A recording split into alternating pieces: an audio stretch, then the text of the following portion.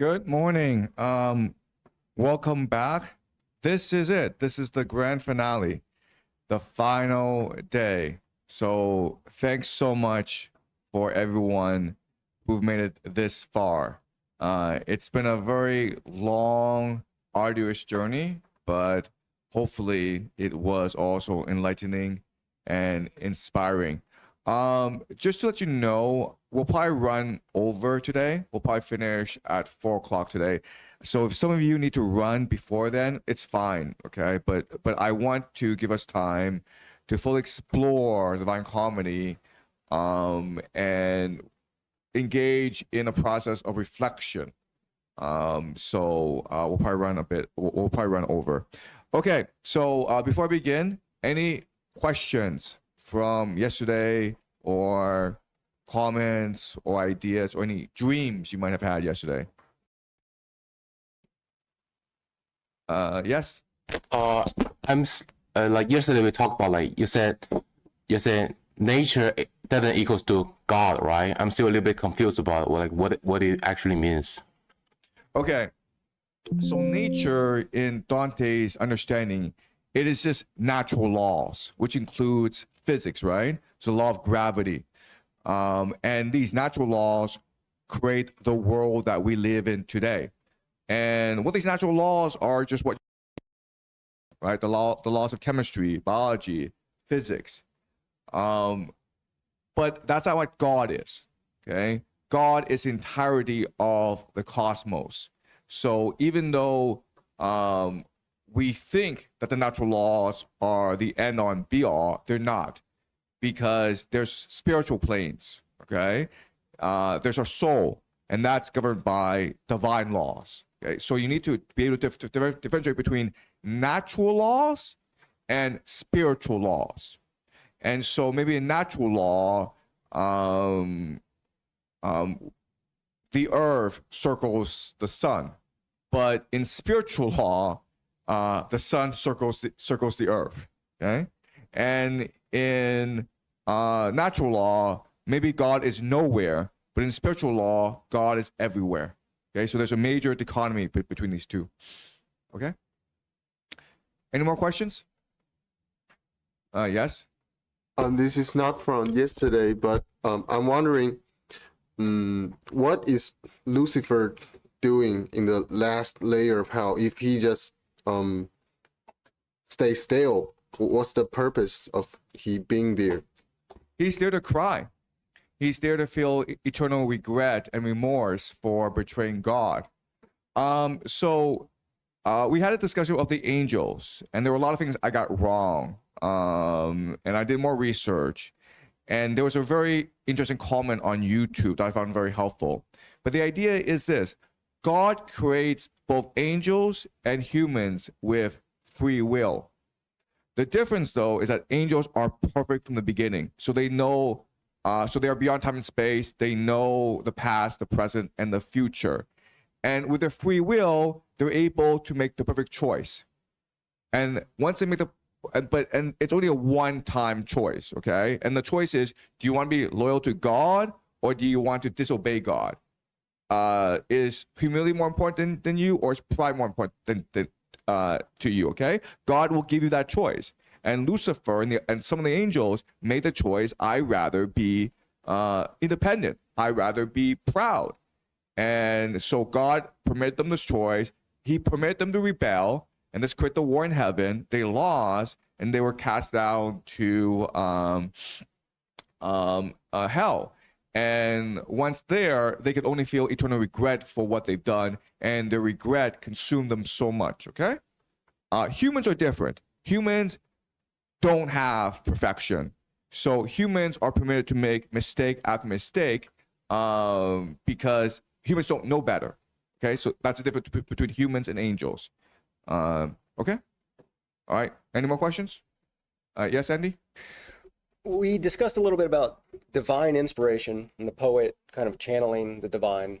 The divine being, I don't want to say this. So prior to the Christian poets, then we're dealing with muses. Do you believe that the pagan poets are viewing the muses incorrectly and they're divine, or the muses are divine, or they just mislabeled? Or is there no problem there, or is there an evolution? Right. So if you look all the great epic poems that we have, whether it's Homer or Virgil or Milton, Dante, they all believe, every one of them believe they're channeling the divine. Okay. It's not, they're not engaged in the act of creation. They are engaged in the act of revelation, right? The act of creation is, you just take something and you just build it. Okay. But the act of revelation, it's like, imagine a big boulder, and you already know inside it is this beautiful angel, right? So the act of revelation is, all you're doing is you're basically just breaking down the boulder so that it reveals itself to the world. Okay, so all the great poets believe this, and there's no differentiation between them. Okay, all right. Any more questions? Yes, Julian. Well, I had a dream that I could talk about. Yeah, great. We love dreams here. Yes. It's great that you guys are dreaming more. Yes. Yeah, so I have to say it was a really confusing dream for me. And I don't know how I can really connect it to Dante, but I think it started with me wanting to have dinner with my father and my best friend, and we wanted to set up dinner, and then there was like an electric cable missing for the grill or something, so I went and tried to find it, and then after a while I ended up in a forest, and I had a rope in my hand, and it got stuck in a tree or something, and I wanted to get the rope, and so I got back to the house and tried to get a ladder to get to the rope, and then some guy from I think a TV series, he kind of distracted me and talked to me, and said, "Hey, I have a bigger ladder, come with me." And then I think that's where it kind of ended. So it was a lot about I think just being distracted from the actual end goal by things, but I was the one who let myself get distracted. But I don't know how divine it could be. Okay. All right. So, with dreams, we shouldn't put too much emphasis on the vision. Okay. What's really important about the dream is the emotion you felt during the dream. This is how really, for Dante, the cosmos interacts with us through our emotions. Okay. It channels an emotion into us, and our soul feels it, our soul reflects it, and then our soul tries to interpret it with time and space. And that's why we have these visions. What's really important is the emotion that you felt in this dream. Do you remember the emotion? Yeah, I would say anxious, probably the most. Like, I was really anxious that I would get lost, that I wouldn't be able to get the ladder or get the rope from the tree. So I would say probably anxiety was kind of the most. Okay, and that's probably the emotion that is most raw in you right now. And once you have this emotion, then you have to continue to reflect on why you have this emotion and where this emotion might take you. Did you want to say something? Yeah? I want to ask, do you remember which TV character?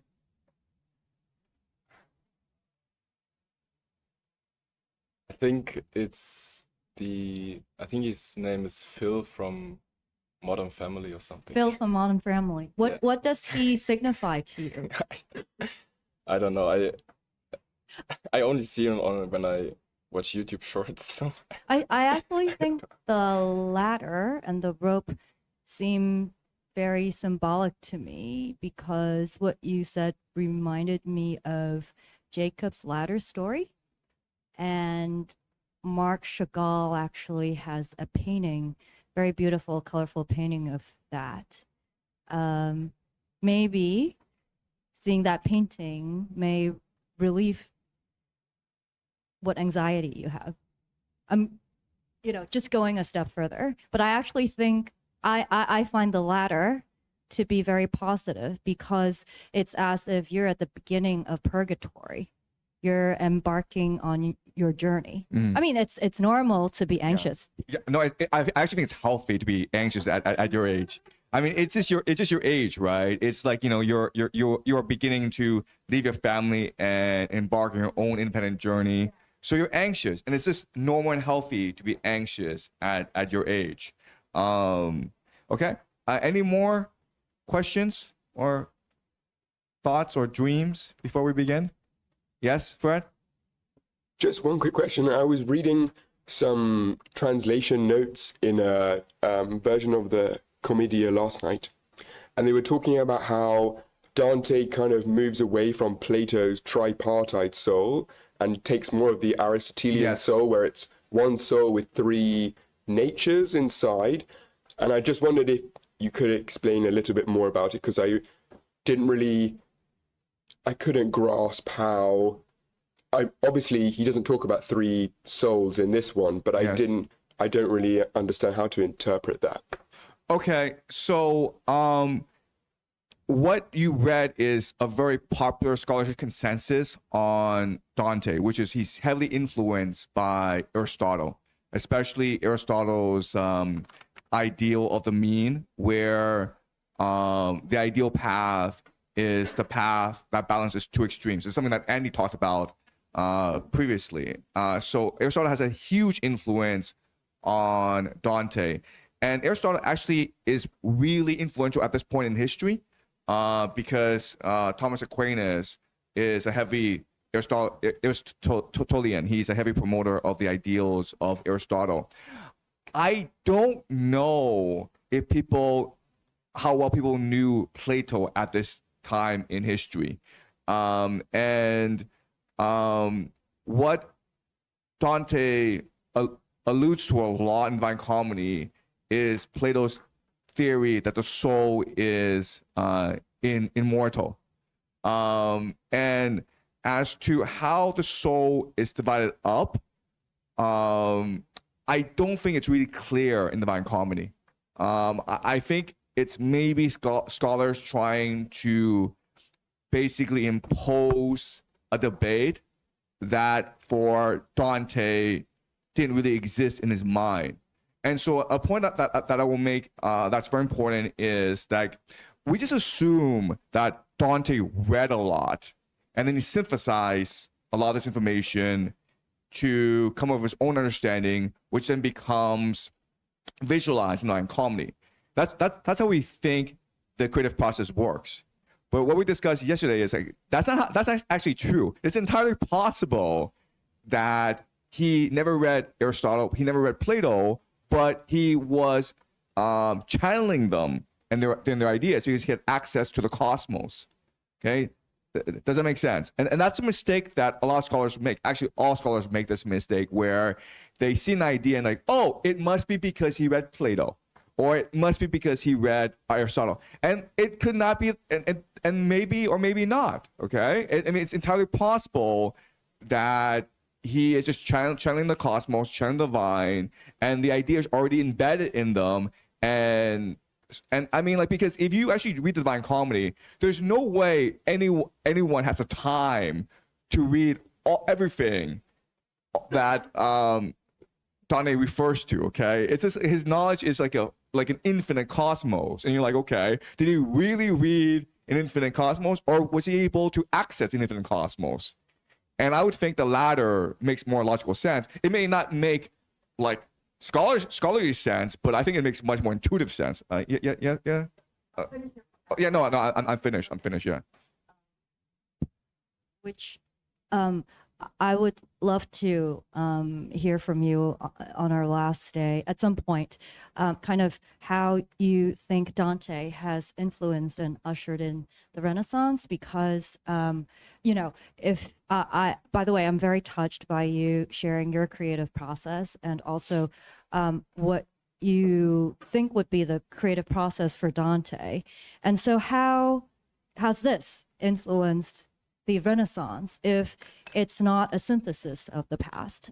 So I'd be very curious of that. I also want to just mention a few mea culpas.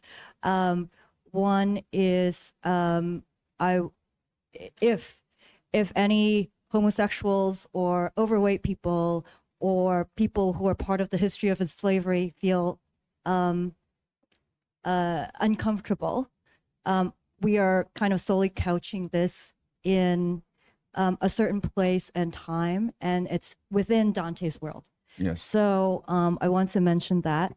Also, the Last Supper painting, I may not have seen. I may have seen it as a copy in the Vatican, and it's actually in Milan, Yes. not Florence.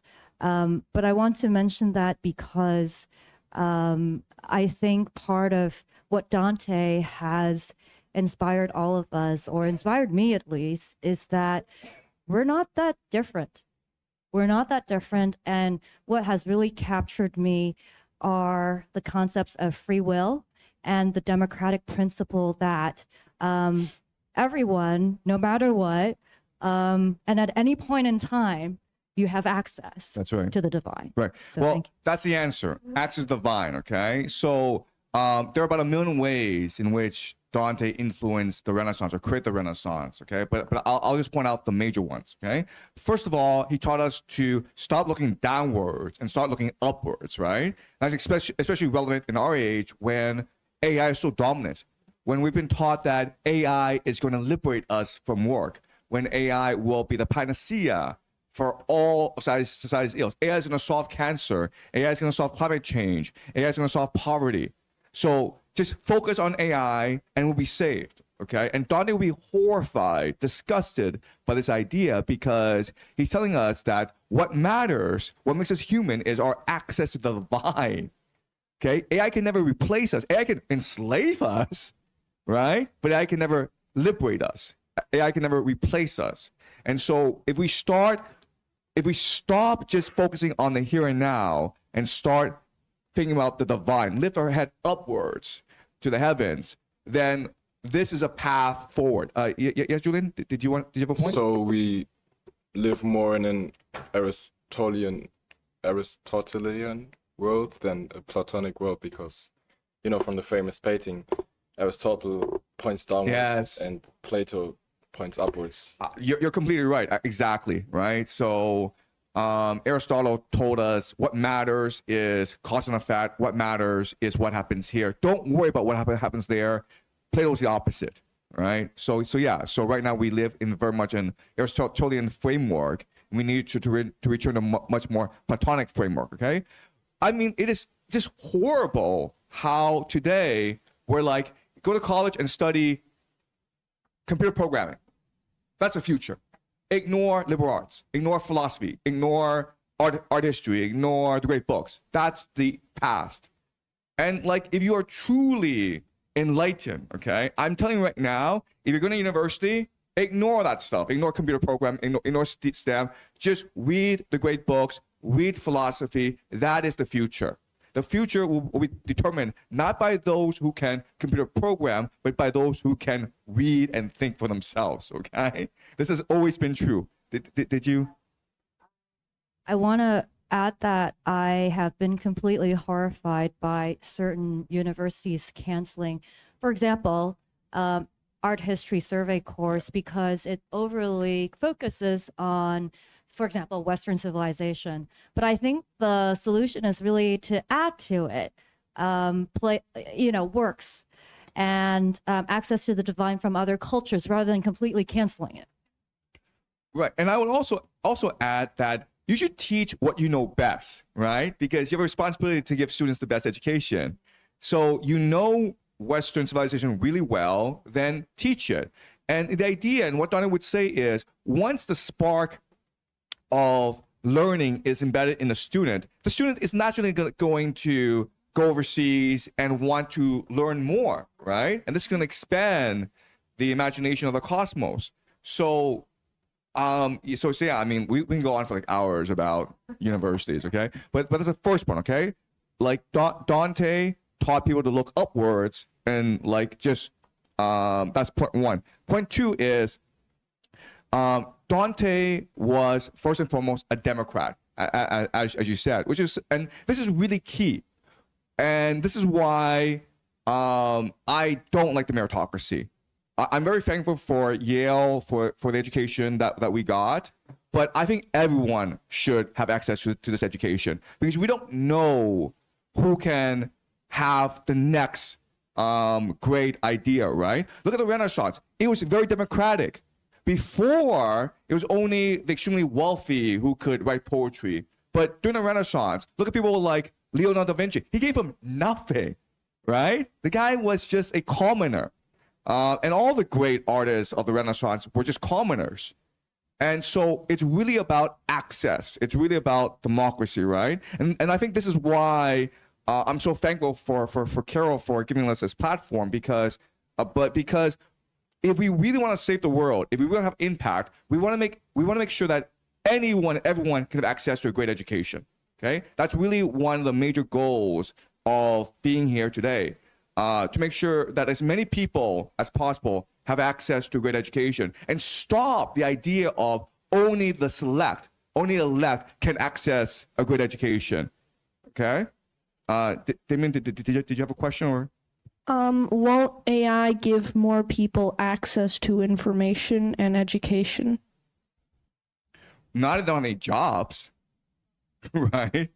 Not if they're unemployed. I mean, you ask yourself, what is AI doing? Is AI really liberalizing education, or is it censoring knowledge? Okay, so you're right in that, that's a propaganda. Yes, AI will liberate knowledge and give it to everyone, but what I'm seeing is that AI is heavily censoring knowledge and access, and it is trying to basically reduce humans into human slaves. Right? We have this gig economy where more and more people are now working as delivery workers. If you're working as a delivery worker, you don't have time to go get an education. Okay, so that's point 2. Dante made elite education accessible to everyone, right? Because remember, he wrote this in Tuscan, not Latin. Latin, you need a very specialized education. Tuscan is just what you speak every day. So how they were learning the Divine Comedy is just reading groups, right? Someone would just read the Divine Comedy and everyone would just hear it. And then people would just memorize it. So that's the key. If we really want to save the world, promote new ideas, we need to make sure everyone can participate in the process. The more, the merrier. Okay? And the diversity of this group shows how powerful the Divine Comedy, because you all come from different age groups, different cultures, and different ethnicities, but the Divine Comedy is universal. Okay, the second point. The third point is what Dante did with the Divine Comedy is expand the boundaries of the cosmos. Right? He shows you what hell looks like. He shows you what purgatory looks like. He shows you what heaven looks like. And before, this is all considered sacred spaces you cannot access. And once you enter these spaces, then your imagination is allowed to just roam. Look, just Google the amount of paintings that were inspired by the Divine Comedy. It's infinite, okay? Just one line, and you could have like dozens of paintings. And so that's really the power of the Divine Comedy, how it is a cosmos onto itself and expands the cosmos that we live in, and it ignites the imagination. So I could go on and on, okay? But I'd say those are the 3 major things. Okay, Andy? What would you say to detractors who might say Einstein had to face the Nazis, Dante writes his Paradiso while he's exiled? What would you say to people who are like, the gig economy and late stage capitalism is just our form of suffering right now for us to get forged in the fires and rise above? I would completely agree.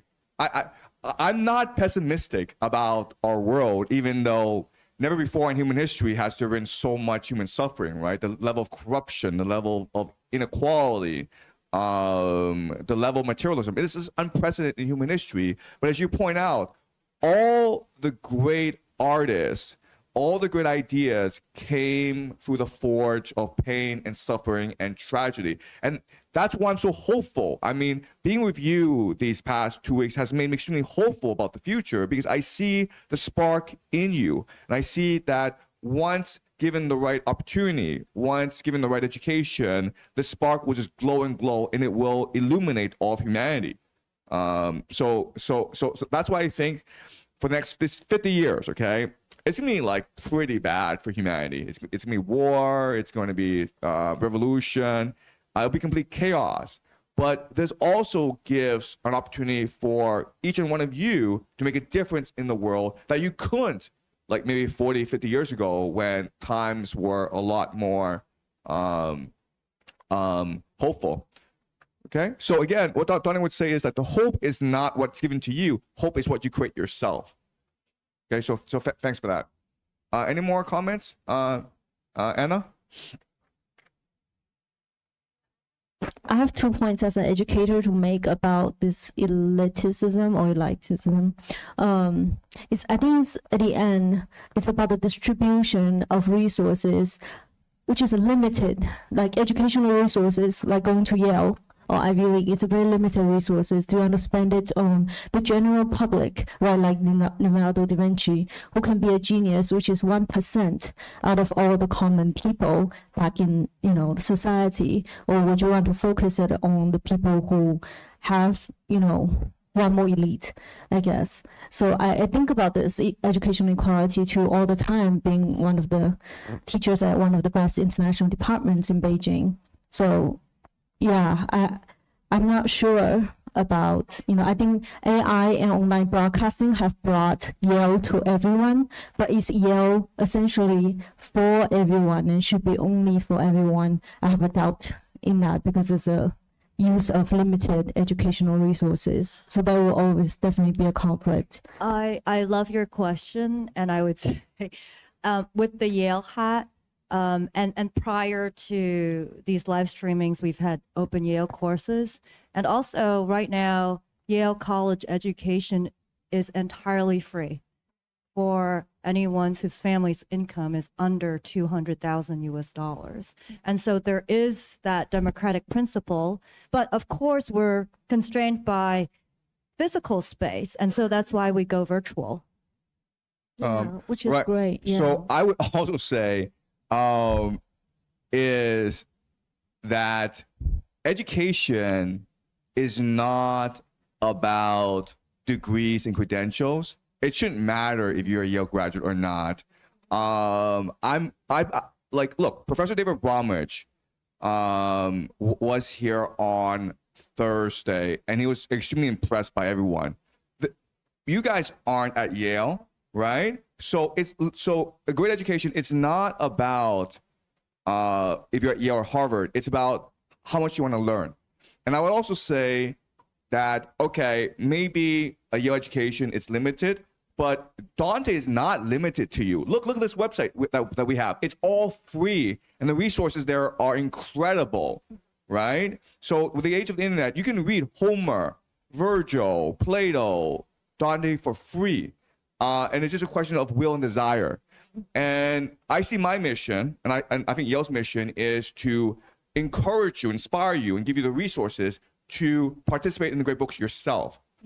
Okay? So I think that what's really important is we get out of the mentality that only if you go to Yale are you educated. I would say that only if you ask questions, only are you willing to admit you're wrong, only if you're willing to push past your comfort zone are you educated. That's what I think an educated person is. Yeah. And I'll be honest with you, we were both at Yale, and there were lots of people there who are not that educated. Okay, sorry, I mean, I don't work for Yale. But yeah, I mean, so just because you go to Yale does not mean you're educated. It's one of attitude. Yes. Okay. All right. Any more? Bruce. Okay, so yeah, I think my question is about the future, because as we all know, the AI technology right now is being it's spread everywhere. So people just worry about themselves at the present, but what about the future? Do you think that in the future people really can go to Mars and go to some outer space so that they don't need any kind of the identities or classical or original idea, but instead they want to create a new culture without we can call it novelty? Or do you think that such novelties really can abide by the law of identities? It means that there's a will, there's a way. So yeah, this is my confusion and this is my question. Look, my attitude about technology, it's really, really clear. It's been consistent for the past few years. I think people like Elon Musk, Sam Altman, Mark Zuckerberg, Peter Thiel, Steve Jobs, they're all hustlers. They're all scam artists. The idea of us going to Mars, it's impossible. We will never get there, okay? There's no evidence that we have the technology to get to the moon, all right? I mean, like you actually do your research. The evidence, yes, Anna? Imagination, if Elon Musk has an imagination that we will one day live, because if we read the Space Odyssey and all kinds of science fiction about the Martian Chronicle by Ray Bradbury, like it's all about imagining, the impossible, I guess. Right? Sorry to sound Nike, right? Well, Like, I would argue that Elon Musk, his real desire is not to get to Mars. His real desire is to make $1 trillion. Right? There's a difference, right? I mean, if he were really committed to like, let's get to Mars, that'd be one thing. But like, is he really committed to getting to Mars, or is he really committed to like making $10 trillion for himself? And all his actions suggest that money is actually more important to him. So I am very skeptical about these people. Like when I read Dante, I see genius. When I hear Elon Musk talk, I think he's a moron. Okay, I do.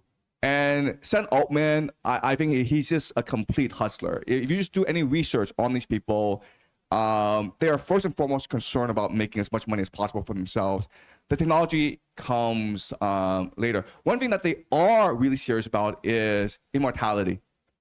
They want to live as long as possible, okay? So I would say that these people, the idea of going to Mars, the idea of creating AI, I don't think they're that serious about it, but there are certain things that are serious about, which is one, making as much money as possible, two, living forever, three, creating an AI surveillance state, creating control grid where all humanity is controlled, and they are like Plato's philosopher kings, right? Where they can dictate everything, and we just do what they say because that's what's best for us, because they know better than we are, because they are elite and we are just sheep, okay? So that's what I see, and I could be wrong. Okay, I hope I'm wrong, but I'm not convinced they know what they're doing. All right. Any more comments or questions? Oh yeah.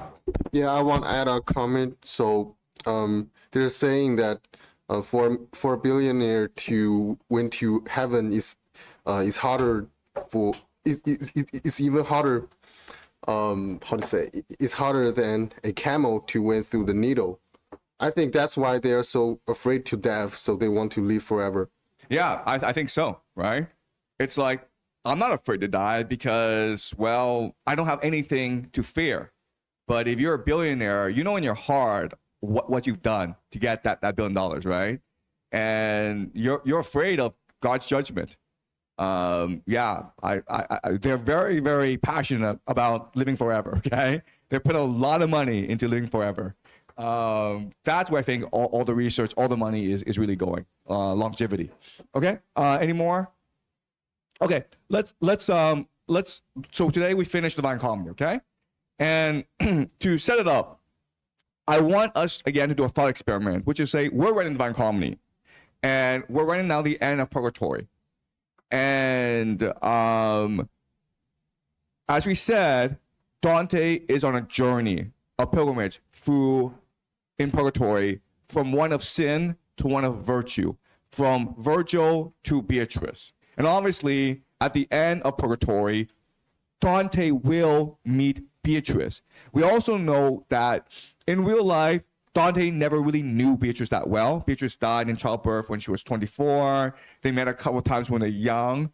So they never really knew each other in real life. And we also know that when this journey starts, Dante is not really thinking about Beatrice. He's concerned about his own fame, right? His shadow, literally. He loves his own shadow, and over time he learns to appreciate his love for Beatrice more. He rekindles his love for Beatrice.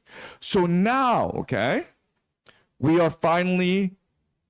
Dante is now finally with Beatrice, and this is a top of purgatory, and they're going to heaven, so they could be together for all of eternity. Okay, so Dante has really fulfilled, achieved his greatest hope, which is to be with Beatrice. So if you were the ones writing this ending, okay, how would you do it?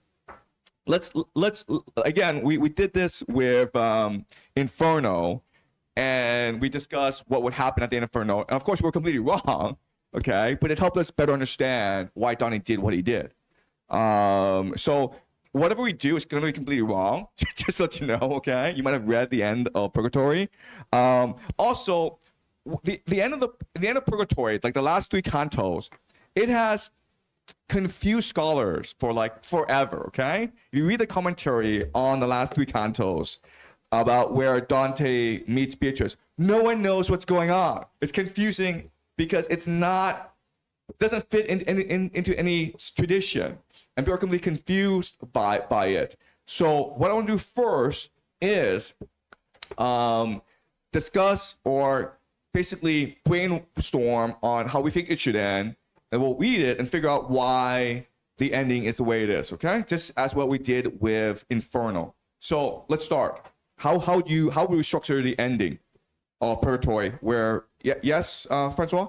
I think Virgil will start like acting super weird because like he's close to heaven and he knows he's not supposed to be here or something, and so Dante will just lose the trust that built through Inferno, and then he's like seeking someone else, and then like Beatrice comes in and he just transfers his trust from Virgil to Beatrice. Right. Okay. So this is what I call an epiphany, right? Where in the ending you want an epiphany. A realization that, oh wow, Virgil was wrong for me.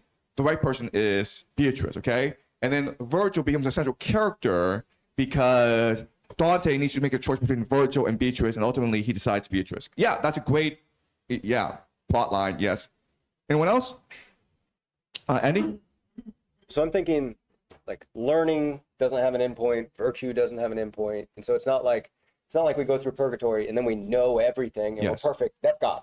So I feel like, imagine I won the Olympics, then I've got to essentially do it again, but I do it from maybe a place of glory or something like that. So I would see heaven at like the top of Purgatory and get into heaven is just more just from a place of enlightenment. Right, but how's Dante feeling at this point? How's my what? How's Dante feeling at this point? I mean, you're feeling accomplished, but Yeah. then you're feeling like you've got another mountain to climb. Right. Dante feels he's pretty ecstatic because he's seeing Beatrice again, but he's also like feels very accomplished, right? He's done the impossible, right? He's climbed Mount Purgatory as a human. You don't love your wife the most on your wedding day, and then you're like, I did it all. Yeah. Right. But you would say there'd be a wedding. Would there be a wedding between Dante and Beatrice? Maybe an allegorical wedding. Okay, yeah, a wedding, right? Exactly, right? So you would expect a wedding of some sort between Dante and Beatrice. Sure. Okay, great. Anyone else? Let's expand. Yeah, Carol? Just like Stasius, when he was ready for heaven, the earth shook and everything. Yes. So, just something that's like, joyful. It may not be an earthquake, but, something that's equivalent. Yeah, exactly. That's beautiful. Exactly. Cosmos celebrating of some sort, right? A cosmic celebration. And it could be the heavens open up and there's pure light. It could be another earthquake, right? It could be raining or something, okay? But like the heavens are celebrating that the two are together, just as, at the end, towards the end of paradise, the heavens are having sex as the two are together, okay? Fred? I'm not sure how I would predict the ending because Dante isn't dead, so is he going to enter heaven forever, or is he going to wake up like it was all a dream and then his life has changed until he dies? Right. No, we're talking about the end of Purgatory, and so we know heaven's coming, but because Beatrice will take Dante to heaven. But I'm saying, like, how do you transition this? How do you end Purgatory? Yeah. Well, I guess just thinking as a counterpoint to him making a choice between Virgil and Beatrice, like I suppose there'll be a clever way in which he doesn't really have to make a choice. The leap of faith just happens, and that he's so changed that it just seems a bit confusing that he would get to a crossroads and then have to make a choice. I think or he would like flow into Beatrice. So maybe just an embrace, right? Dante sees Beatrice and they hug each other, right? It's a hug. It's an embrace. Okay. Yeah. Sure. Ouyang? I think just like Inferno, maybe Dante will be out of conscious again and be born again. Okay, maybe he'll just faint, right? Maybe he'll just faint. Okay. And this will signify a rebirth. Yeah. Sure. Okay. Edward? Could there be a final big conflict with Virgil? And Virgil really reveals his his true colors. Okay, yeah. Maybe a fight, right? A conflict. Right? Where Virgil turns into Lucifer or something. Yeah, okay. Possibly. Okay. We're just using our imagination. Do?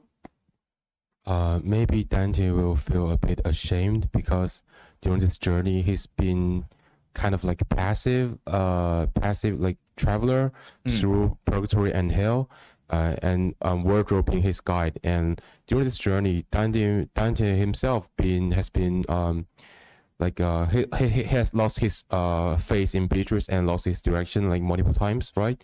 I'll say if I'm Dante, I'll feel like a little bit ashamed to Beatrice. Okay, maybe he's anxious, okay? Maybe he's anxious. Maybe he's afraid. Okay, possibly. Sure. Right. Crystal?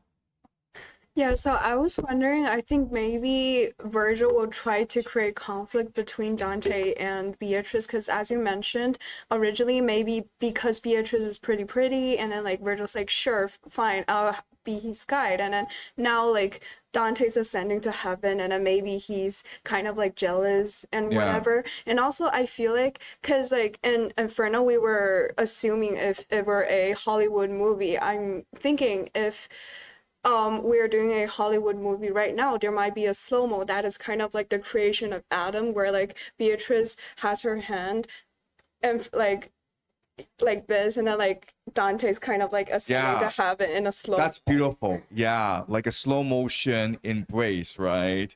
And they're not really embracing, but they're just touching each other a bit. Yes. Okay, great. So first of all, Virgil refused to let go of Dante, right?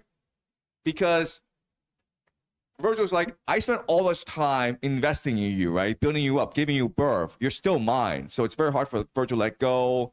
Also, the, I would say, cinematic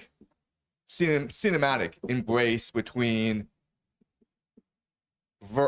Beatrice and Dante, right? This is what the moment we've been waiting for, right? The final consummation between Beatrice and Dante. Anna?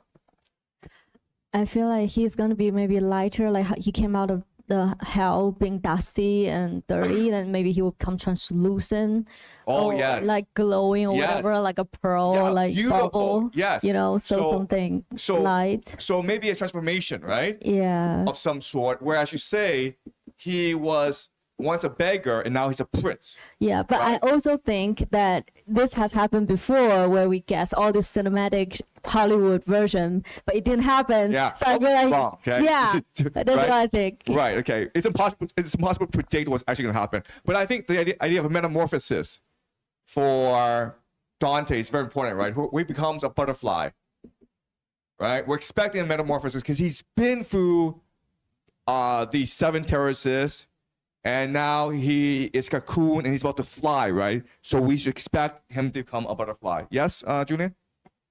I feel like he would distract himself one last time, because throughout Purgatory, he always got distracted a little bit, especially in the first circle from his fame. So I feel like there would be something that would distract himself from actually entering heaven. Right. Okay. Yeah. So maybe one final doubt, right? Something to actually keep him back. So maybe if we're actually writing a Hollywood movie and we're actually filming it, then Beatrice comes from the heavens like an angel. Okay, she just descends from the heavens, and the heavens open up. It's pure bliss, pure light. The sun is singing. There's a rainbow. Okay, birds are flying. Okay, it's just pure bliss. And Dante wants to go to Beatrice, but for whatever reason, he turns away. Okay. Yeah, sure. Fred? Do you think that if it was a Hollywood movie, there would be like, once Dante and Beatrice are reunited, like Virgil does a fourth wall break and like winks to the audience or something, like raises his eyebrow to the audience? Okay, maybe because he's the last one left with the reader. If a Hollywood movie, we would expect a transformation for Virgil as well, right? Okay, so not just Dante, but also Virgil, because honestly, regardless of how we feel about Virgil, he has come across as heroic in the Divine Comedy, right? He has taken Dante through hell and purgatory.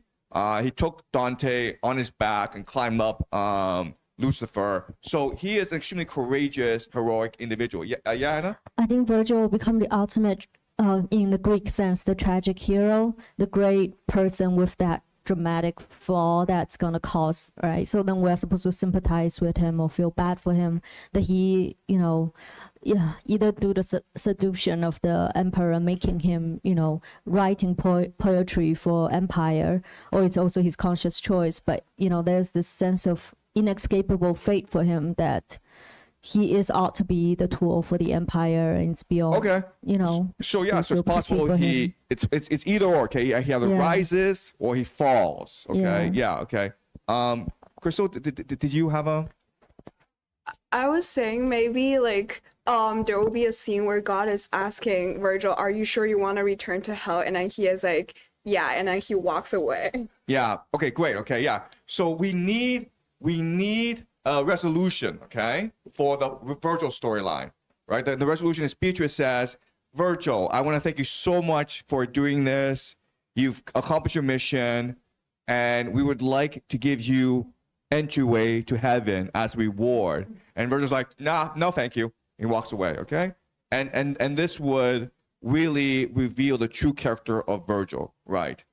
Yes. Ivy?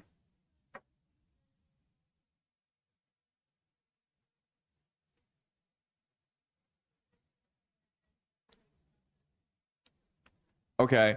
Maybe another dream. Exactly, right? Okay. Maybe another dream to yes, okay. To leave more ambiguity, more possibility for the reader. Okay. Any other? Yeah, David? I think the Hollywood would be a result of Dante's creative presence. So if I look from the Hollywood point of view, it would be like a reverse engineering to find the roots of the Hollywood paradigms. So I think if it's the original scheme which Dante created should be a much implicit and much grander scheme. So I would also look for elements in the Greek drama tradition. So there should be some kind of trilogy element, some kind of microscopic superpowers play in every small part of Dante's act. So I expect some small drama there, but I don't know how it goes. Yeah, okay, right. So we would expect one final climax, right? The idea of climax, right? And the climax could be, Virgil and Beatrice fighting over Dante. It could be Dante turning away from Beatrice. Yeah, but there'll be a climax to this, right? Okay. Anyone else? Yes, thank you. Oh, so what's your name? Solomon. Okay, yes.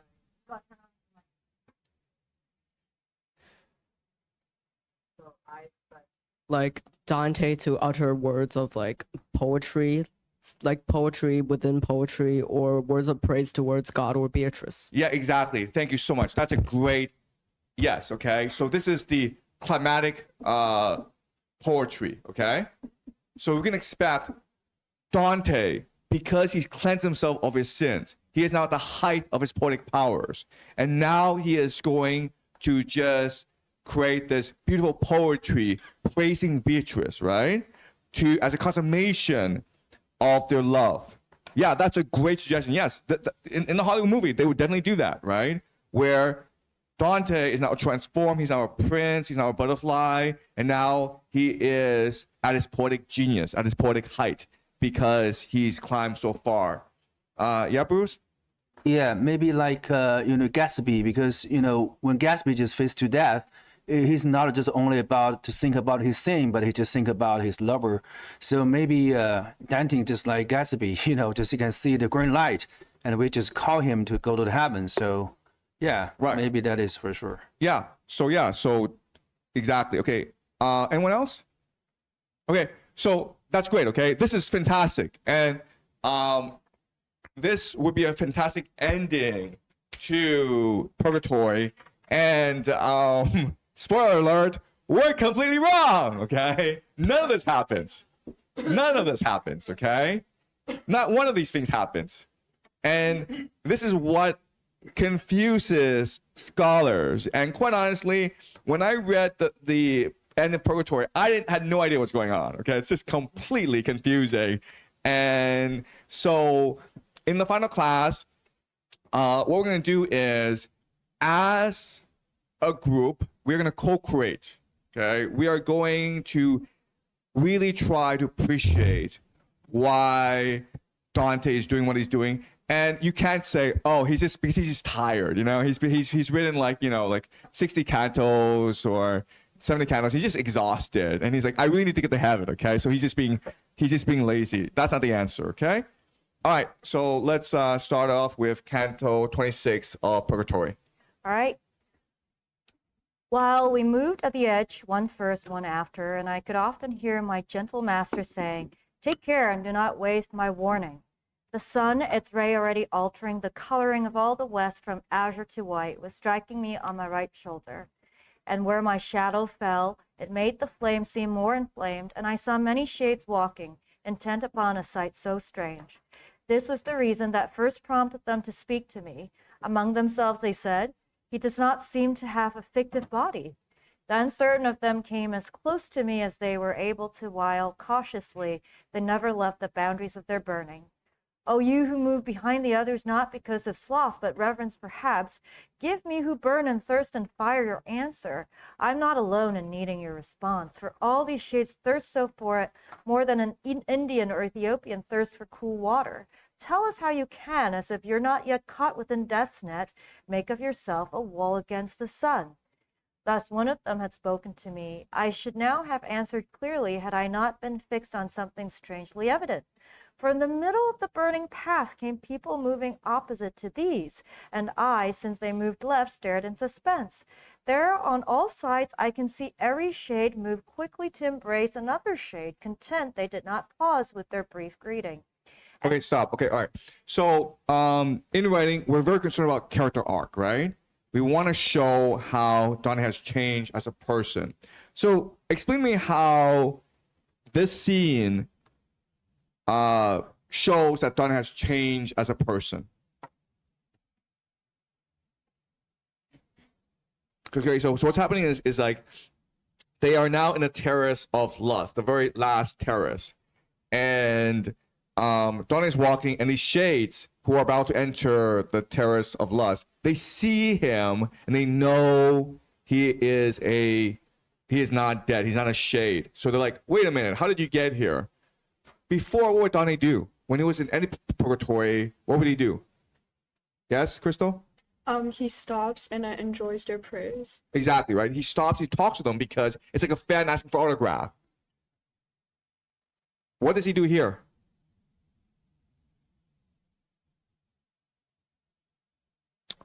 What does he do here? Yeah, Fred? He's looking at how they're like hugging each other quickly, and then, although they're both burning, he just is really amazed that they're just quickly hugging and then moving, quickly hugging and then moving. And so why is he doing that?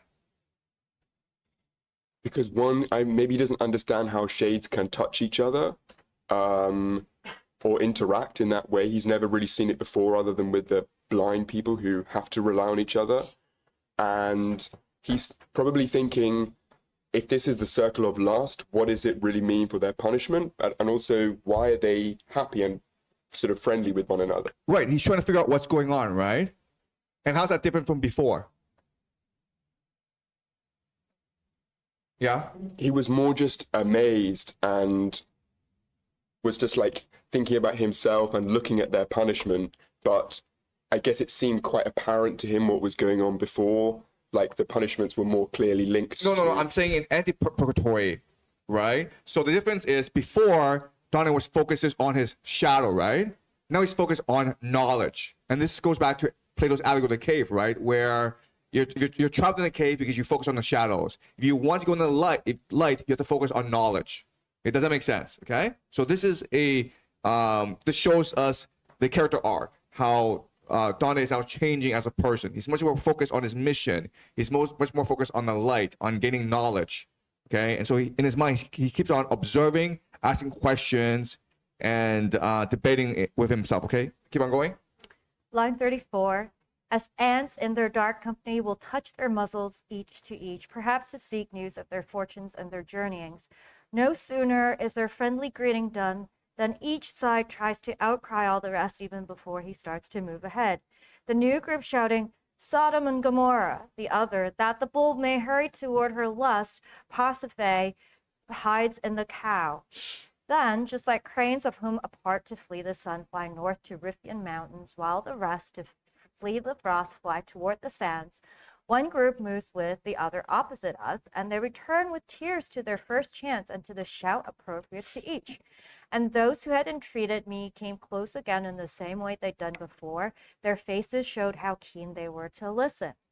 I, seeing their desire once again, began. O souls, who can be sure of gaining the state of peace, whenever that may be? My limbs, mature or green, have not been left within the world beyond. They're here with me, together with their blood and with their bones. That I be blind no longer, through this place I pass. Above a lady has gained grace for me, therefore I bear my mortal body across your world. So may your deepest longing soon be appeased, and you be lodged within the heaven that's most full of love, most spacious. Please tell me, so that I may yet transcribe it upon my pages, who you are, and what crowd moves in the direction opposite. Each shade displayed no less astonishment or less confusion than a mountaineer, who, even as he stares about, falls silent when rough and rustic he comes to the city. But when they set aside astonishment that soon subdued in noble hearts, he who had questioned me before began again. Blessed are we who would, in order to die better, store experience of our lands. The people moving opposite us shared the sin for which once, while in triumph, Caesar heard Queen called out against him.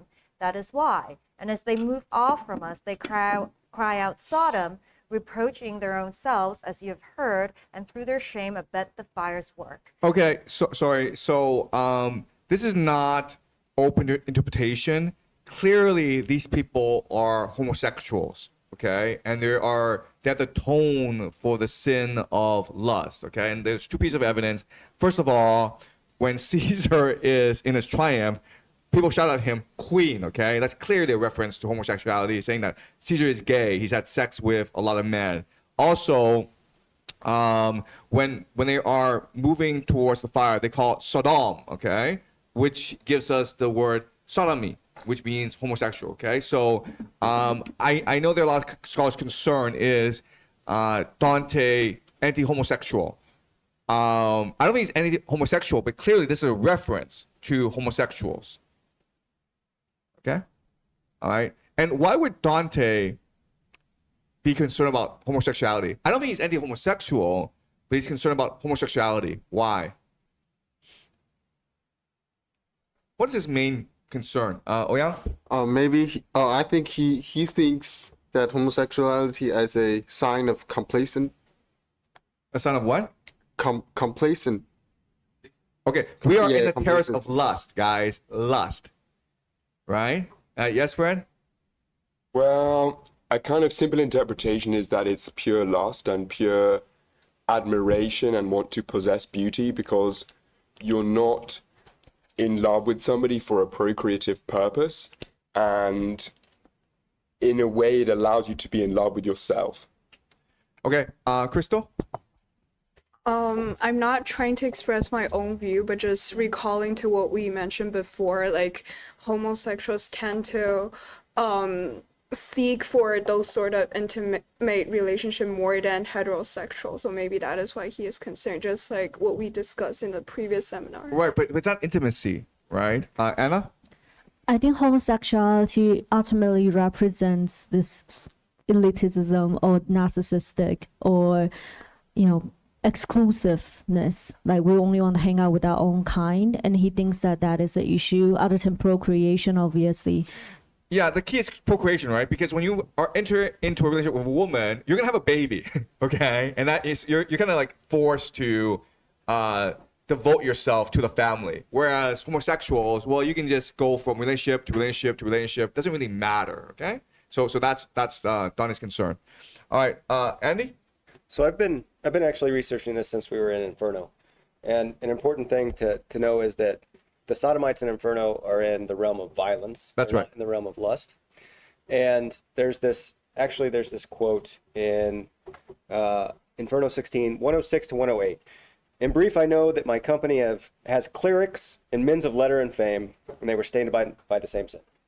And what I've come to read, and this is one interpretation, it's not the way to look at it only, is that these are in academia, in the religious sects and stuff like this, there's going to be only men there at this time. You don't have women in there. And so you have male teachers and priests who are taking advantage of the youthful, impressionary young men. Yeah. And so it's sodomy because there's no young women there. We're not talking about lesbians at all because there's no, and he doesn't bring it up. We don't have, these women behind closed doors are doing these other things. And so we're often told it's violence against nature, but in hell, it seems to be you're taking away either duties like academia for Aristotle or Plato, or duties of Christ in the church, and you're doing that, or you could be doing rape, which would be violence there. And here, I think it's really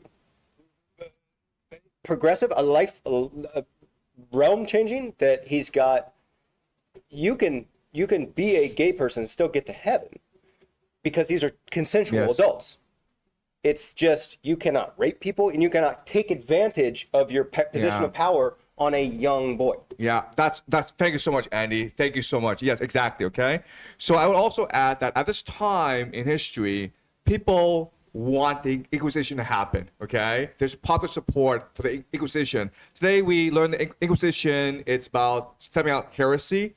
The major complaint that people were filing during the Inquisition was exactly this. Like, my young boy who I trusted to the priest is right? So this is a huge issue at this time in history, okay? And that's why the Inquisition was actually pretty popular among the common people, because it's the only way to redress this issue that was pretty common back then. So thanks, Andy. That's great. Okay, let's continue, please. Line 82.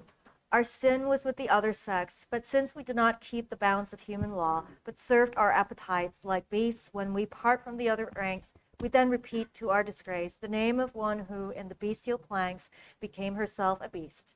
You now know why we act so, and you know what our sins were. If you would know our names, time is too short, and I don't know them all. But with regard to me, I'll satisfy your wish to know. I'm Guido Guinizelli, purged here because I grieved for my end. Okay, so Guido and Dante are very good friends. In fact, Guido is probably the most famous Florentine poet at this time in history.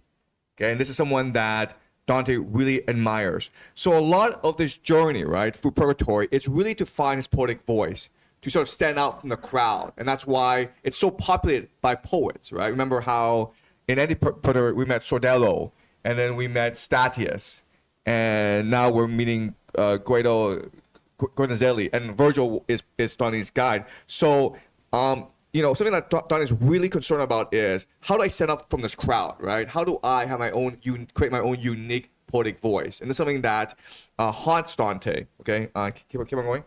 Line 94.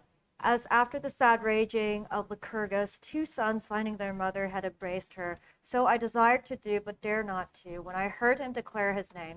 The father of me and of the others, those my betters, who ever used sweet, gracious rhymes of love.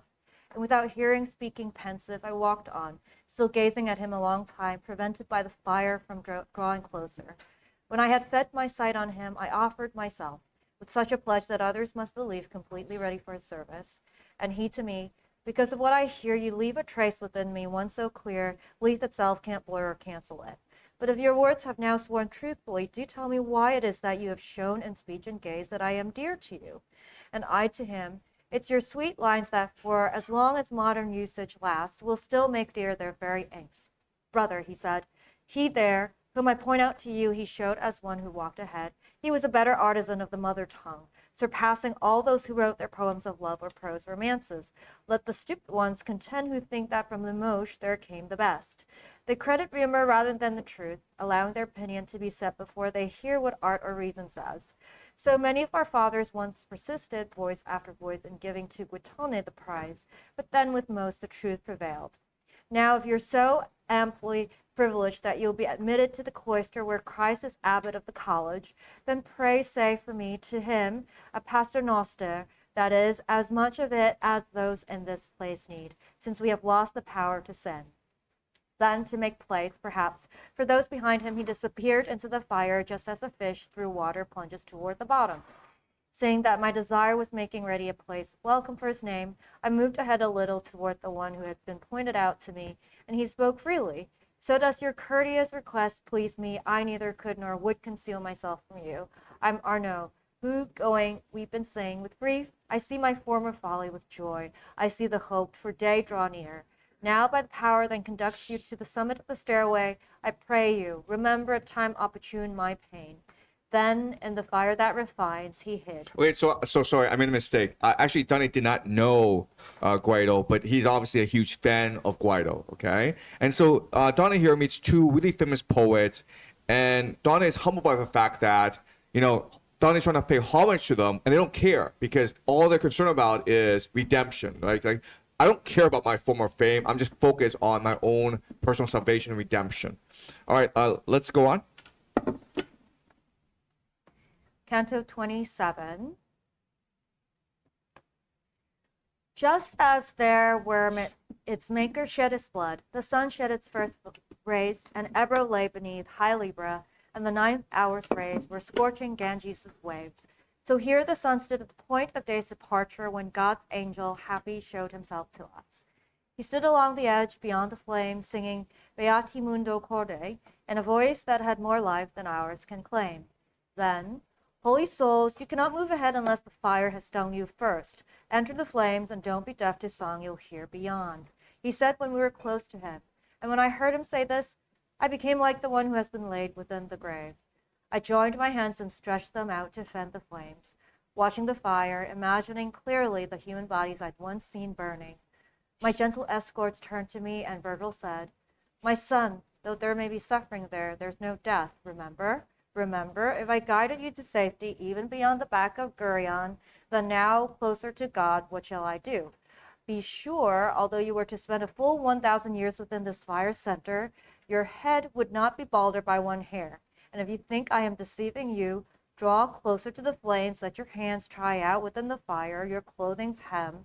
Put down your every fear, turn toward the fire and enter confident. But I was stubborn, set against my conscience. When he saw me still halting, obstinate, he said, somewhat perplexed, Now see, son, this wall stands between you and your Beatrice. As at the name of Thisbe, promised, about to die, opened his eye and saw her, when then the mulberry became blood red. So when my stubbornness had softened, I, hearing the name that's always flowering within my mind, turned to my knowing guide, at which he shook his head and said, and would you have us stay along this side? Then smiled as one smiles at a child fruit has beguiled. Then he, ahead of me, entered the fire, and he asked Dacius, who had walked between us before, dividing us, to go behind. No sooner was I in that fire than I'd thrown myself in molten glass to find coolness, because those flames were so intense. My gentle father, who would comfort me, kept talking as we walked of Beatrice, saying, I seem to see her eyes already. Okay, stop. Okay, right. Again, the idea of a character arc, right? How Dante is changing as a person. And so there's a wall fire, and Dante is scared, right? Because it's a mental leap. You know, like, I'm gonna walk into fire, and like, I'm a body, I'm gonna burn to death. And Virgil's like, no, it's nothing. Trust me, right? And how does Dante respond? He doubts. He doubts. Okay, do you understand? And this is really the first time that Dante doubts Virgil, right? Before, Dante put his complete faith in Virgil, and they were all doing sorts of like really crazy things, like climb up Lucifer. Like Dante's like, wait a minute here, he's Lucifer, isn't he gonna kill us? And it's like, and Virgil's like, no, just trust me. And like, literally, Dante would put himself on Virgil's back and put his complete faith in Virgil, right? But for the first time, at this critical junction, when the only thing standing between him and the end is a wall of flame, Dante doubts Virgil. Okay? And again, this shows you the character arc, right? The change in Dante, the epiphany, the realization in Dante that Virgil can't really be trusted. And so how does Virgil get Dante to cross that wall of fire? How does he get Julian? Well, yeah, he reminds him of Beatrice on the other side of this wall. Yes, okay. Virgil reminds Dante, our real goal is Beatrice. And then this reassures Dante and allows Dante to cross now, okay? You see how this is a journey, right? From Virgil to Beatrice. Okay, and yes? I can't get my head around how Virgil is so like confident in, even though he's from hell, how does he like know, or how can he be so confident in like trying to convince Dante if he himself wouldn't be able to do this? If he himself is from hell, from the depths of hell. Right, and this is something we've discussed before, right? How does Virgil know all this? How does he know that this wall of fire is actually innocuous, it's harmless? And he has complete faith that if I just walk into it, I'll be fine. And he himself is from limbo, and so he's not worthy enough to be in this wall of fire. How would he know this stuff? Yes, Brad? I think alongside the divine fire and the idea of he's been given the whole truth as a wonderful poet, he knows that the fire is about revealing truth, and lust is probably one of the most hard things to let go of, because you think, I'm reducing the extent of my love. I have such great love.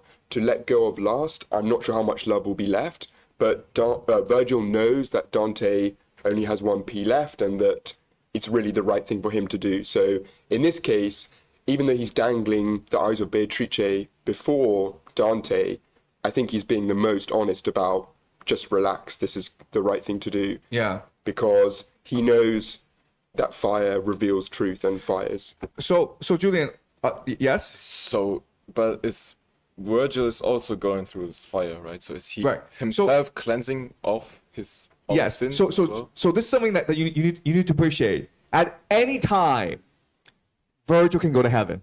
You understand this? At any time, there's nothing stopping him from going to heaven. Nothing. You understand? He has all the knowledge. He has all the ability. What he lacks is the will. Do you understand? Okay, this is what's telling us. He knows how to do this. Okay, he knows how to get to the Garden of Eden. He knows how to climb to the Mount Purgatory. At any time, heaven is open to him. He just chooses not to do it. Okay? And you have to ask yourself, why does he not go to heaven? And the answer, yes. But he still goes through the fire with Dante, right? Right, because he knows how to do it. So he's doing it, but without the faith, but he's still doing it. Or... Okay, so this is hard to appreciate, okay? But everything in Dante's cosmos is choice. It's all about free will, you understand? Okay? So even if you have the capacity to go to heaven, okay, even if the door is open to you, you still have to choose whether or not to walk into the door. It's an allegory of the education and elitism that we talked about earlier. Yes. It's all there for you. Yeah, exactly. These are all low-hanging fruits. Yes. It's more whether you limit yourself. Ouyang? I have a question. So I'm wondering what's your take on Dante's attitude towards Virgil when he first met Virgil, and to this point, is he viewing Virgil as a tutor or a competitor, or Look, it's entirely one of love. Do you understand? Nothing else, just pure love for Virgil. It's like you love your father. Do you understand? It's that, nothing else. There are some other things in place, but at the heart, okay, Dante just loves Virgil completely. All right. Let's continue. Line 55. A voice that sang beyond us was our guide, and we, attentive to that voice, emerged just at the point where it began to climb. Venite benedicti patris mei. It sang within a light that overcame me. I could not look at such intensity. The sun departs, it added. Evening comes. Don't stay your steps, but hurry on before the west grows dark. The path we took climbed straight within the rock, and its direction was such that in front of me, my body blocked the rays of sun already low behind us. And we had only tried a few steps when I and my sages sensed the sun had set because the shadow I had cast was spent. Before one color come to occupy that sky in all of its immensity, and night was free to summon all its darkness, each of us made one of those stairs his bed. The and our power and desire to climb ahead. Like goats that, when they grazed, were swift and tameless along the mountain peaks, but now are sated and rest and ruminate while the sun blazes. Untroubled in the shadows, silently washed over by the herdsman as he leans upon his staff and oversees their peace, or like the herdsman in the open field, spending the night beside his quiet flock, watching to see that no beast drives them off. Such were all three of us at that point. They were like the herdsman, I was like the goat. Upon each side of us, high rock walls rose. From there, one saw but little of the sky, but in that little I could see the stars brighter and larger than they usually are.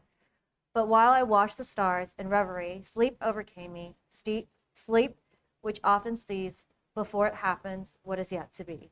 It was the hour, I think, when Cytherea, who always seems aflame with fires of love, first shines upon the mountains from the east. That in my dream I seemed to see a woman, both young and fair. Along a plain she gathered flowers, and even as she sang, she said, "Whoever asks my name, know that I'm Leah, and I apply my lovely hands to fashion a garland of the flowers I've gathered. To find delight within this mirror, I adore myself. Whereas my sister Rachel never deserts her mirror. There she sits all day. She longs to see her fair eyes gazing as I, to see my hands adorning long. She's content with seeing, I with labor. And now..." Okay, so this is the third and final dream that Dante has in the Divine Comedy. And the dream is this. There's Leah and Rachel. Do you guys know the story of Leah and Rachel? Back to Jacob. Okay. It's the older sister that Jacob didn't want to marry, but he married her after the wedding. Now it's all too bad, it's the wrong girl. And then he worked another 7 years for Rachel, who's way more beautiful, and waited for him also faithfully. And yeah. Okay, all right. So the story, it's really important for you guys to appreciate the story, okay? Otherwise, it's impossible to interpret the dream. But Jacob, who is the founder of Israel, okay, the patriarch of Israel, he gets into a fight with his brother Esau. And Jacob is forced to run away. And he goes to far away and he meets a relative of his name, Laban. And Laban says, "You're a relative, and I want you to stay and work for me, and I'll give you shelter." And Laban sees that Jacob has already fallen in love with Rachel. And then Jacob says, "I will work for you, but I would like your daughter, Rachel, for marriage." And Laban's, "Well, you're a relative. It's better for me to give her to you than a stranger. But you will have to work for me for 7 years, and then I will give Rachel to you." And that's the agreement.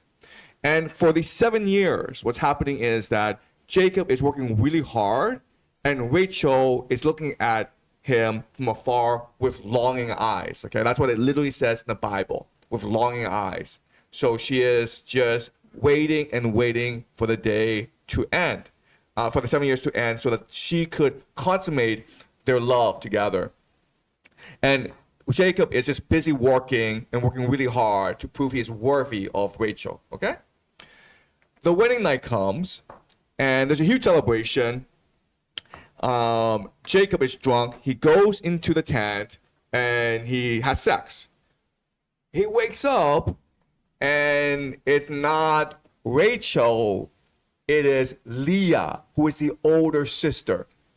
And again, you have to read the Bible to appreciate the beauty of the story, okay? It's written magnificently. It's pure poetry. And then Jacob's just really angry and says to Laban, "You cheated me." And then Laban says, "It is not the custom of our land to marry the younger sister before the older sister. So I will make you a deal. I will give you Rachel as well, but you have to work for me for another 7 years." And then Jacob's like, "I'll do it." Okay? At this point, Rachel has a choice, right? She can say, "I've been cheated as well," and just run away. But instead, she chooses to marry Jacob, and the three of them are stuck together, okay? And obviously, Leah and Rachel hate each other, right? It doesn't say in the Bible, but if you actually read the story, Leah and Rachel hate each other. Leah hates the fact that Rachel is going to marry before she does. And so Leah plots with her father to screw Jacob and Rachel over, okay? So, knowing the story of Jacob, Leah, and Rachel, tell me what this dream is about.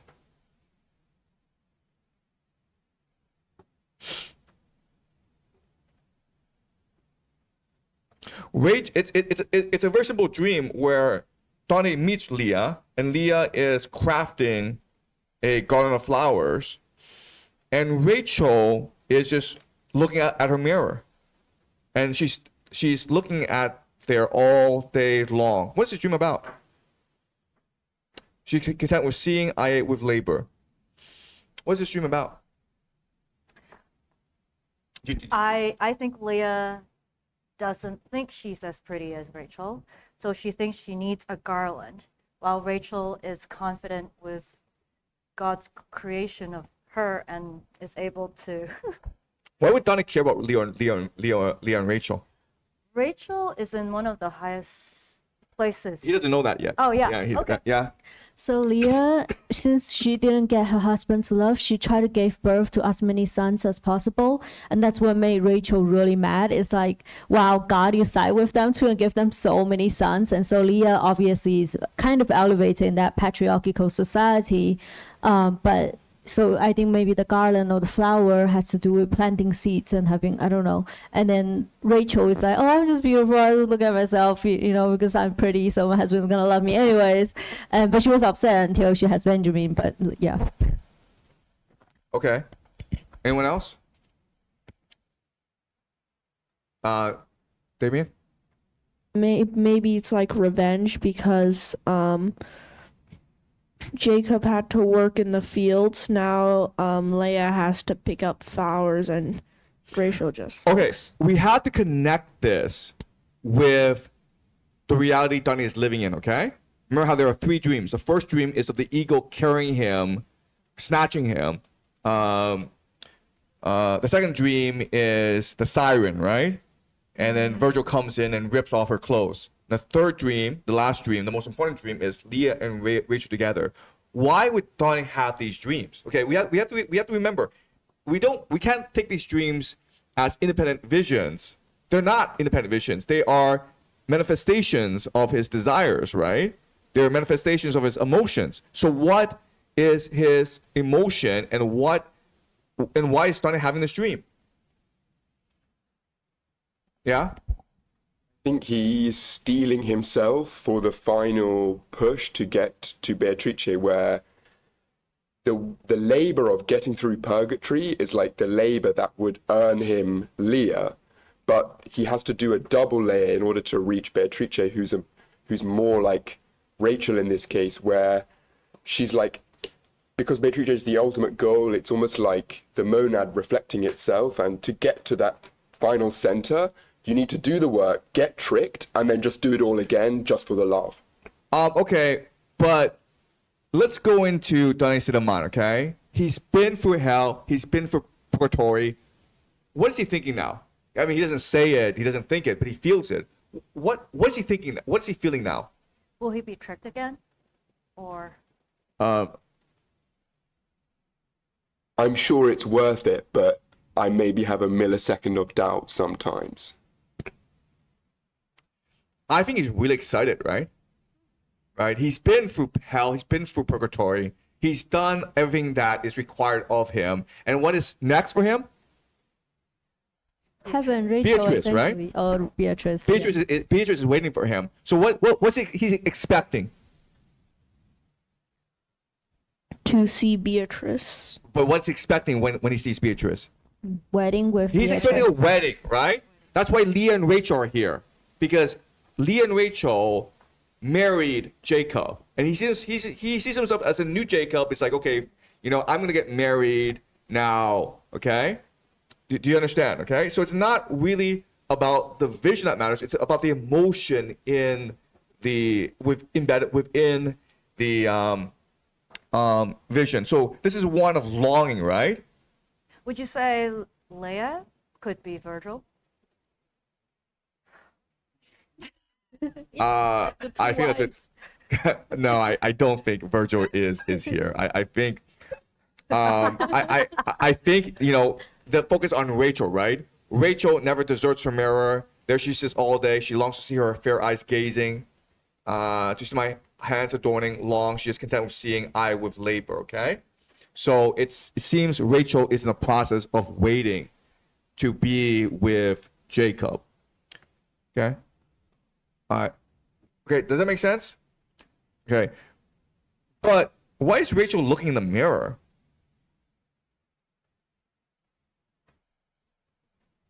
And she never deserts her mirror. Yeah.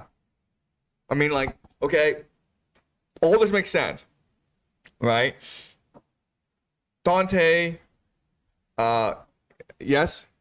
I think it's this contrast, kind of like Mary and Magdalene. So like Rachel is content with seeing, I with labor. It's almost like Rachel is natural beauty and Leah is like plastic surgery. It's like she's laboring, like she's putting flowers all over herself to make her worthy of the wedding, to plot the wedding, while Rachel is just like, I am. Okay, all right. So something for us to appreciate is what dreams are, what visions are, is that you take a particular story that is common, okay, that is commonly accepted, and you change in a way because you're embedding your emotions into it. Okay? So never in the Bible that says that Rachel looks in the mirror. Okay? Never does it say that. It's narcissism. It's narcissistic. Do you understand? Yeah. Okay? So there's a conflict, there's a paradox here in that Dante wants to be with Beatrice. He's like, this is going to be a wedding, right? But that's why he dreams Rachel and Leah. but there's this narcissism that is embedded in the story, right? Where Rachel, his true love, is looking at herself, okay? So what is this narcissism doing in this dream? Okay, and I'm married, so I'll tell you the answer, okay? I know what the answer is. When Dante meets Beatrice, what is he expecting Beatrice to do? And he's like, she will definitely do this because we're getting married, yes? Positive and negative appraisal. She's like, oh my God, you're so handsome. I can't believe you're here. I love you so much. And then like, look him up and down. You know? I'm married, okay? So I'll tell you exactly what I'm expecting. I'm expecting my wife to praise me every single day, okay? I don't care, okay? Like that's why I'm getting married, because my wife praises me every single day. Do you understand? Okay? And that's the beauty and the paradox of the Divine Comedy, where Dante's telling you, I'm expecting me to meet Beatrice, but what I really want is for her to say, Dante, you worked so hard to get here, okay? It's narcissistic. So it's not true love, do you understand? That's a paradox here, where Dante thinks that, oh, I'm going to meet Beatrice, and this shows my true love to Beatrice. But this dream reveals to us that, no, there's a hidden agenda, there's a hidden emotion, which is narcissism, right? What he really wants is Beatrice to praise him to the sky. And this is something that we discuss, right? We think that what the ending is where Beatrice praises him and they touch each other, they embrace. Okay? Okay. And yes?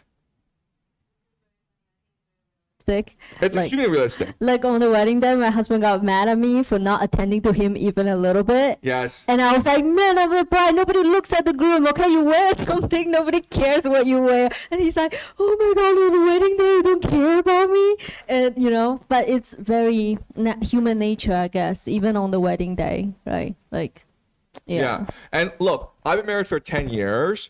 And every time my wife says something nice about another guy, I get really upset, okay? It's really strange because, look, I mean, she's like, Jack Ma's a really smart guy. I'm like, who the hell is Jack Ma? I get really upset. Like, I'm better than Jack Ma, right? So this is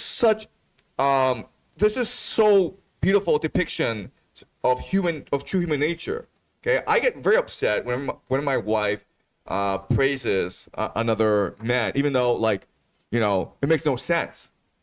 Okay? All right, let's keep on going. Line 109. And now with the reflected lights that glow before the dawn and rising are most welcome to pilgrims as returning they near home, the shadows fled upon all sides, my sleep fled with them, and at this I woke and saw that the great teachers had already risen. Today your hungerings will find their peace through that sweet fruit the care of mortals seeks among so many branches. This the speech, the solemn words that Virgil spoke to me, and there were never tidings to compare in offering delight to me with these. My will on will to climb above was such that at each step I took I felt the force within my wings was growing for the flight. When all the staircase lay beneath us and we'd reached the highest step, then Virgil set his eyes insistently on me and said, my son, you have seen the temporary fire and the eternal fire. You have reached the place past which my powers cannot see. I brought you here through intellect and art. From now on, let your pleasure be your guide. You're past the steep and past the narrow pass. Look at the sun that shines upon your brow. Look at the grasses, flowers, and the shrubs born here spontaneously of the earth. Among them you can rest or walk until the coming of the glad and lovely eyes. Those eyes that weeping sent me to your side. Await no further word or sign from me. Your will is free, erect and whole. To act against that will would be to err. Therefore I crown and mitre you over yourself. Okay, all right. So these are the very last words that Virgil will speak to Dante. Okay, what Virgil says to Dante is, I've brought you here, but now you are now on your own. You are now completely in control of yourself. You don't need me anymore. So what is Virgil saying to Dante here? What is this? What's Virgil really saying to Dante? It's goodbye. Okay? This is it. Right? Does Dante know this? Does Dante know it's goodbye? No. Why not? He doesn't know it's goodbye. He doesn't think it's goodbye. Why not? Well, I remember in Paradiso, doesn't he misses Virgil? Like he No, but I'm saying like what does Dante hears this, and what does Dante think? What doesn't Dante know this is goodbye? This is clearly goodbye to us, right? But it's not to Dante, yes? Because it's hard for him to perceive that the mentor, the prophet, the father, the all-knowing guide now is going to leave him because Right. it's unacceptable. It's like, you know all the truth more than me, more than I do, What and is you don't Dante make expecting? it. What is Dante expecting? Let's go together. Andy? Yeah, this is the moment that the student becomes the master, right? So he doesn't realize that Virgil doesn't have the will to get into heaven. He assumes the best, and there's some reality here. But what is Dante expecting to happen? Them to go together. They're going to heaven together. You understand? Right? Status is going to heaven. I'm going to heaven. Virgil should go to heaven too. Right? In his mind, he's already seen all this. He's seen a wedding with Beatrice where Beatrice praises him to the sky and says, like, well, you did it, Dante. You're my hero. Okay? You're the greatest in the world. And he's expecting Virgil to be, to preside over this marriage, and then they'll all go to heaven together and live happily ever after as a family. That's like literally what he's expecting and what he's decided will happen. Okay? Does it make sense? All right, let's continue to Canto 28.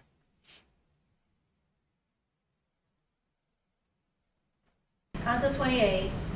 Now keen to search within, to search around that forest dense alike with green, divine which tempered the new day before my eyes. Without delay, I left behind the rise and took the plain, advancing slowly, slowly across the ground where every part was fragrant. A gentle breeze which did not seem to vary within itself was striking at my brow, but with no greater force than the kind winds. A wind that made the trembling boughs, they all bent eagerly, inclined in the direction of morning shadows of the holy mountain. But they were not deflected with such force as to disturb the little birds upon the branches in the practice of their arts. For to the leaves with song birds welcomed those first hours of the morning joyously, and leaves supplied the burden to their rides, just like the wind that sounds from branch to branch along the shore of Place, through the pines when Aeolus has set Sirocco loose. Now, though my steps were slow, I'd gone so far into the ancient forest that I could no longer see where I had made my entry. And there I came upon a stream that blocks the path of my advance, its little waves bent to the left, the grass along its banks. All of the purest waters here on earth, when lashed against that stream, would seem to be touched by impurity. It hides no thing, that stream, although it moves dark, dark beneath with never-ending shadows, which allow no ray of sun or moon to reach those waters.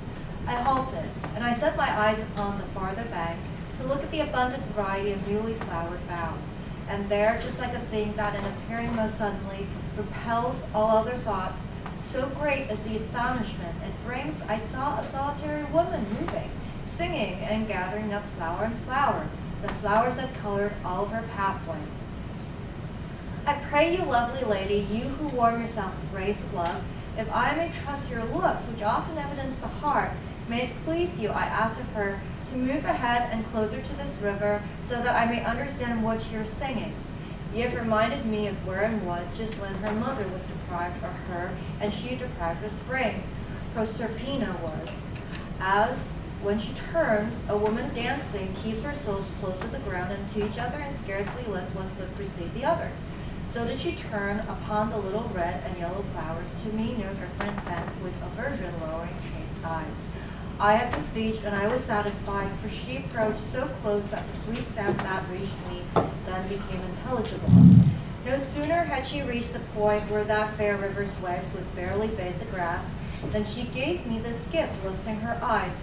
I do not think a light so bright had shone beneath the lids of Venus when her sun pierced her in extraordinary fashion. Erect, along the farther bank she smiled, her hands entwining vari-colored flowers, which that high land needing no seed engenders. The river kept us just 3 steps apart. but even Hellspawn, where Circe's crossed, a case that still curbs all men's arrogance, did not provoke more hatred in Leander when rough seas ran from Abydos to Sestos than hatred I bestowed upon that river when it refused to open. She began, "You're new here and may, because I smile in this place chosen to be mankind's nest. Wonder, perplexed, unable to detect the cause, but like to clear your intellect is in the song beginning Delextasti. And you who have stepped forward, who beseeched me, tell me if you'd hear more. I've come ready for all your questions till you're satisfied."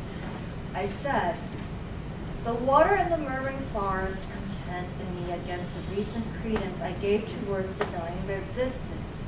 At this she said, "I'll tell you how the source of your amazement has its special cause. I'll clear the cloud that's left you so distraught. The highest good, whose sole joy is himself, made man to be and to enact good, he gave man this place as pledge of endless peace. Man's fault made grieve his stay here, and man's fault made him exchange frank laughter and sweet sport for lamentation and for anxiousness. Below this mountain, land and water vapors which follow heat as far as they are able produce their perturbations. To prevent them from molesting man placed here, this mountain rose up this close to heaven from the point where its gate blocks. It's free of such disturbance. Now, since all of the atmosphere revolves within a circle moved by the first circling, unless its round is broken at some point, against this height, which stands completely free within the living air that motion strikes, and since these woods are dense, they echo it. And when a plant is struck, its power is such that it impregnates air with seeding force, the air revolving casts the seed abroad. The other hemisphere, depending on nature of its land and sky, conceives and bears from diverse powers diverse trees. If what I've said were known, you would not need to be amazed on earth when growing things take root but have no seed that can be seen.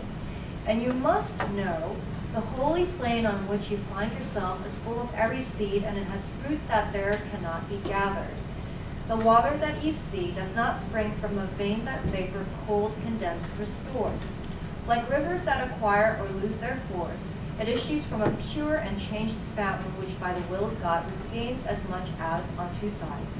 It pours and it divides. On this side, it descends with power to end one's memory of sin, and on the other, it can restore recall of each good deed. To one side it is leaf, on the other Eunoe. Neither stream is efficacious unless the other's waters have been tasted. Their savor is above all other sweetness. Although your thirst might well be satisfied even if I revealed no more to you, I give you freely too a corollary, nor do I think my words will be less welcome to you if they extend beyond my promise. Those ancients who in poetry presented the golden age, who sang its happy state perhaps in their Parnassus, dreamt this place. Here mankind's root was innocent, and here were every fruit and never-ending spring, these streams the nectar of which poets sing. Then I turned around completely and I faced my poets. I could see that they had heard with smiles this final corollary spoken. That done, my eyes returned to that farewell. Okay, so here he's met Matilda, who is the guardian of the Garden of Eden, okay? This is the Garden of Eden. And it's an inversion, right? Where in the Bible, the Garden of Eden is where we were banished from paradise. And here, the Garden of Eden is where we will enter paradise, okay? This is where Beatrice will descend from heaven and pick Dante up to bring him to heaven, okay? And within the Garden of Eden, there are two rivers, okay? This goes against the biblical tradition. What are the two rivers of the Garden of Eden in the Bible? The Tigris and Euphrates, right? Here it's the leaf and the Euno.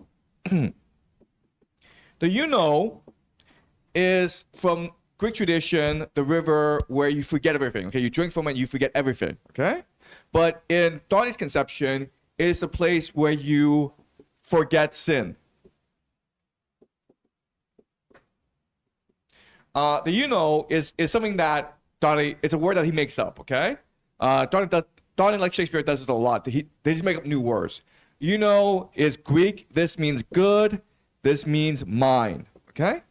So, the leaf makes you forget sin, and then what the does is make you remember your goodness, okay? So the idea is like after you drink from these two rivers, and you must drink from both rivers in order to access heaven, you'll forget all the bad things you've done, but you will remember all the good things you've done. Why would things be constructed in this way? Right? To enter heaven, you must forget all the evil you've done and remember only the good you've done. Why would that be the case? Yes, Francois? I think it's a way to protect heaven from evil, because like even if you think of evil, because our souls reflect what we are thinking and our actions, then just the thought of it or like some micro action that's negative would impact heaven and create dissonance or like chaos in heaven. So you really need to take that off and then just like remember greatness. It's in the same way you reflect what you've done well, and then the more people reflect positive, Yes. then it just grows inside. Yeah, that's brilliant. Exactly, right. Yes, okay. So think of pollution, right? You can't go in being with any remember of your sin because you might pollute everyone else. Okay, yes. That's a great idea. Anyone else? Yes? So what was your name? Skylar, okay. But I think it's quite important for you to remember your sins, or like remember your mistakes and remember your moral missteps, because that way it teaches you what is wrong and how that hurt other people, so you remember not to do that in the future. If you forget all of your sins, won't you like maybe accidentally do them again? Okay, so okay.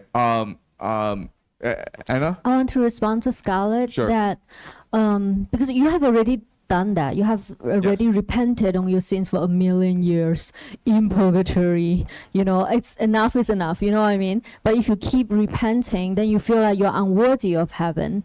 And then you are stuck at the lowest level in Yes. heaven again. And then you loses the whole point of going to heaven. Okay, yes. Fred? I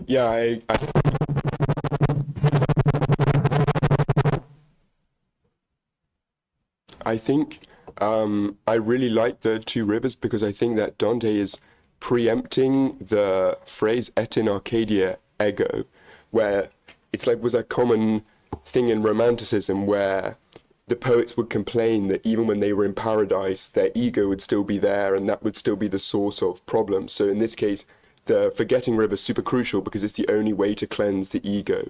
So, and also that it's important, and we've just seen that they've been through purgatory, but I don't think you could commit more sins in heaven, so it's not that important to remember. Yes. There's Exactly. not even a possibility that you could redo them. Yes. Again, about the river, I thought it's very interesting. In all cultures, in Chinese culture, when you reincarnate, you go to the hell and drink 孟婆汤, which is a portion that makes you forget everything in your past life so that you're ready for rebirth. And so I think it's a similar, universal idea that you need to forget. Yes, exactly.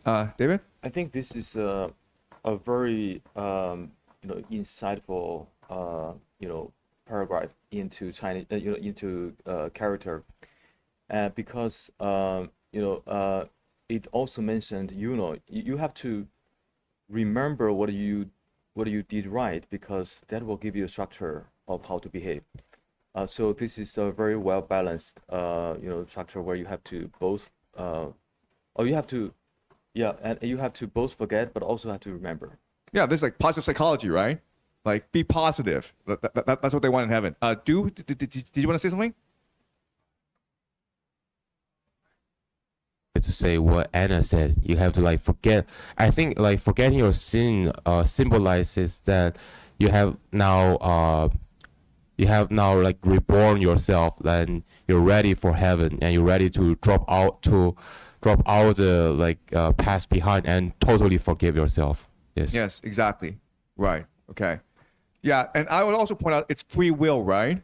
Where everything is governed by free will. You choose to be in purgatory. You choose to do penance, but you cannot actually choose to forget things. Okay, and so this is. Yes, Edward.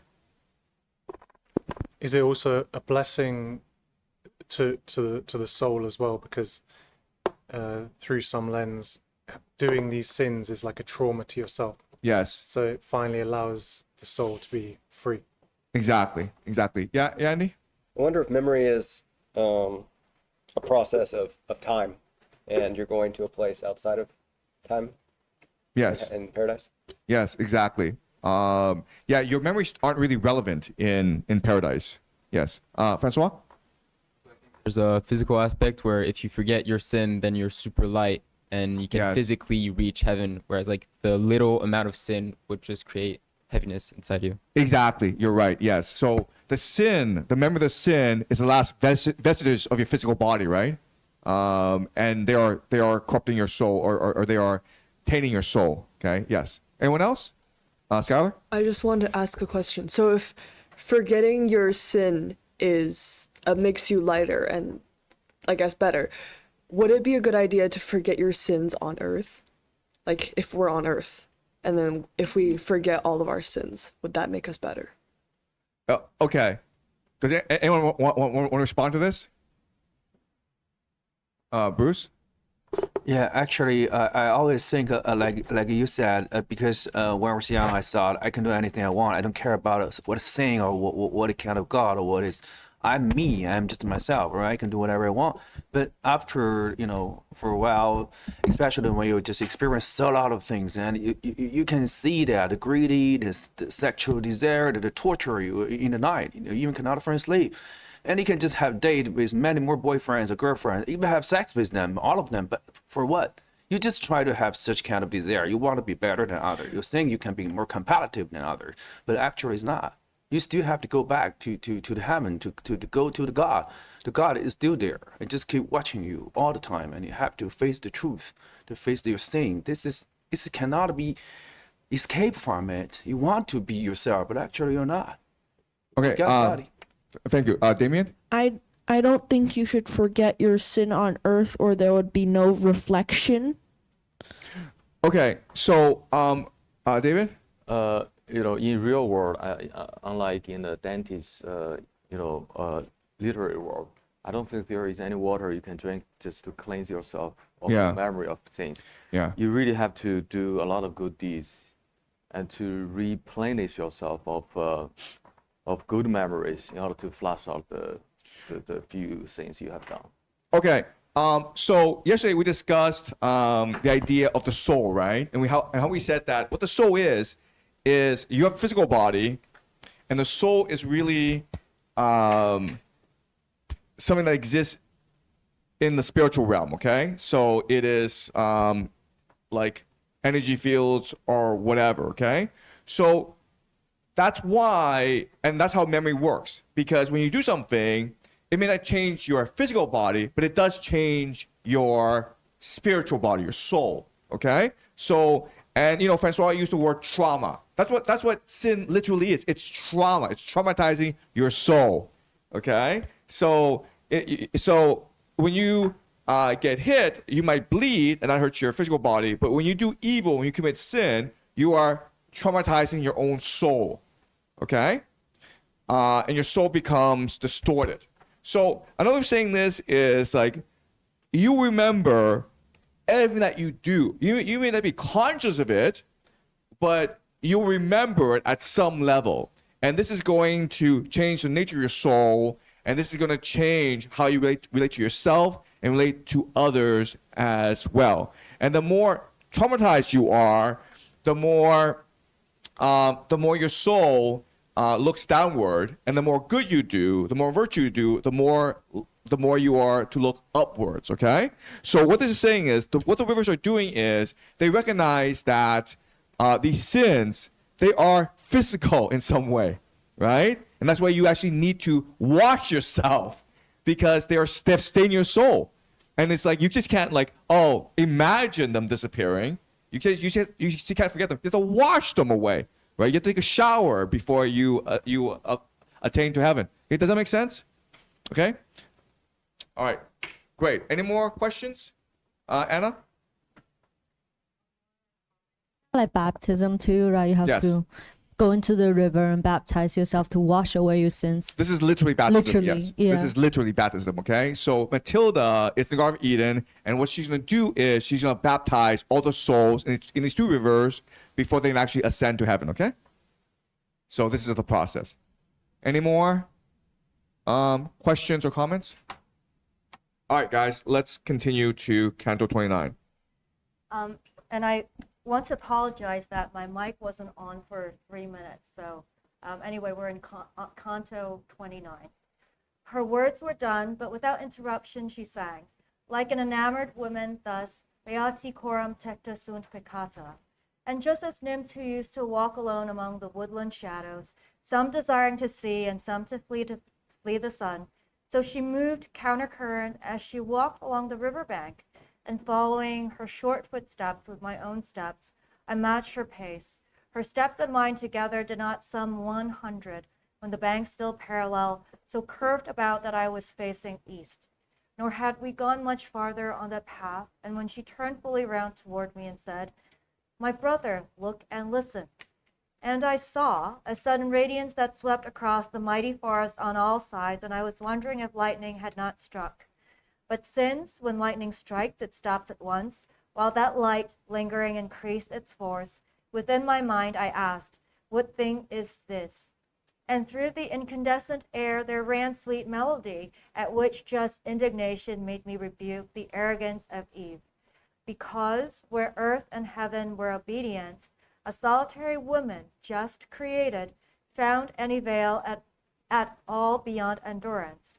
If she had been devout beneath her veil, I should have savored those ineffable delights before, and for a longer time, while I moved on, completely wrapped among so many first fruits of eternal pleasure and longing for still greater joys.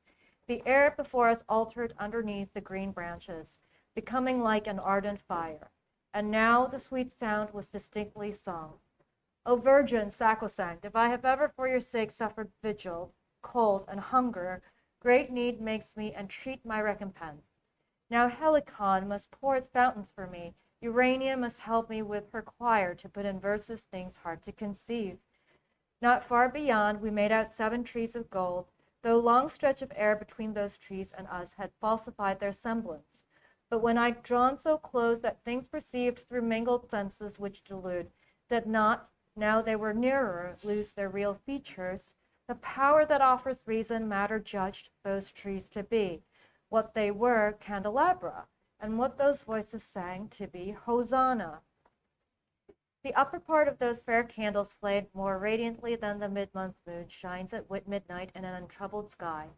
Full of astonishment, I turned to my good Virgil, but he only answered me with eyes that were no less amazed than mine. Then I looked at the extraordinary things that were moving toward us, but so slowly that even brides just wed would move more quickly. The woman chided me. Why are you only so eager to behold the living lights and not in seeing what comes after them?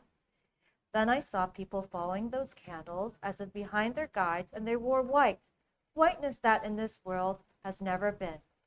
To the water to my left reflected flames, and it reflected too my left-hand side if I gazed into it as in a mirror.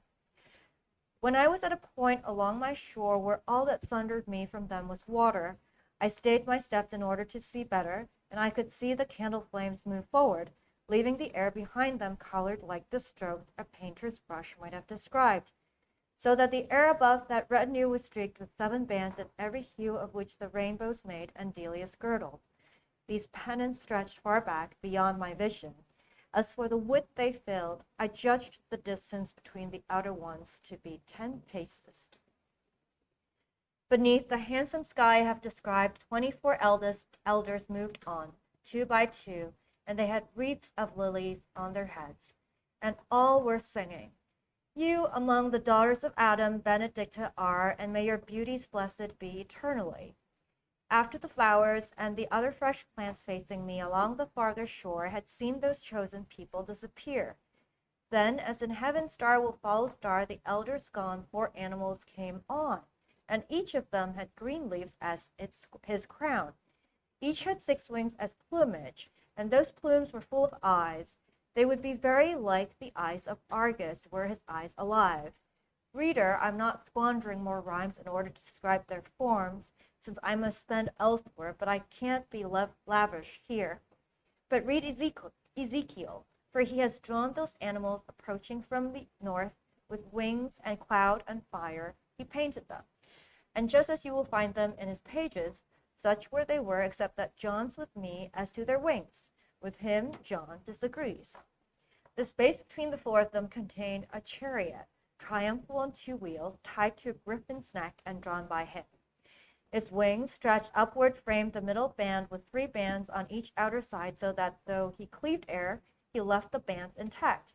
His wings so high that they were lost to sight, his limbs were gold as far as he was bird, the rest of him was white mixed with blood red. Not only did no chariot so handsome gladden Rome's Africanus or Augustus himself, even the sun's own cannot match it. The suns, which gone astray, was burnt to cinders because earth offered up her pious prayers, when Jove, in ways not known to us, was just. 3 circling women, then advancing, danced.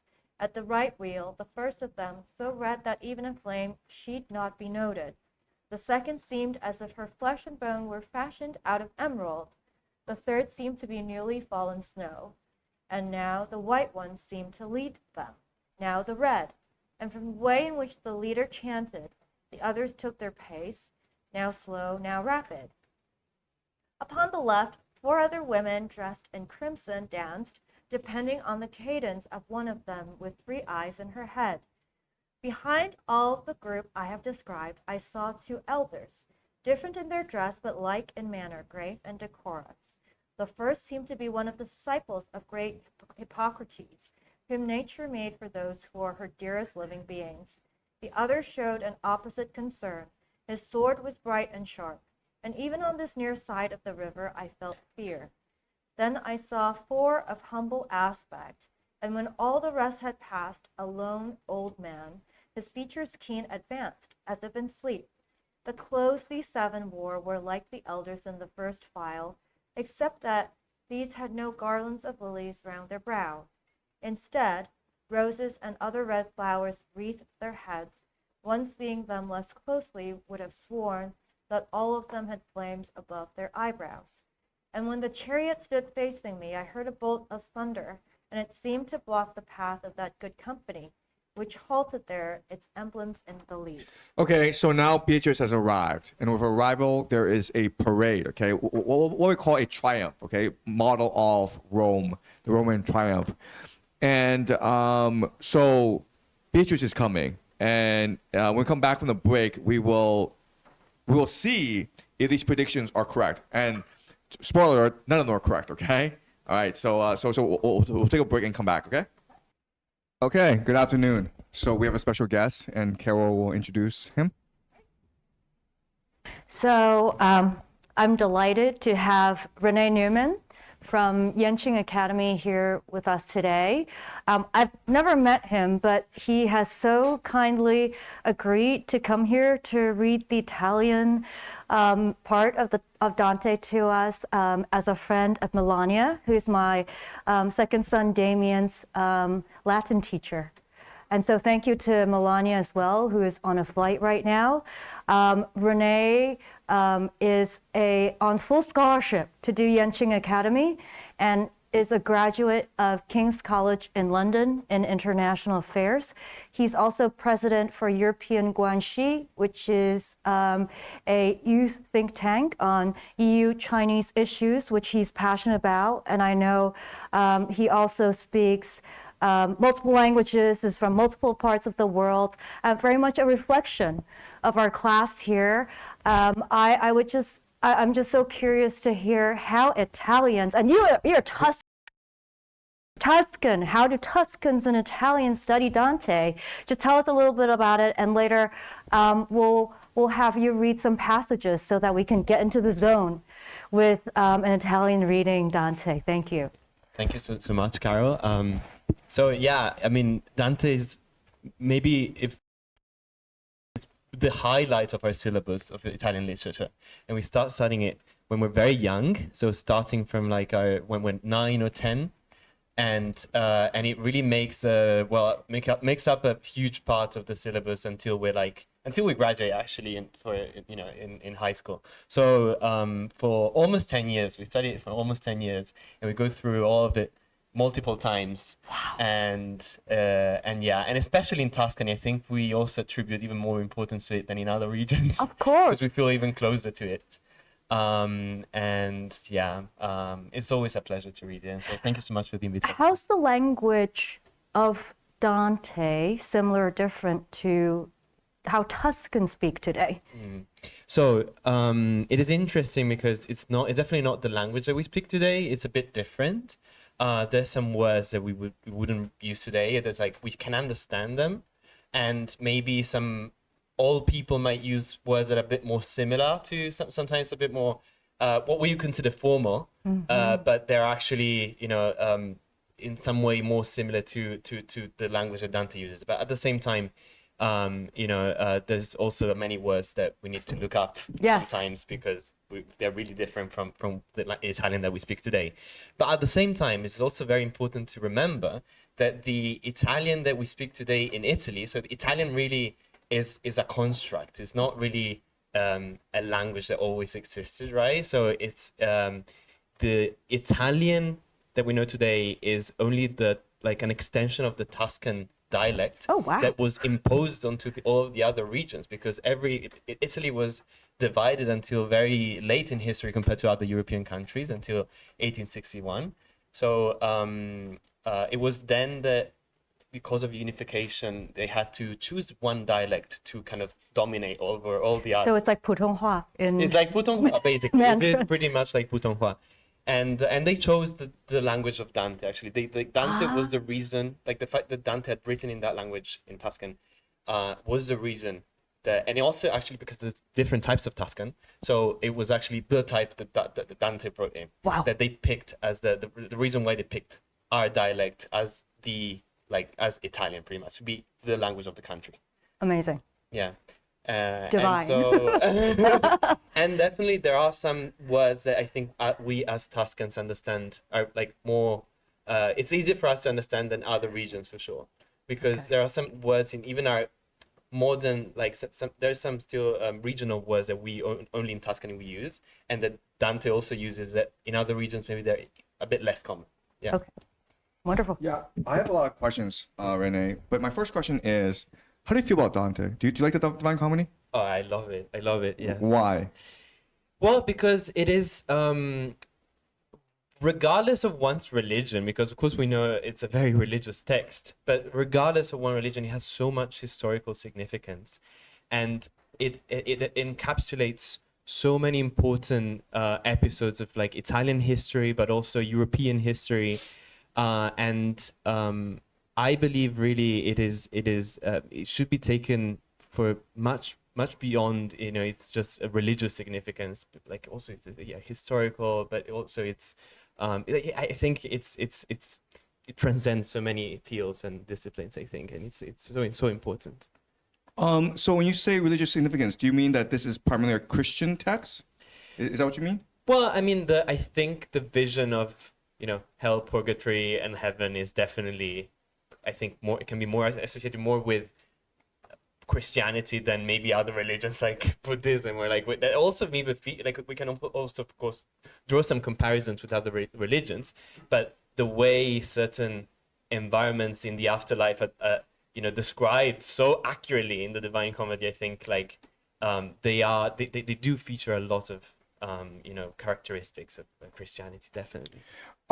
So in school, how is Divine Comedy taught? So you do 10 years of it, and then is there a final examination where you're tested on certain aspects of Divine Comedy, or? So it sometimes is in the final exam. So every year, the Ministry of Education chooses certain topics for the final examination, and sometimes they do choose to feature some parts, of course not all of it because you know how long it is, but they do choose to feature them and you know have some parts where they test students about their knowledge of it, but not always. But we do have like oral examination, written examination throughout the year about that, not necessarily the final one. Do you read the entire poem or just aspects of it?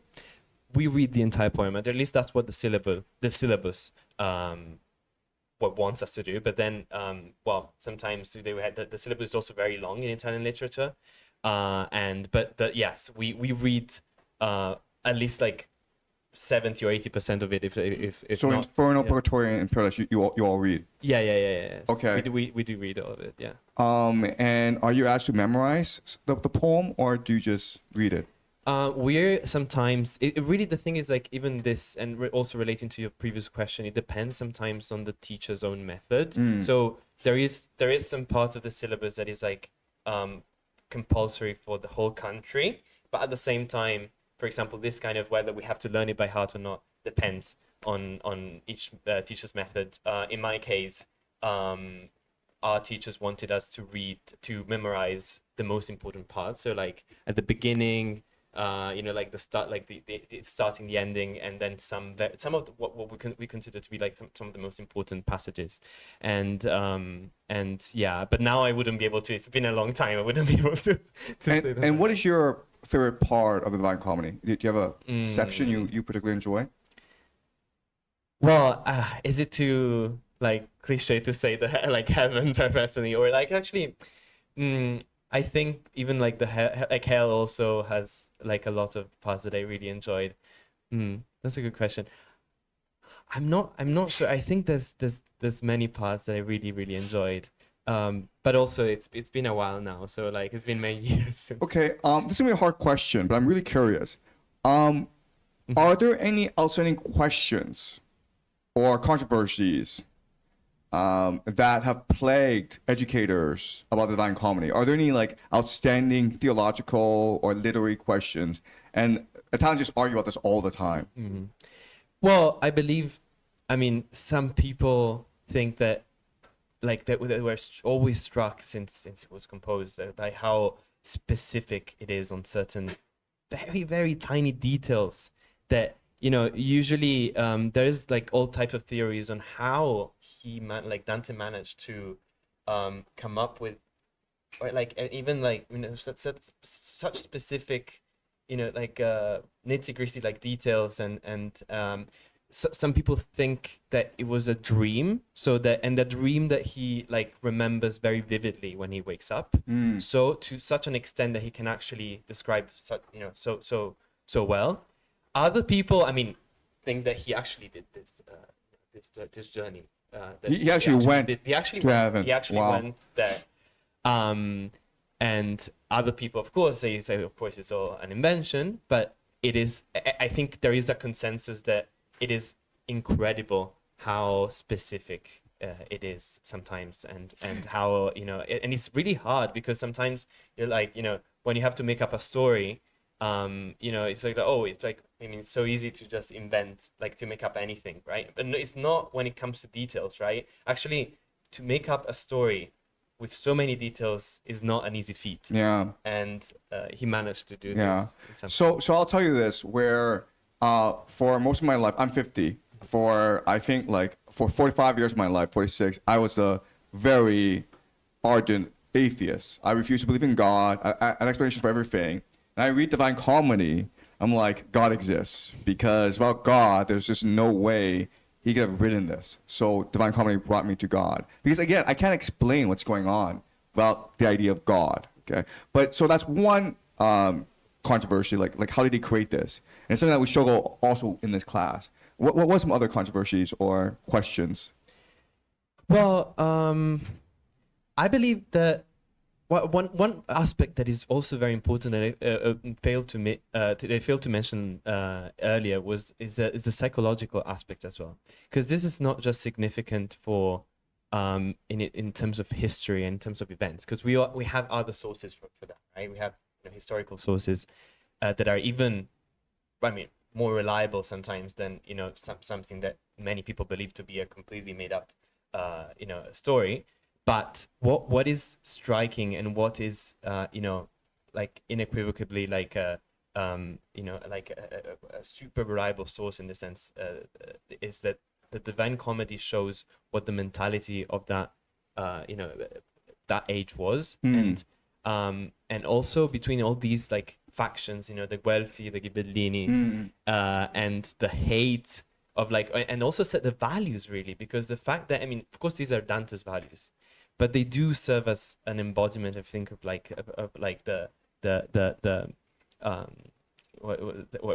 later would be called the zeitgeist, right? Like the sort of like that time, and like the embodiment of the values of that moment in history, and with all of the different factions and the fact that it's ranked in such a specific way, right? Like who goes into like which circle of hell. Yeah. And it's really like a ranking of like what's the least worst thing and the worst thing, and then in heaven it's like they're all saints, of course, and they're all but then there's also a ranking, very specific ranking. We have so many drawings as well with all the layers and everything. Right. What do you think is the main message of the Divine Comedy? Well, the message might sound, I think, well, it's about judgment. Everything, like, right? It's like, I think judgment is such an important part of it, because, and it's not, it's not a type of judgment that is temporary, like in maybe Buddhism. It is a judgment that is permanent. Or except in the case of Purgatory, I guess, because the one that we read today, that's the only non-permanent one. But in hell and in heaven, the souls are going to be there forever, for eternity. So it is striking, and it is a strong message. At the same time, though, if we think about, well, it is definitely about, and many historians also agree on this, a way of certainly, or at least at that time, to have to persuade people to behave better, because it would and beside, like, really, I think, and it definitely transcends just the Christian beliefs. It's like it contains many Christian beliefs, but it is so all encapsulating that it definitely transcends this. So today we're going to read Cantos 30, 31, 32, 33 of Purgatory. These are the last 4 cantos of Purgatory. How familiar are you with these 4 cantos? I studied them, but like long ago. So I'll try my best to read them as best I can. Okay. And I mean, I don't want to be presumptuous, but these 4 cantos are pretty confusing, right? Mm-hmm. Yeah. Like, they are like really troubling, confusing. It doesn't really fit into the larger framework of Divine Comedy. Is that fair to say? Well, the Purgatory is, we actually know this in we say in high school, and when we study it, that the Purgatory is actually the trickiest one. That is, it's trickier than both hell and heaven. Yeah. Because of all its nuances, and definitely, the hardest one to understand and the hardest one to read as well, in terms of language that he uses. Okay, so this is one of 4 hardest cantos of Divine Comedy. Is that fair to say?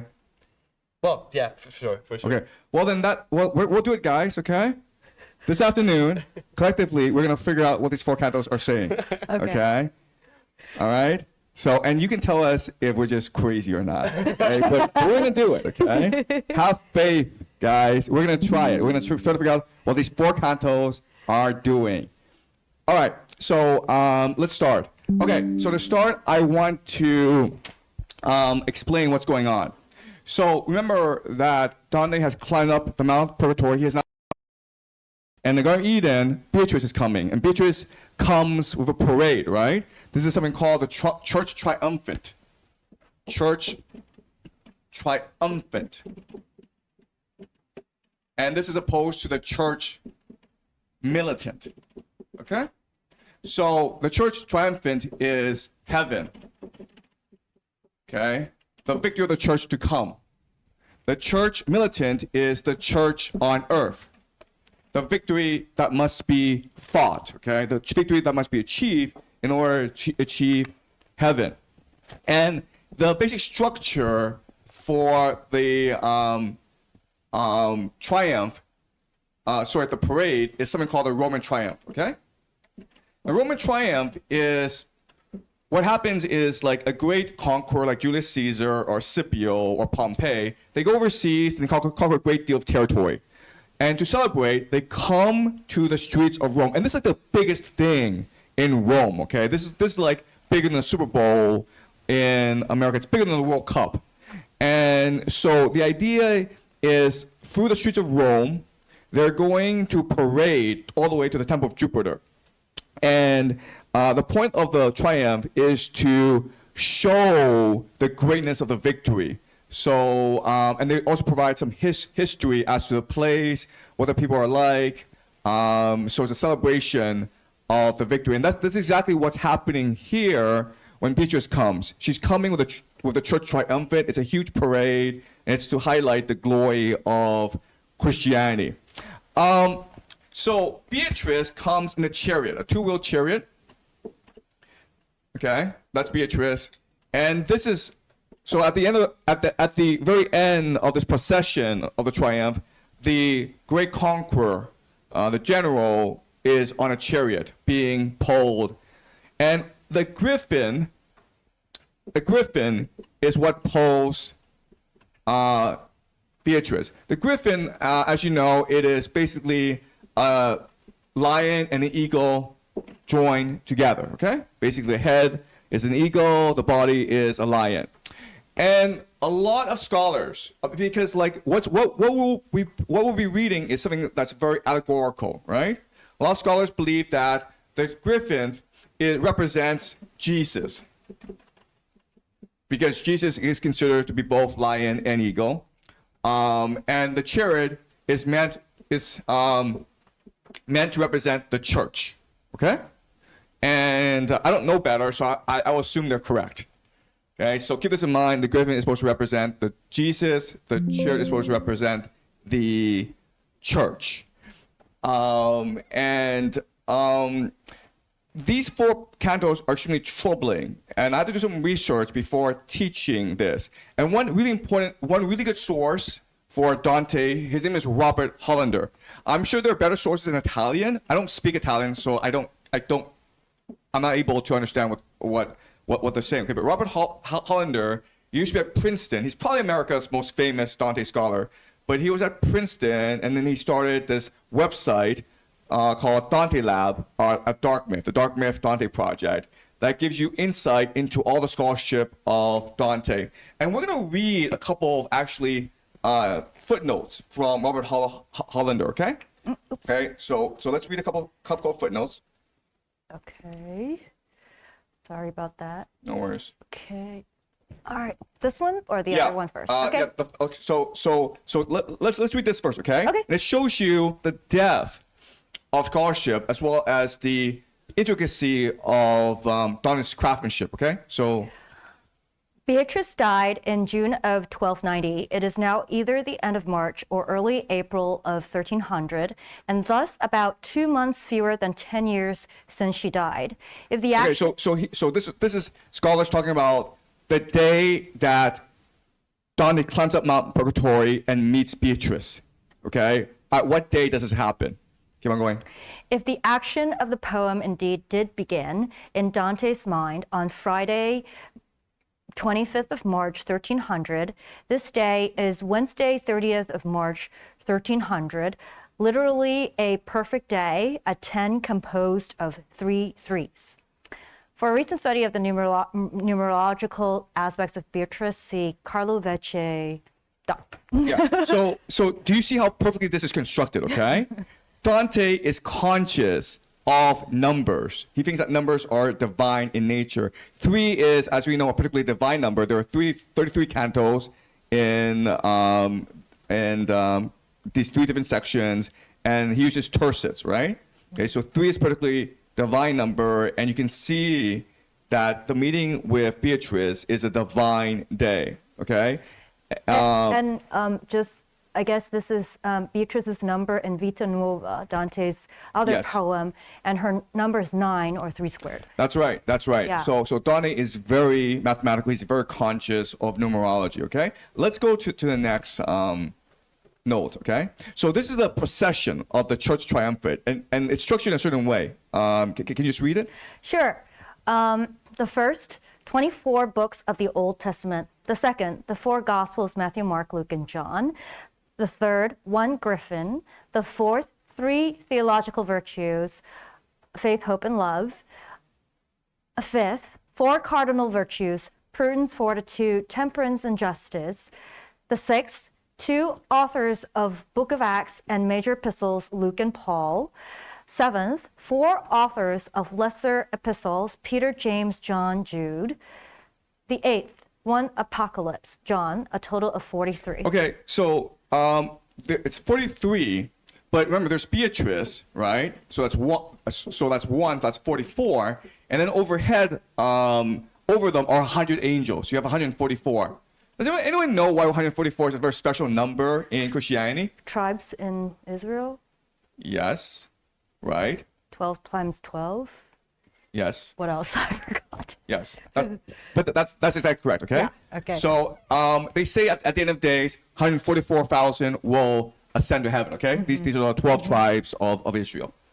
All right. So again, you see how meticulous and precise Dante is with numbers. This is not accidental, by the way. Okay. You can't possibly just make this up and then oops, it aligns. No, he is intentional about this. And there are these numbers scattered throughout the Divine Comedy. Okay, so you can literally just spend your entire life just analyzing the numerology of the Divine Comedy. We're not going to do that because this is an angel class, and we're much more concerned about the themes. Yes, Edward. It's just a very small comment, but also the 4 plus 3 is 7, and 7 in numerology is a very spiritual completion number. Yeah, exactly. I mean, you can make entire diagrams on this, okay? And so there are all these literary paradoxes in Divine Comedy, but there are also all these mathematical puzzles in Divine Comedy. And if you just assemble them together, it reveals a greater truth. Again, we're not going to do that because it's quite exhausting. But it just shows you the depth of the level of construction in the Divine Comedy. And again, this class, it's meant to be the beginning of a long journey. And I hope that in the future, you guys will refer to scholars like Robert Hollander in your journey, okay? So I'm providing you one textual reading, but others will provide you with others. And it's up to you to come up with your own appreciation. So let's go back to Canto 29, okay? And I want to go look at the lines 22 to 30. Okay, so Carol, could you read 22 to 30? Okay. And through the incandescent air there ran sweet melody, at which just indignation made me rebuke the arrogance of Eve, because where earth and heaven were obedient, a solitary woman, just created, found any veil at all beyond endurance. If she had been devout beneath her veil, I should have savored those ineffable delights before, and for a longer time. Okay, what is paradoxical about these lines? Why am I singling this section out? What's the paradox here?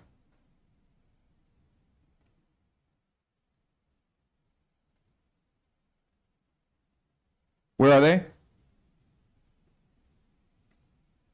They're in the Garden of Eden. Yeah, the Garden of Eden, yes. Damien? Eve was banished from the Garden of Eden, so why is she here? She's not here. Yeah. But what is Dante doing right now? Imagining a woman that is there. What is his emotional state? Super excited and happy about to see Beatrice, but... What's the word in here that tells us how he feels? I should have savored, or like... No, the emotion. Indignation? Yeah, just indignation, okay? Indignation. He's angry. Why is this a paradox? Indignation. Yeah, why are you angry, right? You should be happy. You should just focus on the here and now. You just focus on enjoying yourself. Why are you complaining about what Eve did? I mean, isn't all forgiven? Right? This is a paradox here. Why should he not be angry? Anna? Angry. Maybe he finally went to the Garden of Eden to see how beautiful it is and to be mad at Eve, like, why would you forsaken all this? That's why he has the just indignation. That's what he says, but I'm trying to figure out why he's... Shouldn't. Well, he shouldn't be angry because he's just been through the terraces, right? He's been through the terrace of wrath. His anger should be purged from him. But he goes to the Garden of Eden and he's looking around and he says he's angry at what we've lost. He's rebuking arrogance, which is hope and free will, in a way. Or I don't know. There's a paradox here. Yeah, I don't know if I can. There's lots of paradoxes here, right? Okay, does that make sense? Okay, and so what I will argue is to unpack this paradox, you need to figure out what these 4 candles are. Okay, so remember this paradox. It makes absolutely no sense that he's been in the Garden of Eden, he's about to meet Beatrice, and now he's pissed off about Eve eating the fruit, which caused him to be banished from the Garden of Eden. Okay, why is it like at your happiest time you're still angry, right? I mean, isn't the point of being happy to let go of your anger and just embrace your joy? Okay, all right. Oh, I don't know if I'm skipping ahead, but there's this a concept of Felix Culpa, which is it is essential for this fall to happen, for us to get to Jesus. Right, but in the other case, he shouldn't be angry at all, right? He just thinks, well, we were redeemed at the end. We're in the Garden of Eden now. Anyone can come, so I was forgiven. So why is he angry, right? It's all part of the divine plan. Eve had to eat that fruit, so that Jesus could come, so that we could all be redeemed. And now all has happened. So instead of like being angry at Eve, why don't you celebrate Eve, right? And just like forgive Eve. Instead, he is angry. But not only that, but what is his indignation? What type is it? What's the word he uses to describe his anger? Just. It's just, okay? It's righteous indignation. It is justice. I should be angry. I am right to be angry at Eve. This is a paradox for us, yes? I think it's also that if Beatrice died in childbirth, it was Eve's punishment is that all women should feel pain during childbirth, Yes. and it's especially that made her die. I think he's angry as well because she found any veil beyond endurance, and life is one of the veils. Yeah. So it's that he's almost angry that Beatrice is dead, even though I'm meeting her now. It's such a pain that it's not in the real world. That's a great point. Yeah, I completely forgot that. But Beatrice did die in childbirth, and Eve was punished by God, and the punishment was to have painful childbirth, right? And it is, the greatest pain in the world. Okay, it is hell on earth. But Renee, I want to ask you that the translation "just indignation" is this a correct translation? I was actually surprised that they translated buon, because just would be more like giusto, or giusto back then, I guess it could also be said. But buon is like a good. It's more like a good type of indignation. Right. Zelo, for example, is also like I think back then definitely it meant indignation. Now it has a bit of a different meaning. It's less negative than indignation. Is it zeal? It's more like that's actually what it is. Okay. But back then, of course, certain words that we could still use now have had a different meaning, of course. Okay, so I want to confirm, okay? Mm-hmm. Alan Menenbaum, and he just one of like dozens of translators of like Dante, okay?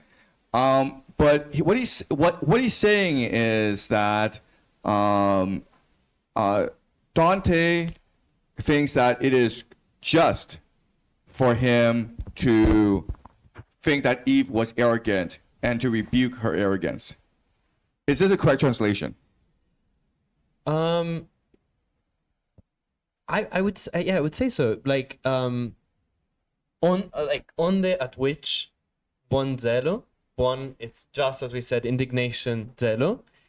Mi fai riprenderla dimento deva. Made me rebuke. Yeah, ardimento is also an interesting like word for us to hear in Italian. Ardimento is like when someone is well, ardito now has also different meaning, but ardimento definitely sounds like, I mean, back then it would be more closer to arrogance for sure. Or And so the tone in the language, it conveys anger as an emotion. Is that correct? yes, it's some kind of, I think, maybe passionate anger, like as in ardimento. It has the same Ardent. Ardent. It has the same etymology as fire, basically, right? So this definitely conveys passion. It conveys a strong feeling, like a fiery feeling. All right. Okay. So again, this, like, so there's the paradox here. Okay. Like, why are you so angry now? You're the God of Eden. Okay. Isn't this all part of the divine plan? Right? Shouldn't you be thankful for and plus you're not a woman, right? You're a guy. So what are you complaining about? I mean, like, so there's lots of paradoxes here. All right. Let's go to count of 30. Okay. These next 4 cantos are just really troubling for scholars as well as students of Dante. I'll do 12 maybe, and then you'll do 12. Okay. When the first heaven 7 stars had halted, those stars that never rise or set, that are not veiled except when sin beclouds our vision, those stars that there made everyone aware of what his duty was, just as the bear below brings helmsman home to harbor, then the truthful band that had come first between the griffin and the 7 stars turned toward that chariot as toward their peace, and one of them, as if sent down from heaven, hymned aloud, Veni, sponsa de Libano, 3 times, and all the others echoed him. Yes. Quando il settentrion del primo cielo, che né occaso mai seppe né orto, né d'altra nebbia che di colpa velo, e che faceva lì, ciascuno accorto, di suo dover, come il più basso face, quel timon gira per venire a porto. Fermo s'affisse, la gente verace, venuta prima tal grifone ed esso, al carro volse sé come a sua pace, e un di loro, quasi da cielo messo, Veni, sponsa del Libano, cantando, gridò 3 volte, e tutti gli altri appresso.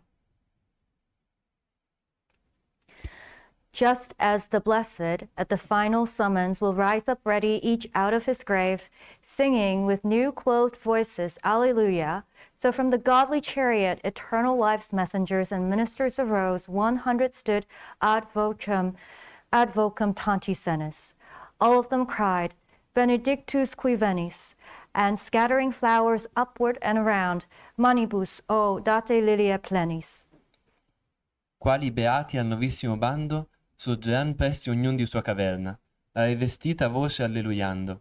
Cotali in su la divina basterna si levar 100, ad vocem tanti senis, ministri e messagger di vita eterna. Tutti dicean, Benedictus qui venis, e fior gittando e di sopra e di intorno, Manibus, date lilia plenis. I have at times seen all the eastern sky becoming rose as day began and seen, adorned in lovely blue the rest of heaven, and seen the sun's face rise so veiled that it was tempered by the mist and could permit the eye to look at length upon it. So within a cloud of flowers that were cast by the angelic hands and then rose up and then fell back, outside and in the chariot, a woman showed herself to me. Above a white veil, she was crowned with olive boughs. Her cape was green, her dress beneath flame red. Io vidi già nel cominciar del giorno la parte oriental tutta rosata, e l'altro ciel di bel sereno attorno. E la faccia del sol nascere ombrata, sì che per temperanza di vapori l'occhio la sosteneva lunga fiata. Così dentro una nuvola di fiori, che dalle mani angeliche saliva e ricadeva in giù dentro di fuori. Sovra candido vel cinta d'uliva, donna m'apparve, sotto verde manto vestita di color di fiamma viva.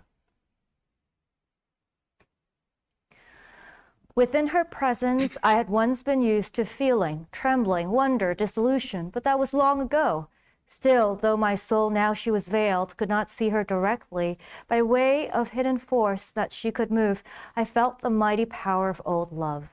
As soon as that deep force had struck my vision, the power that when I had not yet left my boyhood had already transfixed me, I turned around and to my left, just as a little child, afraid or in distress, will hurry to his mother anxiously to say to Virgil, I am left with less than one drop of my blood that does not tremble. I recognize the signs of the old flame. E lo spirito mio, che già con tanto tempo era stato che alla sua presenza non era di stupor, tremando, affranto, senza degli occhi aver più conoscenza, per occulta virtù che da lei mosse, d'antico amor sentì la gran potenza. Tosto che nella vita mi percosse, l'alta virtù che già m'avea trafitto, prima che io fuor di puerizia fosse, volsimi alla sinistra col respitto col quale il fantolin corre alla mamma, quando ha paura e quando egli è afflitto. Per dicere a Virgilio, men che dramma di sangue m'è rimaso che non tremi, conosco i segni dell'antica fiamma. Okay, stop. Okay, so Beatrice is revealing herself. She's still veiled, but she is now in the presence of Dante. And it's been many years since Dante last saw Beatrice, 20 years maybe, but his soul still shakes. Okay, he's not shaking, but his soul is still shaking. Renee, let me ask you, while you were reading this, okay, and the climax, of course, is like when Dante sees Beatrice again for the first time. And this is the moment we've been waiting for the entire time, okay? We've been through hell, we've been through Purgatory, and this is the moment that Dante's been waiting for, we've all been waiting for. How did you feel while you were reading this? What emotions were in you when you were reading this? Well, I think... Oh, sorry, yeah. I think...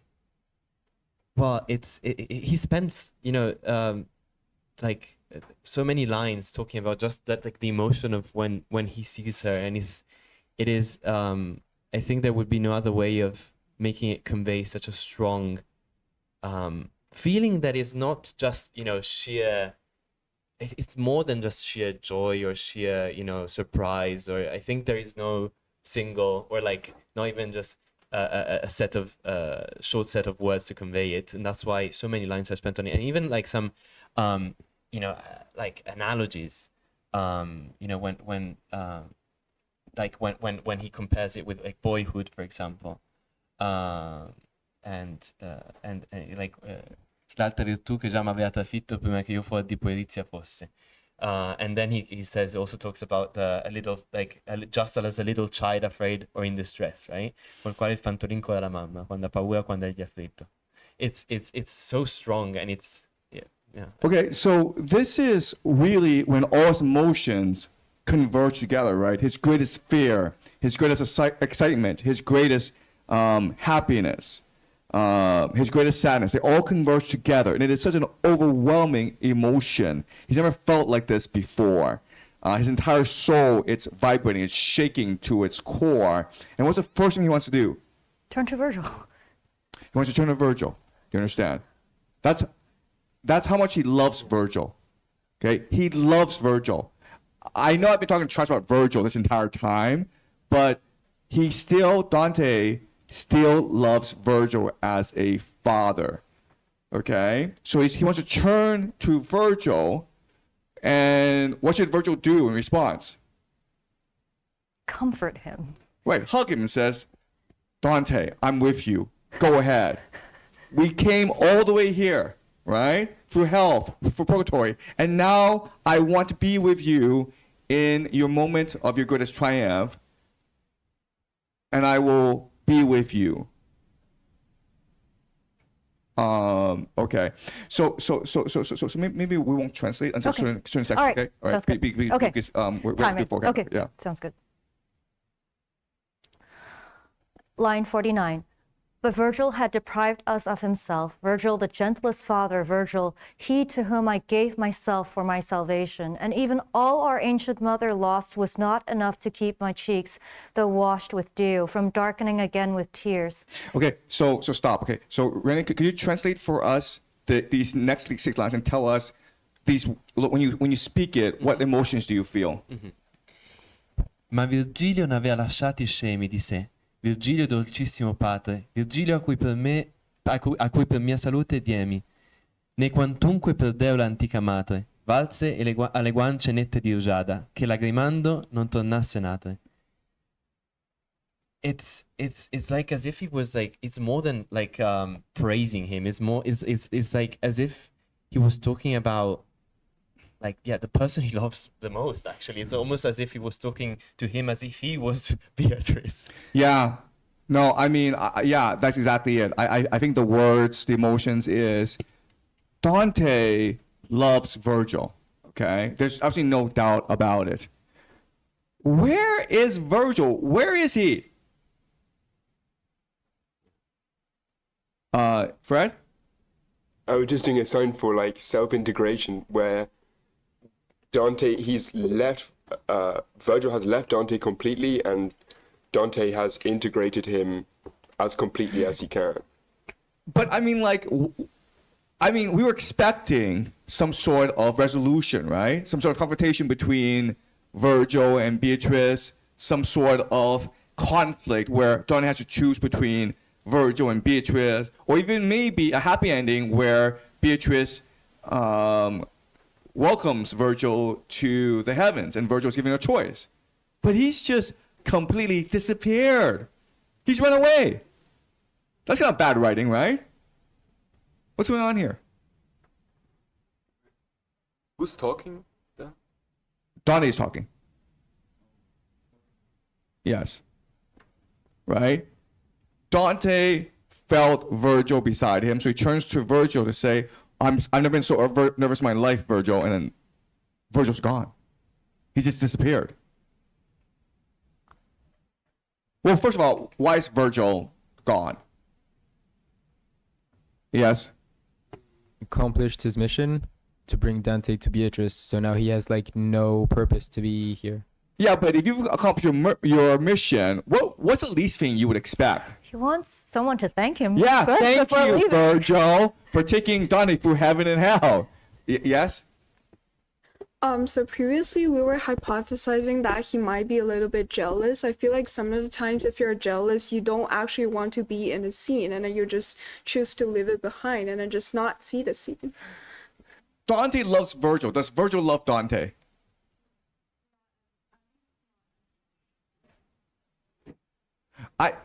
I think he loves Dante.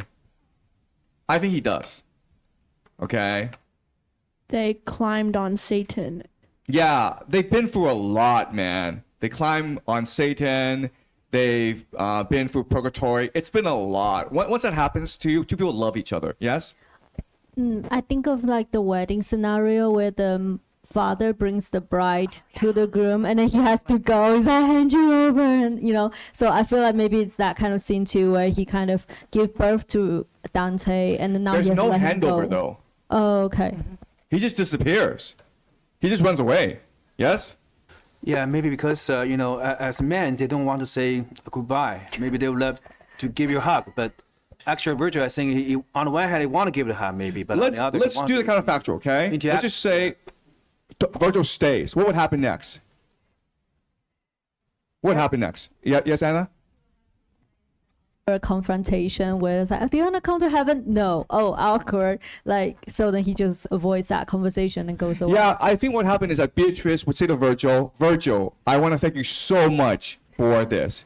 I came down to Limbo and I asked you for a favor, and you so generously and so selflessly guided Dante through hell and purgatory, and I can't thank you enough. And Virgil's like, right? You're kind of stuck, right? Right? Because now what Beatrice is going to say, come with us to heaven. And Virgil's like, so he's made the conscious decision. I don't want to go anywhere near heaven. Right? What? Yeah, yes? This reminds me actually of a Greek myth of Orpheus and Eurydice. Yes, Orpheus, yes. You know, when like his not supposed to turn, and like when there's actually no, like it is kind of there's no, well, in the myth, of course, he turns and he sees and she disappears, because You're not supposed to turn back. the pact was that for him not to, the deal was for him not to turn, and they would live, happily together after. But then he turns. He doesn't resist, and he's like, just about to get out of the cave, and but here actually it is as if, I don't know. I kind of see a bit of this like kind of like leaving him without, like, disappearing with no goodbye or no, like, and that he's not even supposed to say to turn back to him and to turn behind. Once you're in, well, you're it's like, ascending to heaven. You're not supposed to go back, and like heaven is so pure that you're not supposed to, right? Okay, I understand. You're saying that Dante should have turned his head back and talked to Virgil, but I'm still trying to figure out why. He shouldn't have. I think it was supposed to be like this. Right. But I'm trying to figure out why Virgil's disappeared. Yes. I think it's a reflection of Dante's acknowledgement that Virgil is indeed a very thoroughly manly fatherly figure, because a real father, effective father, eventually has to make a very, very clean cut in the father-son relationship in order to send the son to some greatness.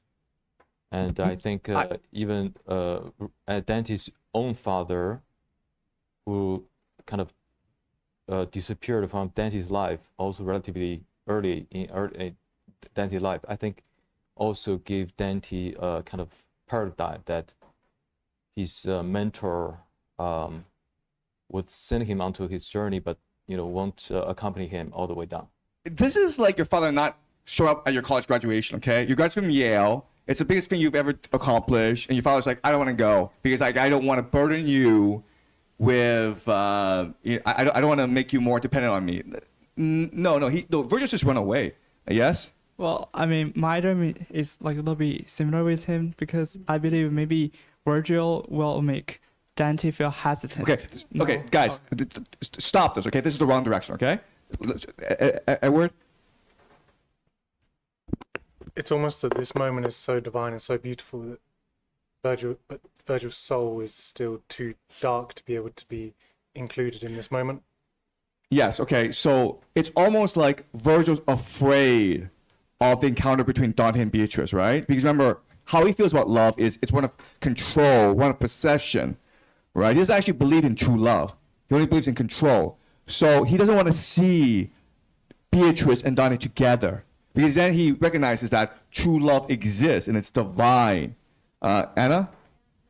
He's the one who hates love in a way, like, so it will be awkward for him to stand there. Yeah, he wrote the Iliad in order to disparage love, right? To say that love is a disease. Yeah. Love can only lead you to hell. Yeah. And now he's in hell. And now he's in hell, but Dante's going to heaven. Yeah. Love is leading Dante to heaven, right? Yeah. So this is contradicting, biggest insult to him. right? So rather than face the fact that he could be wrong, he's like, screw this, I'm gonna run away, okay? All right. What else? So that's one theory, yes. How about I think Beatrice stands for love, so I think Virgil stands for reason. Maybe Virgil just so fierce. They are just being so scared by being controlled by love. So that's the reason they live. So maybe, as you point out, Virgil and Beatrice just like it's like magnets, right? Like polarities, right? They just repel each other, okay? But at the same time, Virgil did help Beatrice out, right?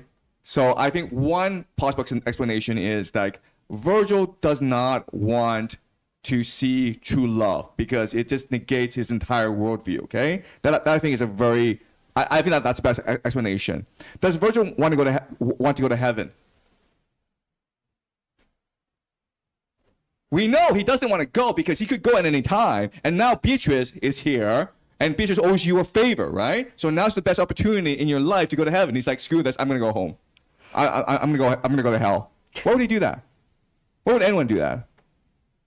Yes, Damien? Because heaven's where true love is, and Virgil doesn't want to see that. Who is Virgil most afraid of? He's afraid of God, right? Why? He wrote the Iliad. Okay, so think about this, okay? God gave the gift of poetry to Aeneid. God chose you, Virgil, no one else, chose you. And then Virgil was like, I'm going to go make $1 billion doing this, okay? So the last person he wants to see right now is God. Yes? I want to say, I think that the explanation that we study in Italy, Okay. or at least, I mean, maybe it depends also on the teacher sometimes. The interpretations can also vary. But I think it's complementary to what we've just said, that Virgil cannot, at least we learn that Virgil cannot enter heaven because heaven is only for the pure. And Virgil, because, I mean, as we said, I mean, he's not only not like people from the outside who had already how do you say been judged, cannot access it. That's at least the way we learn. Yeah, it's just wrong, man. Okay, I'm telling you, what you learn is wrong, because what we learn in this class is there's a man named Ripheus, right? Mm-hmm. Ripheus. He's in heaven. Not only is he in heaven, but he's one of the great of heavens. Okay, he's up there with David and all the great leaders of human history. He was born, he was a warrior of the Trojan Empire, right? He was there during the Trojan War. Therefore, he could not have possibly been a Christian, right? He was not baptized. He was born about 1,000 years before Jesus. So how did he get to heaven? That's an interesting point. I also might omit or like not fail to remember some other parts of our teaching, but I guess he also had his own role in heaven, or like there might be some reason why he is allowed and other people, but usually, or at least what they teach us is that because Virgil had no reason to be in heaven when there was already someone accompany, because technically, I mean, he was not even supposed to be in purgatory, but then he... Right, okay. All right, so, what we learned in this class is that Dante is very clear about this. What takes you to heaven is not your belief, it is your actions, okay? And it's your actions that reveal your belief, right? Because you live a life of hope, love, and faith, then that's Christian. It doesn't matter if you were born before Jesus. And because you live this life, it means you have faith in Jesus. Then that faith baptizes you automatically. Okay? Yes, Edward and Fred. Could it also be like the ultimate feeling of jealousy for Virgil? Because I don't know, but I don't think in his life he had a Beatrice. Did he have a true love in his life? If he wrote the Aeneid, obviously not. Yeah. Yes. Fred? I think another thing that is blocking him from heaven or blocking him from being at this ceremony was that for Virgil, like the extremes of good and evil, the extreme of good is about following the destiny set out by the gods and piety. And I think for him, there's no piety in heaven because the story's over. The game is over. The race is run. So for him, it's impossible for him to conceive of goodness that can never be not good, because his whole thing with the Aeneid is fluctuating between following your destiny and being lazy, and following your destiny and being lazy. Yes, exactly. So that's a great point. Yes. So Virgil can't even conceive of the idea of heaven. If he conceives it as heaven, he can basically invert it, right? For him, heaven would be hell. So he's like, why do I want to go to hell? I'm perfectly happy in limbo. That's my heaven because I'm master of hell, right? Okay, so there are many reasons, but this is, again, a very important paradox for us. Why does Virgil run away? Okay, and obviously there are many different interpretations. Okay, let's continue.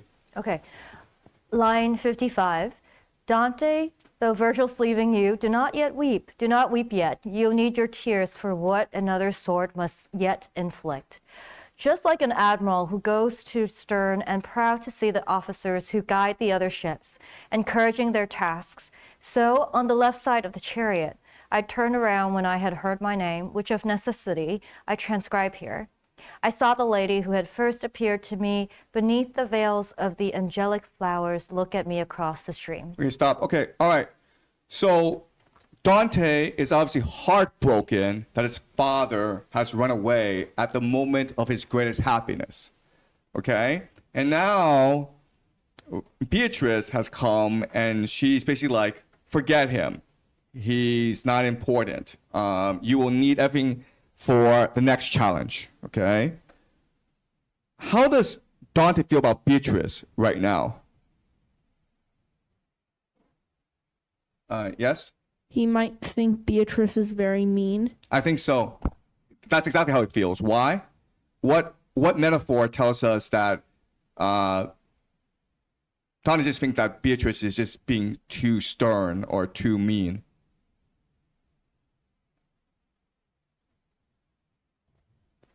Just like an admiral who goes to stern and Exactly, right? Right? That's a simile, right? She's just being a boss, right? She's just being imperious. She's just ordering me about, okay? That's how much he loves Virgil. Do you understand this idea? He loves Virgil so much that the moment that anyone says anything bad about Virgil, he gets really angry, even if it's coming from the love of his life, Beatrice. Okay? So again, this is meant to be a tragic moment for Dante. What Dante wanted more than anything else is to ascend to heaven with Virgil. And now Virgil has made his decision to leave him. Okay? And so I don't speculate too much, but just think of like what Dante's trying to do, right? He's trying to create a new paradigm for the world. He's trying to create a new poem for the world. And to do that, he must displace Virgil. Does that make sense? Because at this time in history, everyone's memorizing the Iliad, as today, like everyone in Italy is studying the Divine Comedy, right? But for him to do that, he must show you what the problem is with the Iliad. But he can't convince you because it's like the Iliad is like your mother, your father, okay? And so he has to construct this elaborate journey and this elaborate relationship with Virgil in order to show you that at some point Virgil must leave you if you are to ascend to heaven. Okay, does that make sense, guys? All right, let's keep on reading. Line 67. Although the veil she wore down from her head, which was encircled by Minerva's leaves, did not allow her to be seen distinctly, her stance, still regal and disdainful, she continued, just as one who speaks but keeps until the end the fiercest parts of speech. Look here, for I am Beatrice. I am. How are you able to ascend the mountain? Did you not know that man is happy here? My lowered eyes caught sight of the clear stream, but when I saw myself reflected there, such shame weighed on my brow. My eyes drew back and toward the grass, just as a mother seems harsh to her child. So did she seem to me. How bitter is the savor of stern pity. Her words were done. The angels suddenly sang, In te domine speravi, but their singing did not go past pedes meos. Okay, so how is Dante feeling at this moment? Shame. Shame, right? Regret. All he cares about is the fact that he's lost Virgil, okay? Even Beatrice saying, like, focus on me, Dante, he still can't look at her, okay? He is just so sad that his friend Virgil has abandoned him. Okay, keep on going. Even, line 85, even as snow among the sap-filled trees along the spine of Italy will freeze when gripped by gusts of the Slavonian winds.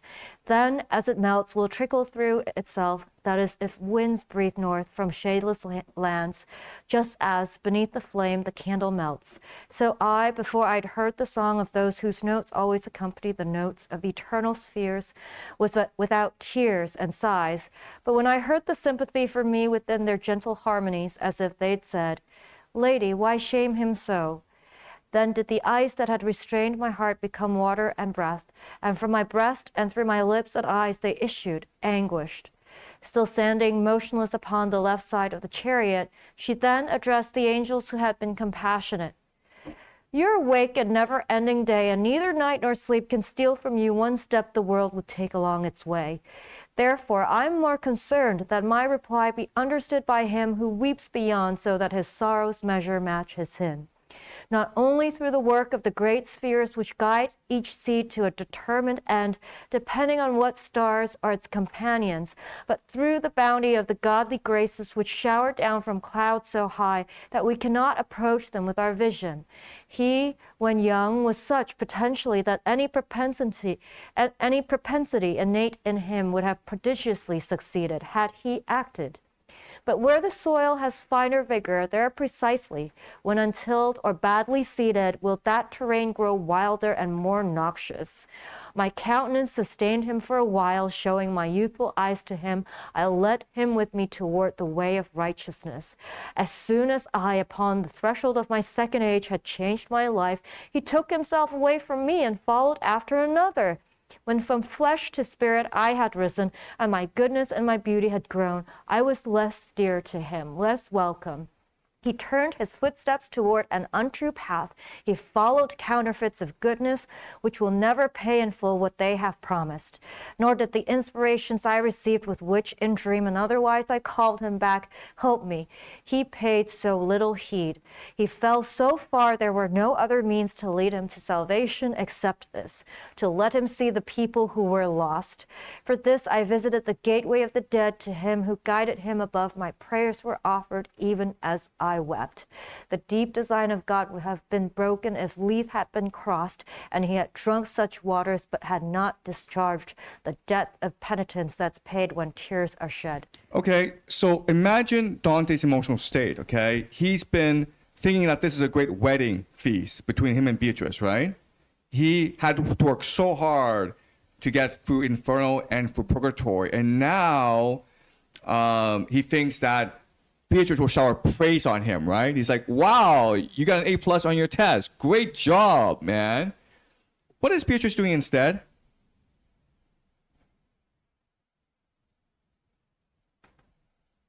Yes, Damien? Scolding him.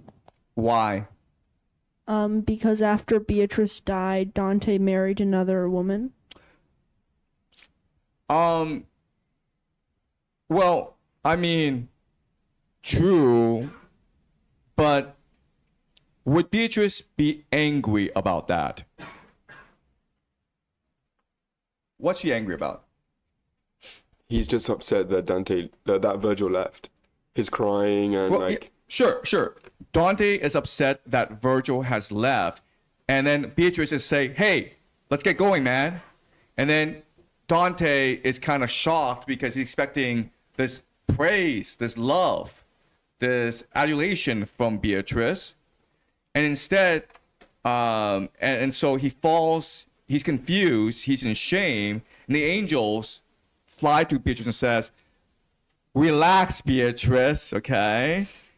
Dante's been through hell, literally been through hell. Like, let's give him a break. And Beatrice is like, you guys shut up too. Like, why is she pissed? Like she's pissed. Why is she pissed?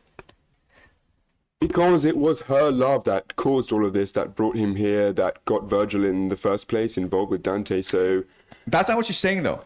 That's not what she's saying. What's she saying? She's saying that when we knew each other, your love for me steered you in the right path. But then after I died, you went on the wrong path. And that forced me to come to all the way down to hell to seek Virgil to set you on the right path.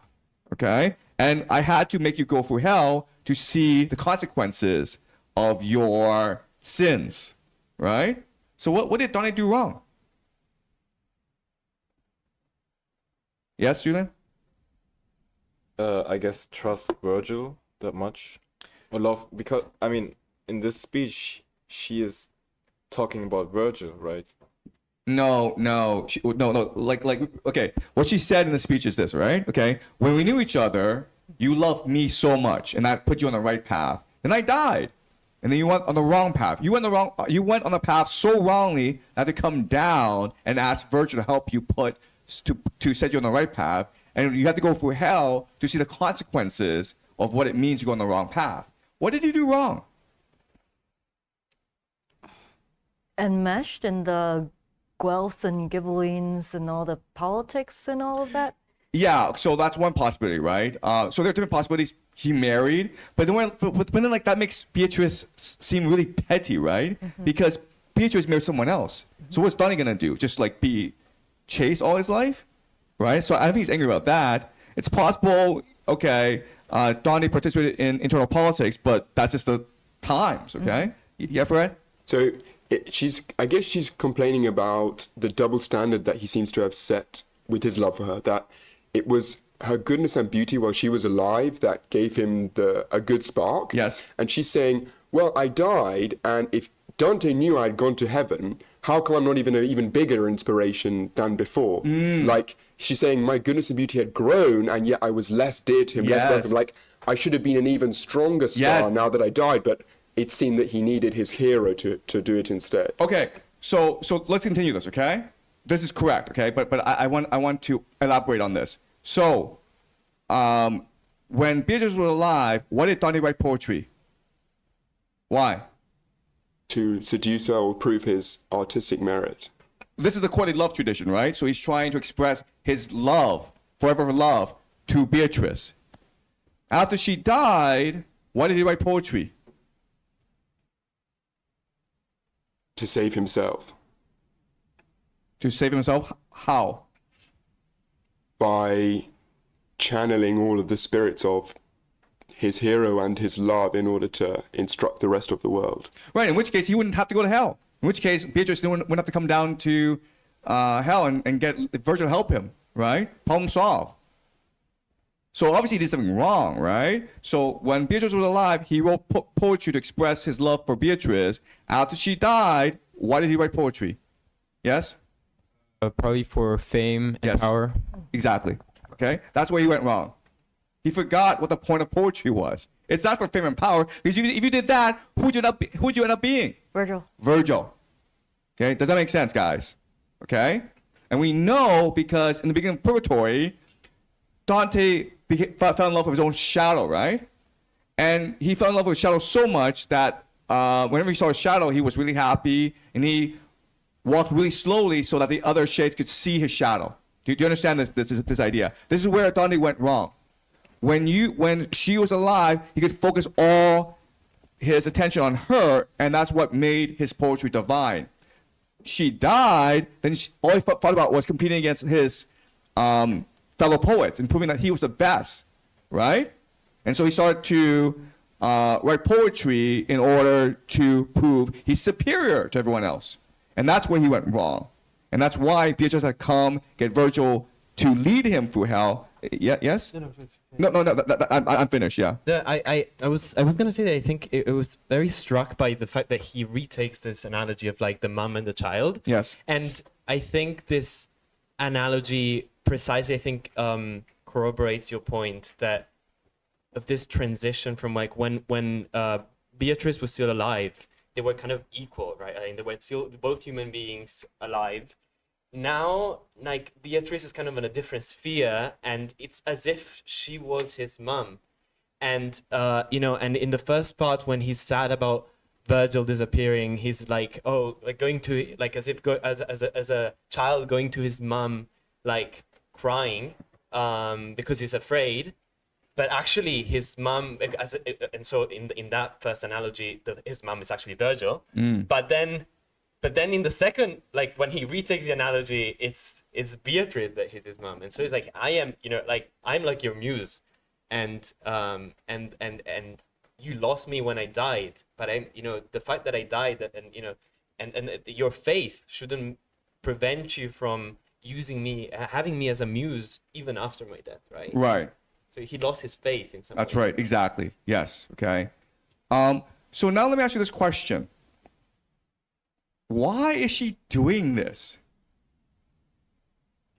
Right?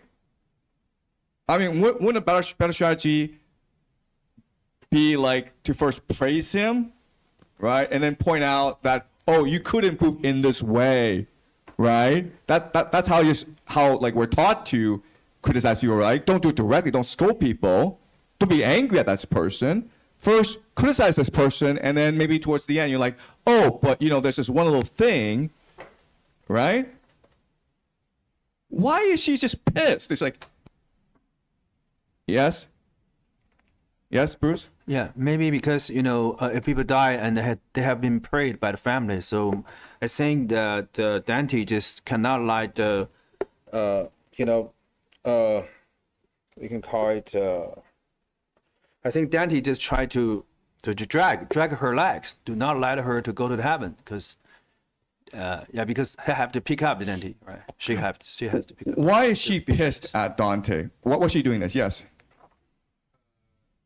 So linked to free will, where there's two options. It could like break him, and so he would just take another path, or then by his love for Beatrice, he would listen to her and try to improve on himself. Whereas if she would come and just like loving him, there wouldn't be no choice. He would just like love her back. Whereas he's conflicted. I agree with that, but I'm just saying, like, he's been through Inferno and he's been Purgatory already, man. Why does he need to improve himself? How else can he improve himself? What does he need to improve himself? But also, like, before he was seeking a fake image of Beatrice. So now he's here. He needs a choice again. Whereas I'm Beatrice now. Do you want to go with me, or do you want to just, like, because I'm not the Beatrice you thought I was, just go away? Yes. Okay. Exactly. Yes, Andy. Could it be because he's maybe treating the peak of Purgatory like the finish line, when the finish line is God? Yes, that's it. What Beatrice is saying to Dante is like, this is the beginning, man. The real challenge is up there. So get your head in the right order, okay? If you're still stuck on fame, you're not gonna be able to do anything in heaven, okay? Remember, what matters, what brought you here is your love for me. So focus on that, Dante.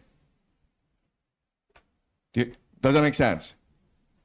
But like, again, it's one of tactics, right? Like, why take this tone? Why take this approach? I mean, you could have chosen a much more gentle, diplomatic, softer approach, right? Why choose this scolding approach, like this anger approach? Right? Yes, Fred? Maybe two suggestions. Maybe one, to test him, and that he's still not completely out of purgatory. So he's actually still in the circle of lust, and so he needs to still feel the heat. And so if she gave him balm from this heat already before he had entered the gates of heaven, she'd be ruining purgatory for him in this sense. So she can't let up even a tiny bit. And also, my mind's not working fast enough, but I'm thinking there has to be something of the Rachel and Leah dream in this interaction where she's saying, look, don't get your knickers in a twist now that you've had sex with Leia. There's still 7 more years. Or yeah. Okay. Anyone else? Yeah, Bruce? Yeah, maybe just like asking a girlfriend out, and if we get date and the girl just always complain you, why you just don't pick up me earlier, and why you always, maybe just try to show love. Okay, so let's think about this, okay? So Beatrice is scolding Dante, and the angels around her are saying like, Beatrice, calm down. And Beatrice is like, shut up, man. Why would she do that? Excuse me? She's mad. Yeah, and not only that, but like what? But why is she mad? She's mad, and it's like, I'm right to be mad. Do you understand? Just indignation, right? Just indignation. Okay. Yes? I could be off base here. I wonder, a poet has a muse, and they spend years and years. Dante spent so many years writing his love to Beatrice. Beatrice in real life, this moment is their 3rd time of ever meeting. Yeah, basically, yeah. And so, does a muse, I understand she's in heaven, God is love, she loves him, but does a muse often love their poets back, or are they just objects of love? And so is it possible that he's coming up and he's like, oh, I love you, and she's like, it's 3rd time we went, man. Like, got to go a long way to go till there's love. I think there are multiple factors at work here, but I think Beatrice thinks she deserves Dante's love. Because if you're the muse, right, you're the one who gave Dante this poetry in the first place. Okay? All right. Yes, Anna?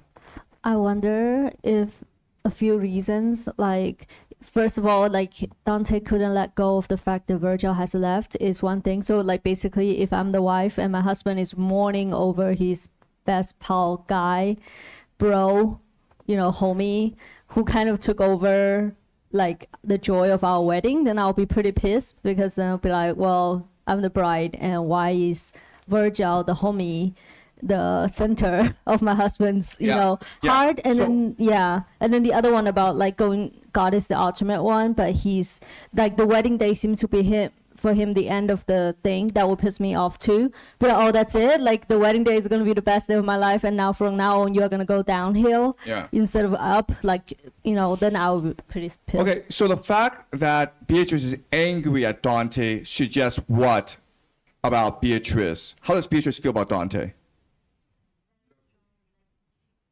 All that she cares in a way. She loves him. Yeah, dearly, and he's not returning that same amount of love. So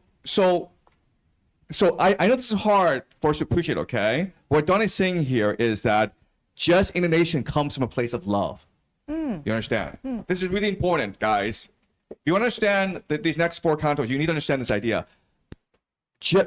Righteous indignation comes from a place of love. Only it's because you have love that you get angry, right? If you're Beatrice and you're like, I don't really care about this guy, right? You're just doing your job. Why are you angry now? You should hear this.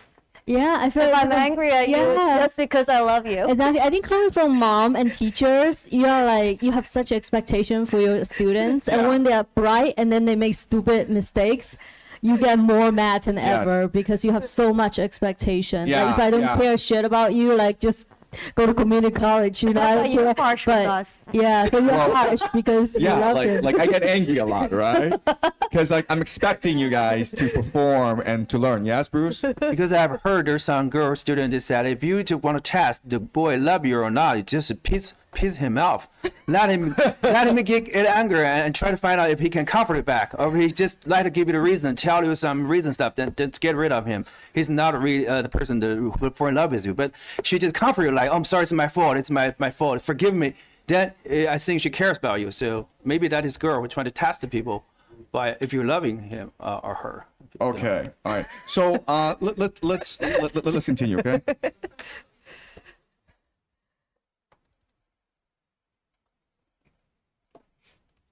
Canto 31. O you upon the holy stream's far shore, so she turning her speech's point against me, even its edge had seemed too sharp, began again without allowing interruption. Tell. Sorry. So did we finish the last canto? What line were we at? Sorry. Oh, really? Sorry. Okay. All right. Sorry. Sorry. Sorry.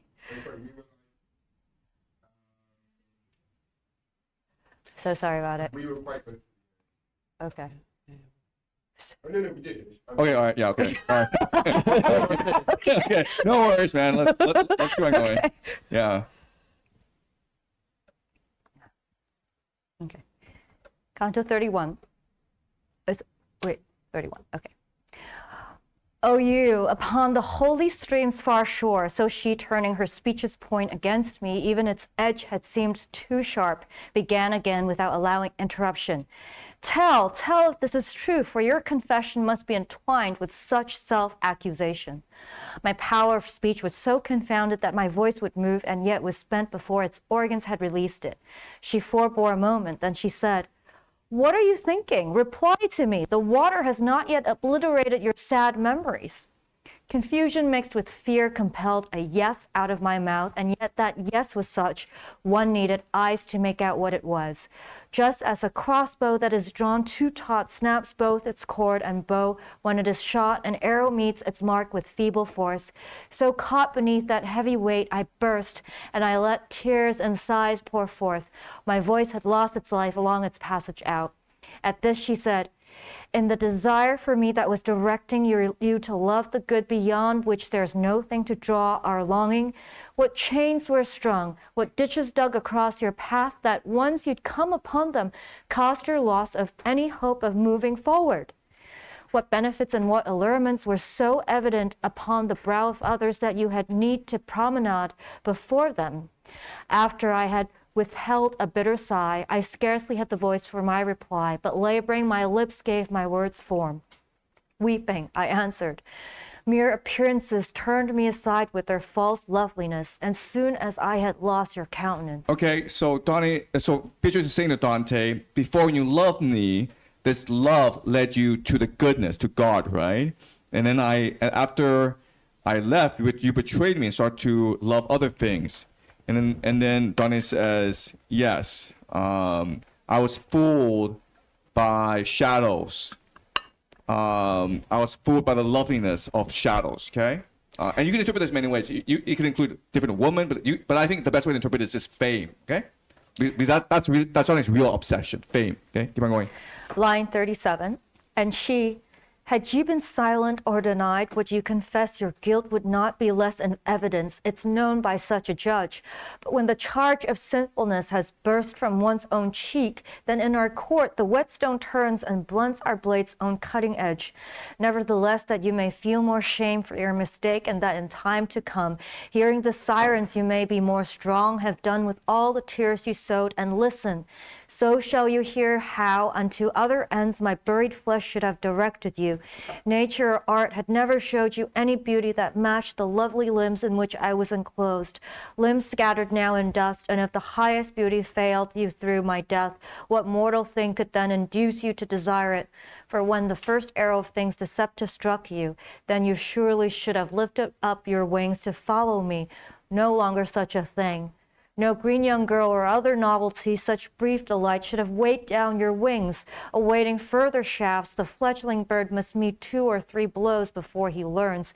But any full-fledged bird is proof against the net that has been spread or arrow aimed. So what's she saying here? She's saying that, yes, she died, but then what should Dante done? She dies, and what should Dante do now? Yeah, why? Like Romeo and Juliet, like that's true love, she's saying. So is she saying Dante should have killed himself?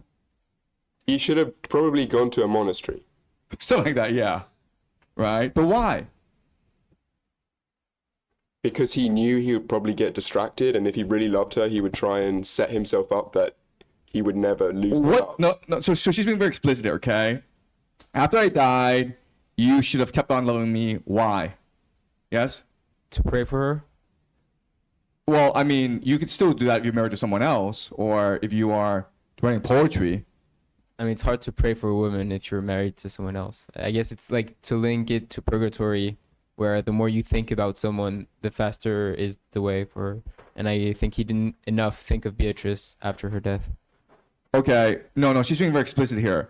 You should have kept on loving me because... To stay focused on your mission? No.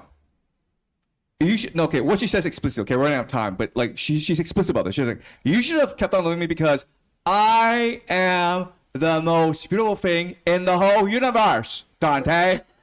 I'm joking, but she actually literally says this, okay?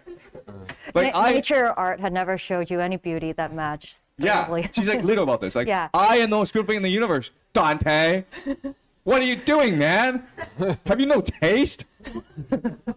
Okay. Right. So again, this is shocking because like this is not what we're expecting, right? All right. Yeah, keep on going. Line 64. As children, when ashamed, will stand their eyes upon the ground, they listen silently, acknowledging their fault repentantly. So did I stand, and she enjoined me. Since hearing alone makes you grieve so, lift up your beard, and sight will bring you greater tears. There's less resistance in the sturdy oak to its uprooting by a wind from lands of ours, or lands of Iarbas than I showed in lifting up my chin at her command. I knew quite well, when she said beard but meant my face, the poison in her argument. When I had raised my face upright, my eyes were able to perceive that the first creatures had paused and were no longer scattering flowers. And still uncertain of itself, my vision saw Beatrice turn toward the animal that is with its two natures but one person. Okay, so this is a griffin, right? Two natures, one person, that's Jesus. So that's why people think the griffin is Jesus. Beneath her veil, beyond the stream, she seemed so to surpass her former self in beauty, as here on earth she had surpassed all others. The nettle of remorse so stung me then that those among all others, things that once most lured my love, became most hateful to me. Such self-indictment seized my heart that I collapsed. My senses lack. What I became is known to her who was the cause of it. Then, when my heart restored my outer sense, I saw the woman whom I'd found alone, standing above me, saying, "Hold me." Okay, so Beatrice scolds him, right? And basically says, "I'm the most beautiful thing in the world, Dante." And what happens to Dante? How does Dante feel about this? What's his response? Yes? I guess he feels like immediately pretty bad, ashamed, and repentant, but I guess he's kind of getting the hint of happiness because he realizes if she's so mad at me, it's okay. She's embracing me, but slowly. She's like rebuking me in preparation for an embrace. How does he feel about her saying, "I am the most beautiful thing in the world"? Yes? So he looked around and said, "Oh wait, she's right. She's and right. She's so beautiful that everything that I hold dear to is like dirt to me. It's like Yes. what's hateful Okay. to me." She's right, okay? And this shows that what really matters, okay, who he is his love for Beatrice, okay? And this is where he's purged now. This is the completion of Purgatory. He is now completely purged of all sin. And what has purged of all sin? His love for Beatrice, okay? And remember how in paradise, it's his love for Beatrice that's going to carry him all the way to God. Did you want to comment? No, Okay. no, I was. There was something earlier I wanted to say as well. I forgot my point. Maybe I can add it. Yeah, also the comment about how mad she is about stuff makes me think about Shakira. That she got so mad that her husband cheated on her with a very ugly woman. She wrote a song that you trade Rolex for Casio. Yeah. So I think it's kind of the same indignation that Beatrice is showing. Yeah, and what Dante is saying, and it's really interesting, is that true love leads to just indignation, but just indignation leads to also creativity, right? It leads to poetry and creativity. Okay? Right? And that's a Shakira example. She's angry because she actually does love her husband, and this just indignation leads her to create a beautiful a beautiful song. Okay? Yes. Yeah, I remember my point. I was gonna say that it's especially striking to compare what Beatrice is feeling now to what her usual status in heaven is, which is, I mean, she's in the I don't know the English word, but Rosa de Beati. Yeah, the red rose. Yeah, exactly. And there, I mean, people are described to be like so in such a high sphere of heaven that they don't even shouldn't even experience this kind of emotion. That's right. And because they're so overwhelmed with in a good way, of course, with like God's light, that they are kind of in a different dimension, let's say, of being, of emotions and of feeling. And now she's kind of, I think she's being stained, not in a necessarily negative way, by more like human emotions again. When the moment that she sees Dante, and as we said, this feeling generally shows that actually she does, like this feeling of anger shows that she actually feels love for Dante, because otherwise she would feel indifference. That's right. Okay, so this is really interesting. Okay, so we are in Purgatory, and her first speech is one of anger. Do you remember in Paradise her last speech? Do you remember her last speech in Paradise? Was it what emotion was that speech? Do you guys remember? Anger. Okay. Remember how in her last speech she's like, "You Italians are hopeless. You Italians, we send you Henry VII to redeem you, and you guys turn away from him, and you guys are hopeless. Well, I'm going to tell you right now, divine judgment is coming. Okay, so it's one of anger. Okay, so this inverts our understanding of heaven, right? Because we think of heaven as Renee says, one of bliss, one of happiness. But there's a lot of angry people in heaven, okay? Right? Peter's angry about the Catholic Church, and Beatrice is angry about the Italians. Okay, so it's the idea of just indignation, right? It goes against our traditional understanding of Christianity, where you're supposed to like love and forgive and be merciful. And nope, if you're angry, you should be angry. Okay? All right, let's keep on going. Line 91. Then, when my heart restored my outer sense, I saw the woman whom I found alone, standing above me, saying, "Hold, hold me." She plunged me up to my throat in the river, and drawing me behind her, she now crossed, light as a gondola, along the surface. When I was near the blessed shore, I heard Asparagus May, so sweetly sung that I cannot remember, or much less to transcribe it. The lovely woman opened wide her arms. She clasped my head, and then she thrust me under to that point where I had to swallow water. That done, she drew me out and let me bathe into the dance of the 4 lovely women, and each one placed her arm above my head. Here we were nymphs, in heaven's stars. Before she had descended to the world, we were assigned as her handmaids to Beatrice. Will be your guides unto her eyes, but it will be the 3 beyond who see me deeply, who'll help you penetrate her joyous light. So singing they began, then leading me together with them to the griffin's breast, where Beatrice turned toward us stood, they said, "So that you're not sparing of your gaze, before you we have set those emeralds from which love once had aimed his shafts at you. 1,000 longings burning more than flames compelled my eyes to watch the radiant eyes that, motionless, were still fixed on the griffin. Just like the sun within a mirror, so the double-natured creature gleamed within, now showing me, and now the other guise. Consider, reader, if I did not wonder when I saw something that displayed no movement, though its reflected image kept on changing, and while full of astonishment and gladness, my soul tasted that food which, even as it quenches hunger, spurs the appetite. The other 3, whose stance showed me to be the members of a higher troop, advanced, and to their chant they danced angelically. Turn, Beatrice, O turn your holy eyes upon your faithful one, their song beseeched, who, that he might see you, has come so far.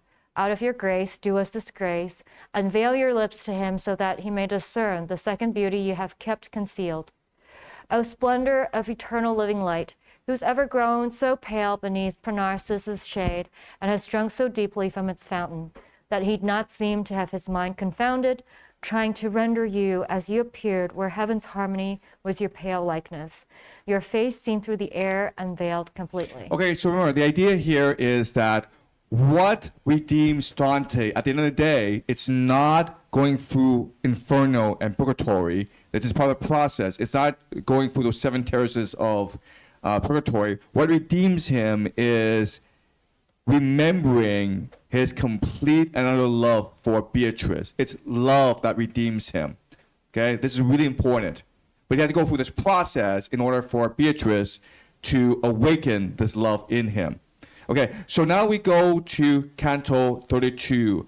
And here, I want Carol to read all of it, and then Renee will translate for us, okay? And this is a very important canto because this is a rewriting of the book of Revelation. Okay? This is the rewriting of the book of Revelation by Dante. All right, and so this is the apocalypse. Okay. My eyes were so insistent, so intent on finding satisfaction for their 10-year thirst that every other sense was spent. And to each side, my eyes were walled in by indifference to all else. With its old net, the holy smile so drew them to itself. When I was forced to turn my eyes leftward by those 3 goddesses because I heard them warning me, "You stare too fixedly," and the condition that afflicts the sight when eyes have just been struck by the sun's force left me without my vision for a time.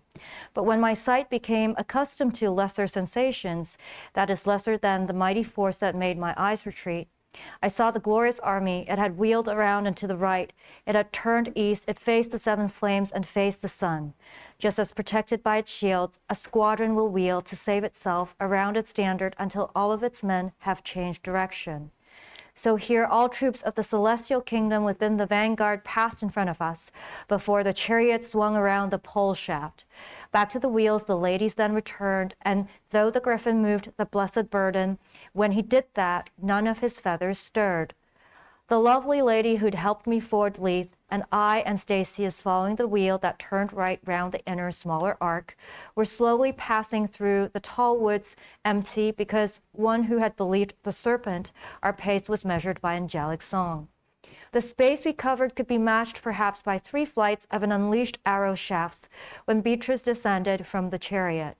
Adam, I heard all of them murmuring, and then they drew around a tree whose every branch had been stripped of flowers and of leaves. As it grows higher, so its branches spread wider, it reached a height that even in their forest would amaze the Indians. Blessed are you whose beak does not, O griffin, pluck the sweet-tasting fruit that is forbidden and then afflicts the belly that has eaten. So round the robust tree, the others shouted, and the two-natured animal, thus is the seed of every righteous man preserved. And turning to the pole shaft he had pulled, he drew it to the foot of the stripped tree, and with a branch of that tree tied the two. Just like our plants, that when the great light falls on earth, mixed with the light that shines behind the stars of the celestial fishes, swell with buds, each plant renews its coloring before the sun has yoked its steeds beneath another constellation. So the tree whose boughs before had been so solitary was now renewed, showing a tint that was less than a rose, more than the violet. I do not understand the hymn that they then sang. It is not sung here on this earth, nor drowsy did I listen to the end. Could I describe just how the ruthless eyes whose long wakefulness cost them so dear, hearing the tale of Syrinx, fell asleep? Then, like a painter painting from a model, I draw the way in which I fell asleep, but I refrain. Let one more skillful paint. I move, therefore, straight to my waking time. I say that radiance rent the veil of sleep, and so as did a voice, rise up, what are you doing? Even as Peter, John, and James, when brought to see the blossoms of the apple tree, whose fruit abets the angels' hungering, providing endless wedding feasts in heaven, were overwhelmed by what they saw, but then hearing the word that shattered deeper sleeps, arose and saw their fellowship was smaller, since Moses and Elijah now had left, and saw a difference in their teacher's dress. And I woke and saw, standing above me, she who before, compassionate, had guided my steps along the riverbank. Completely bewildered, I asked, "Where is Beatrice?" And she, beneath the boughs that were renewed, she seated on the root of that tree. See the company surrounding her. The rest have left behind the griffin. They have climbed on high with song that is more sweet, more deep. I do not know if she said more than that, because by now I had in sight one who excluded all things other from my view. She sat alone upon the simple ground, left there as guardian of the chariot I'd seen the two-formed animal tie fast. The 7 nymphs encircled her as garland, and in their hands they held the lamps that cannot be extinguished by the north or south winds. Here you shall be a while a visitor, but you shall be with me and without end, Rome's citizen, the Rome in which Christ is Roman, and thus to profit that world which lives badly, watch the chariot steadfastly, and when you have returned beyond, transcribe what you have seen. Thus Beatrice and I, devoutly at the feet of her commandments, set mind and eyes where she had wished me to. Okay, stop. Okay, so this is now the book of Revelation, okay? Dante's rewriting the book of Revelation starting at lines 109, okay? Okay. Never has lightning fallen with such swift motion from a thick cloud when it descends from the most distant limit in the heavens, as did the bird of Jove that I saw swoop down through the tree, tearing the bark as well as the new leaves and the new flowering. It struck the chariot with all its force. The chariot twisted like a ship that's crossed by seas that now storm starboard and now port. I then saw, as it leapt into the body of that triumphal chariot, a fox that seemed to lack all honest nourishment. But as she railed against its squalid sins, my lady forced the fox to flight as quick as stripped of flesh its bones permitted it. Then I could see the eagle plunge again down through the tree into the chariot and leave it feathered with its plumage. And just like a voice from an embittered heart, a voice issued from heaven saying this, "Oh, my small bark, your freight is wickedness." Then did the ground between the two wheels seem to me to open. From the earth a dragon emerged. It drove its tail up through the chariot, and like a wasp, when it retracts its sting, drawing its venom tail back to itself, it dragged part of the bottom off and went its way undulating. And what was left was covered with the eagle's plumes, perhaps offered with sound and kind intent, much as grass covers fertile ground, and the pole shaft and both wheels were recovered in less time than mouth must be kept open when one sighs. Transfigured so, the saintly instrument grew heads, which sprouted from its parts. 3 grew upon the pole shaft, and 1 at each corner. The 3 were horned like oxen, but the 4 had just a single horn upon their foreheads. Such monsters never have been seen before.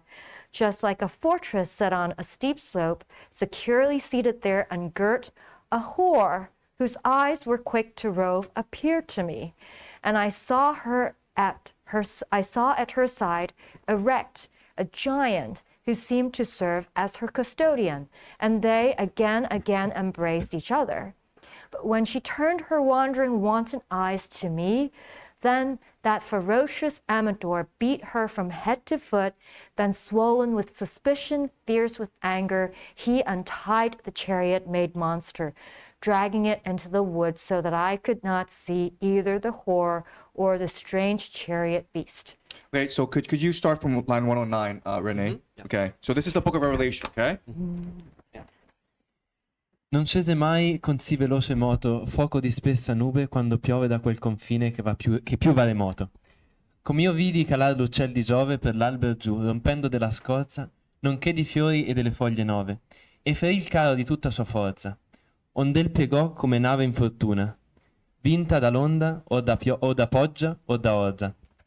Poscia vidi avventarsi nella cuna del trionfal veicolo una volpe che d'ogni pasto buon parea digiuna.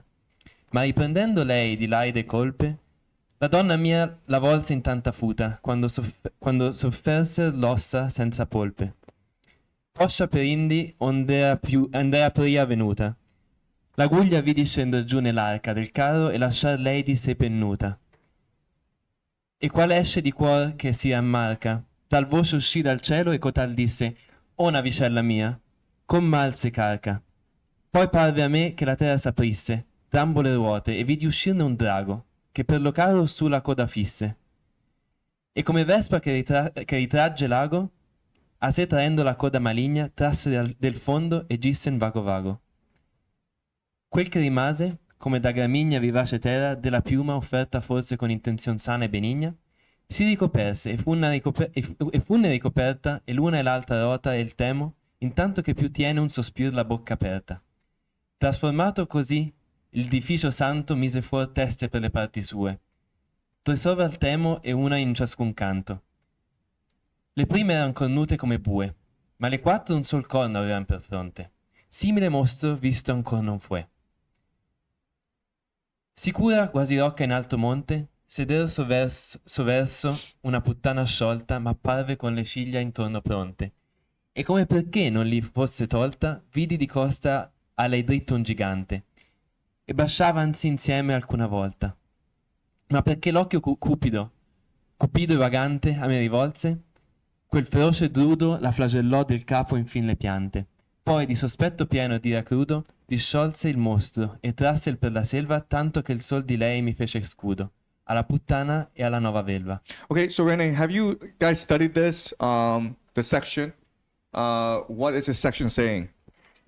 Oh, I don't remember if you studied this actually Okay. or not, but yeah. Okay, so this is the book of Revelation, okay? And so Beatrice is telling Dante, observe what's happening, because this is the past, the present, and the future. And so if we believe that the griffin is Jesus, the griffin is what takes the chariot to earth, okay? The chariot is now the church, right? The beginnings of the Catholic Church. And all this imagery, it's showing us the history of the Catholic Church.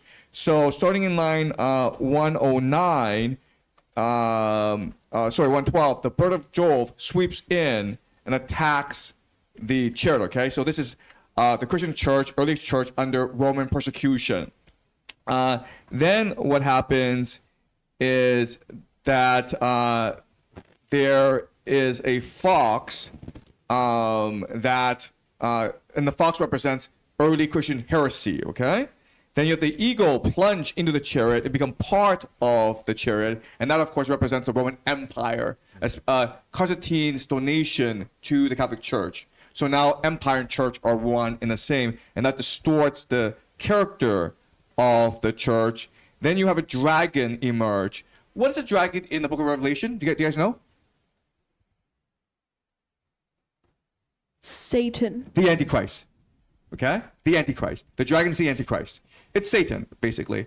But it's a pope that pretends to fight for the church, but which corrupts the church, okay? So now the church is being corrupted from within. And the history keeps on going, and it shows the constant corruption of the church. And then towards the end, we have a whore emerge. This is, of course, a whore of Babylon. And emerging with the whore is a giant that ultimately beats her up, okay? And what scholars agree on is this whore represents Florence, the city of Florence, which exiled Dante. The giant represents the Holy Roman Empire. So in the beginning, it seems that the Holy Roman Empire has allied with Florence against the Pope, and this, of course, are the Ghibellines. But then later on, the Holy Roman Empire will betray and destroy Florence. Okay, so this is the vision.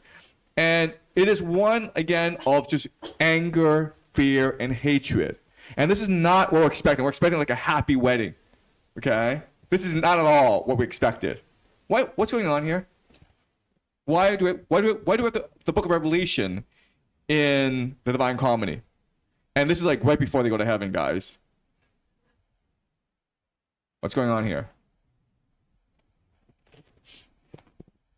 Because Revelation essentially is about prophecy of the future before the second coming of Christ, sort of. And so it's like before heaven on earth, or before we go to heaven, it's revelations. It's all these war and fights and battles and all these purging and cleansing and claiming of authorities between the Antichrist and Christ.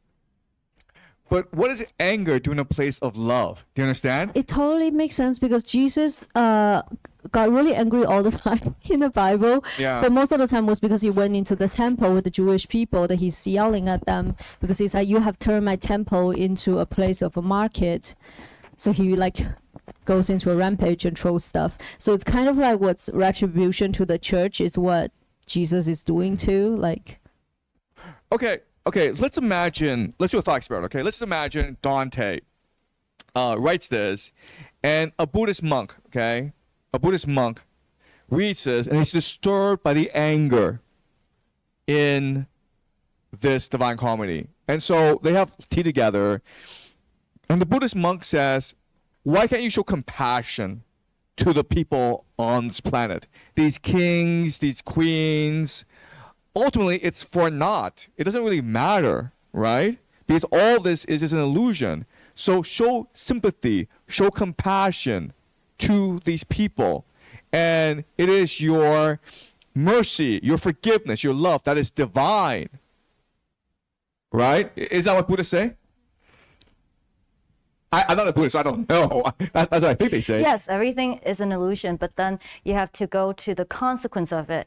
If there's no just indignation or retribution, then people will keep acting that way. Anna?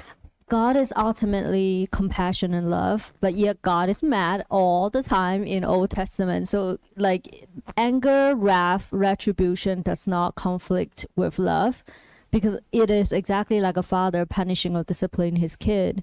It's out of love. Okay, but then the Buddhist monk is like, wrath, anger is poison, right? The more anger, wrath you have, the more poison you become. So what good can come from your anger and your wrath?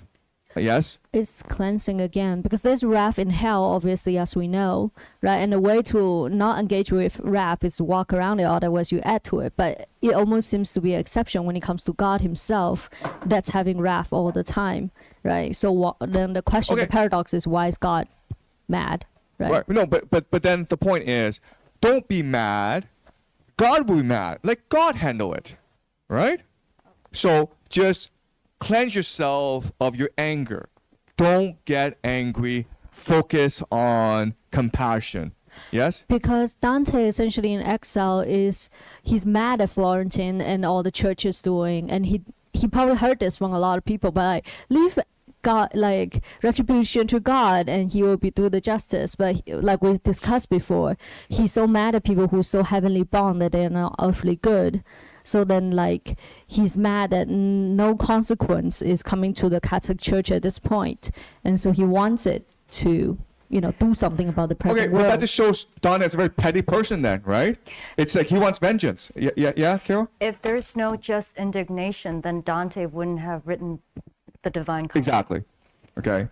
Exactly. It is this just indignation that propelled his creativity. It's what led him to write the Divine Comedy. Remember, love leads to just indignation. His love for Florence leads to his anger that he was exiled by Florence. And now he's like, I want God to punish the Florentines. And this anger is what leads him to write the Divine Comedy. But then we have a paradox, which is like, okay, but then why is there wrath in hell and why is there wrath in purgatory? Clearly it's a sin, right? That's confusing now. Wrath leads you to creativity. It's coming from a place of love, but at the same time you're being punished for it.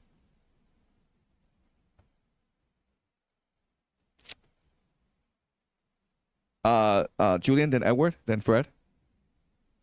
I feel like anger would just be an expression of yourself, but it wouldn't really lead to change of other people, just change for yourself, because Jesus' anger, for example, for the Jewish people didn't really change the Jewish people, right? It only expressed his anger for the people, but and maybe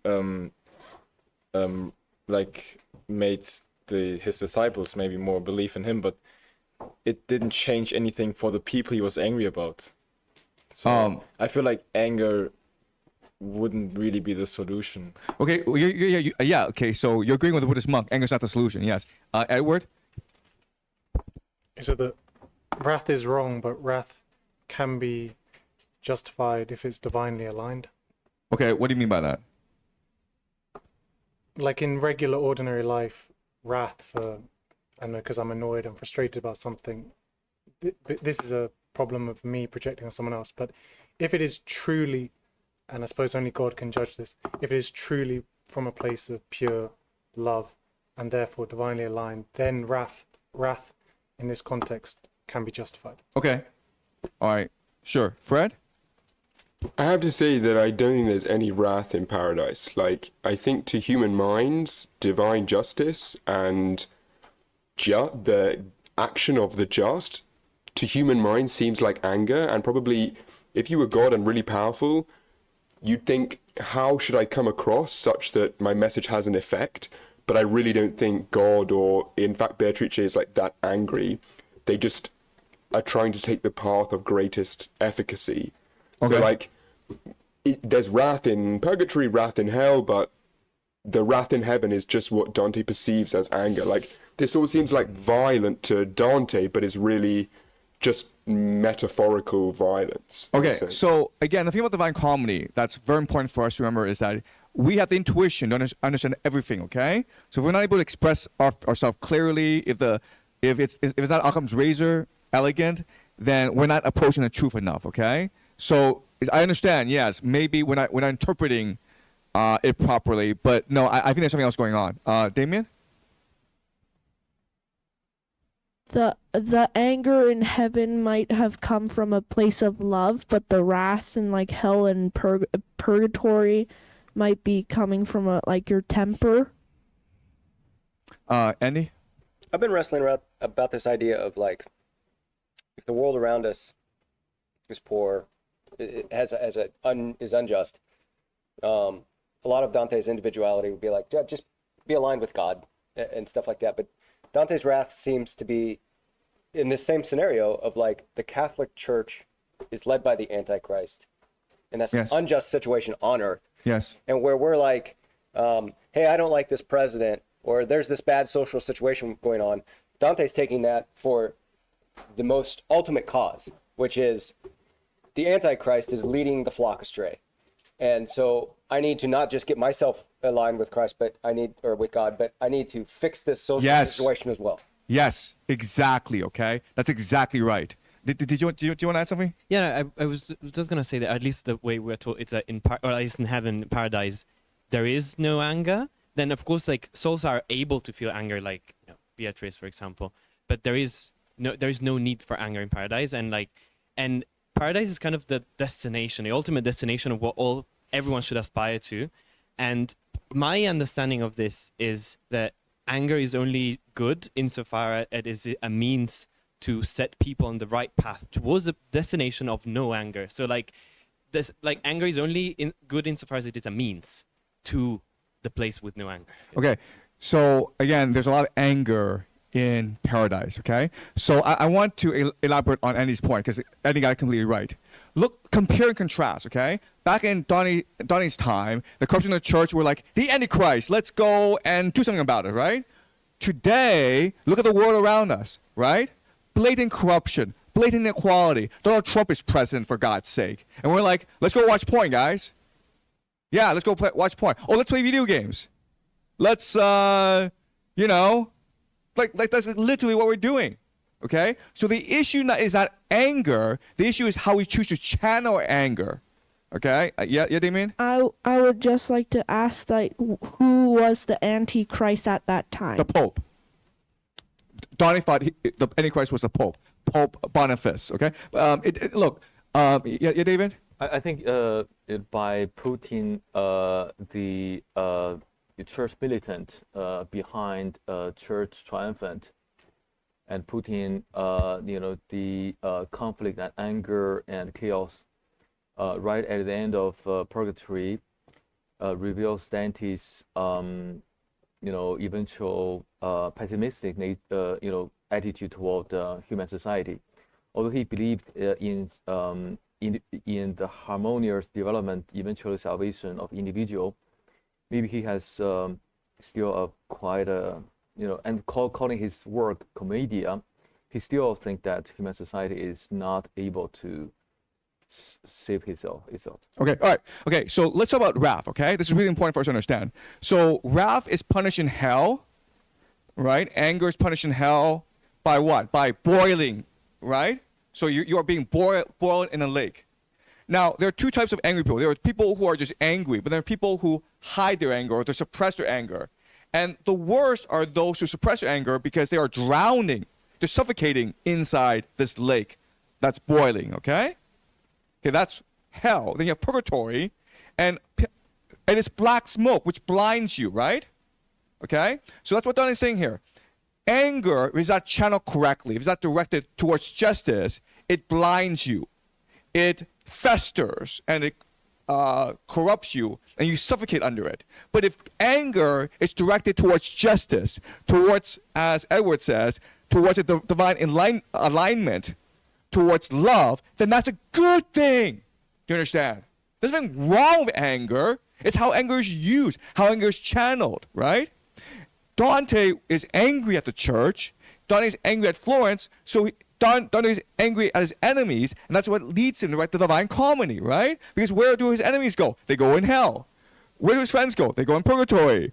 What does he do to the Catholic Church? He basically condemns them to a prophecy, and then Florence, will be a whore that will be destroyed by the giant, okay? That's how you should use your anger. Don't watch porn, guys. Go write poetry.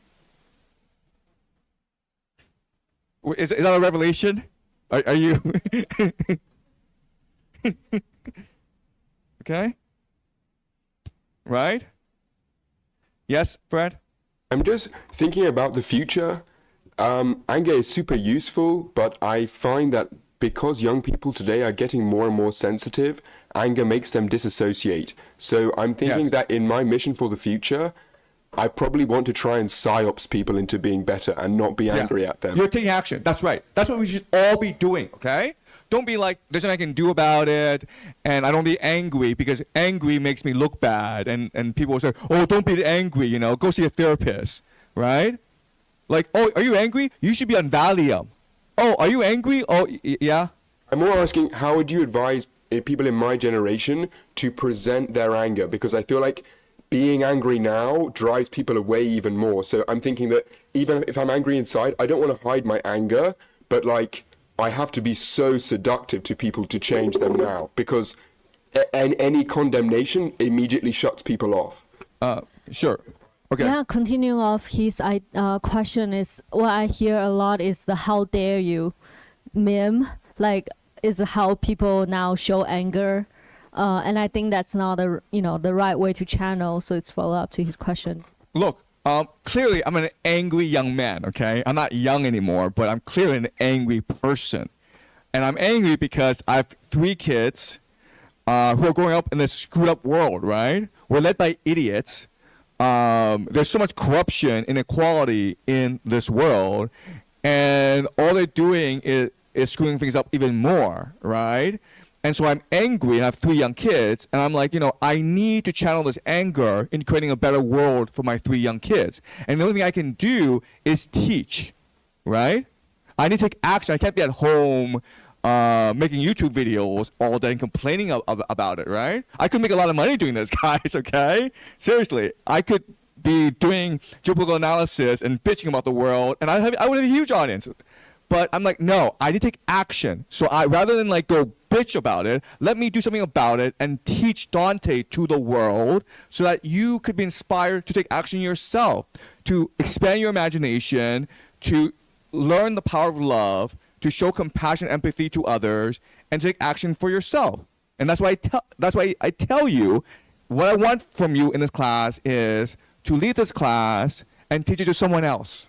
Right? It could be you could become a teacher, which would be great. But you can also just, like Carol, teach it to Damien, right? And Damien could teach it to, your brother, right? And if you just do it this way, over time, the world is going to change for the better.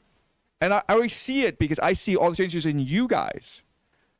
Okay? Did you want to?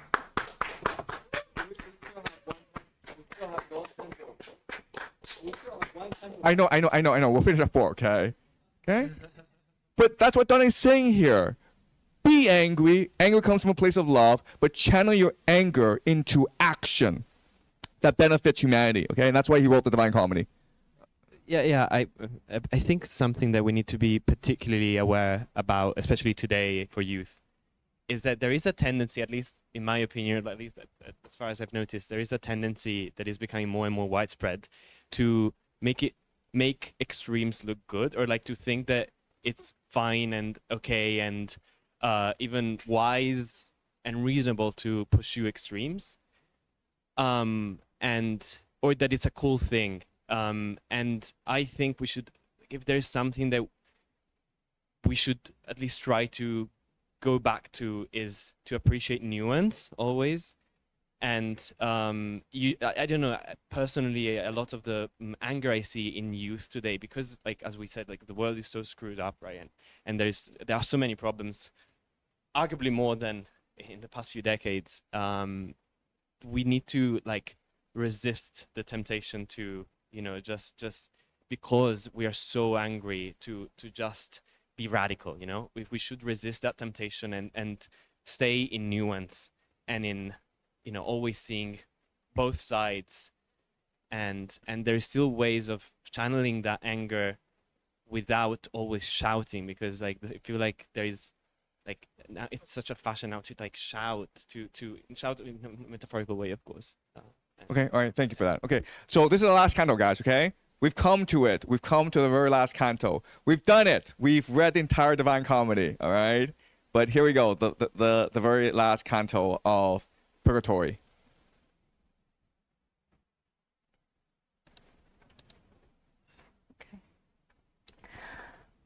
Weeping, the women then began, now 3, now 4, alternately to psalm gently, Deus venerunt gentis.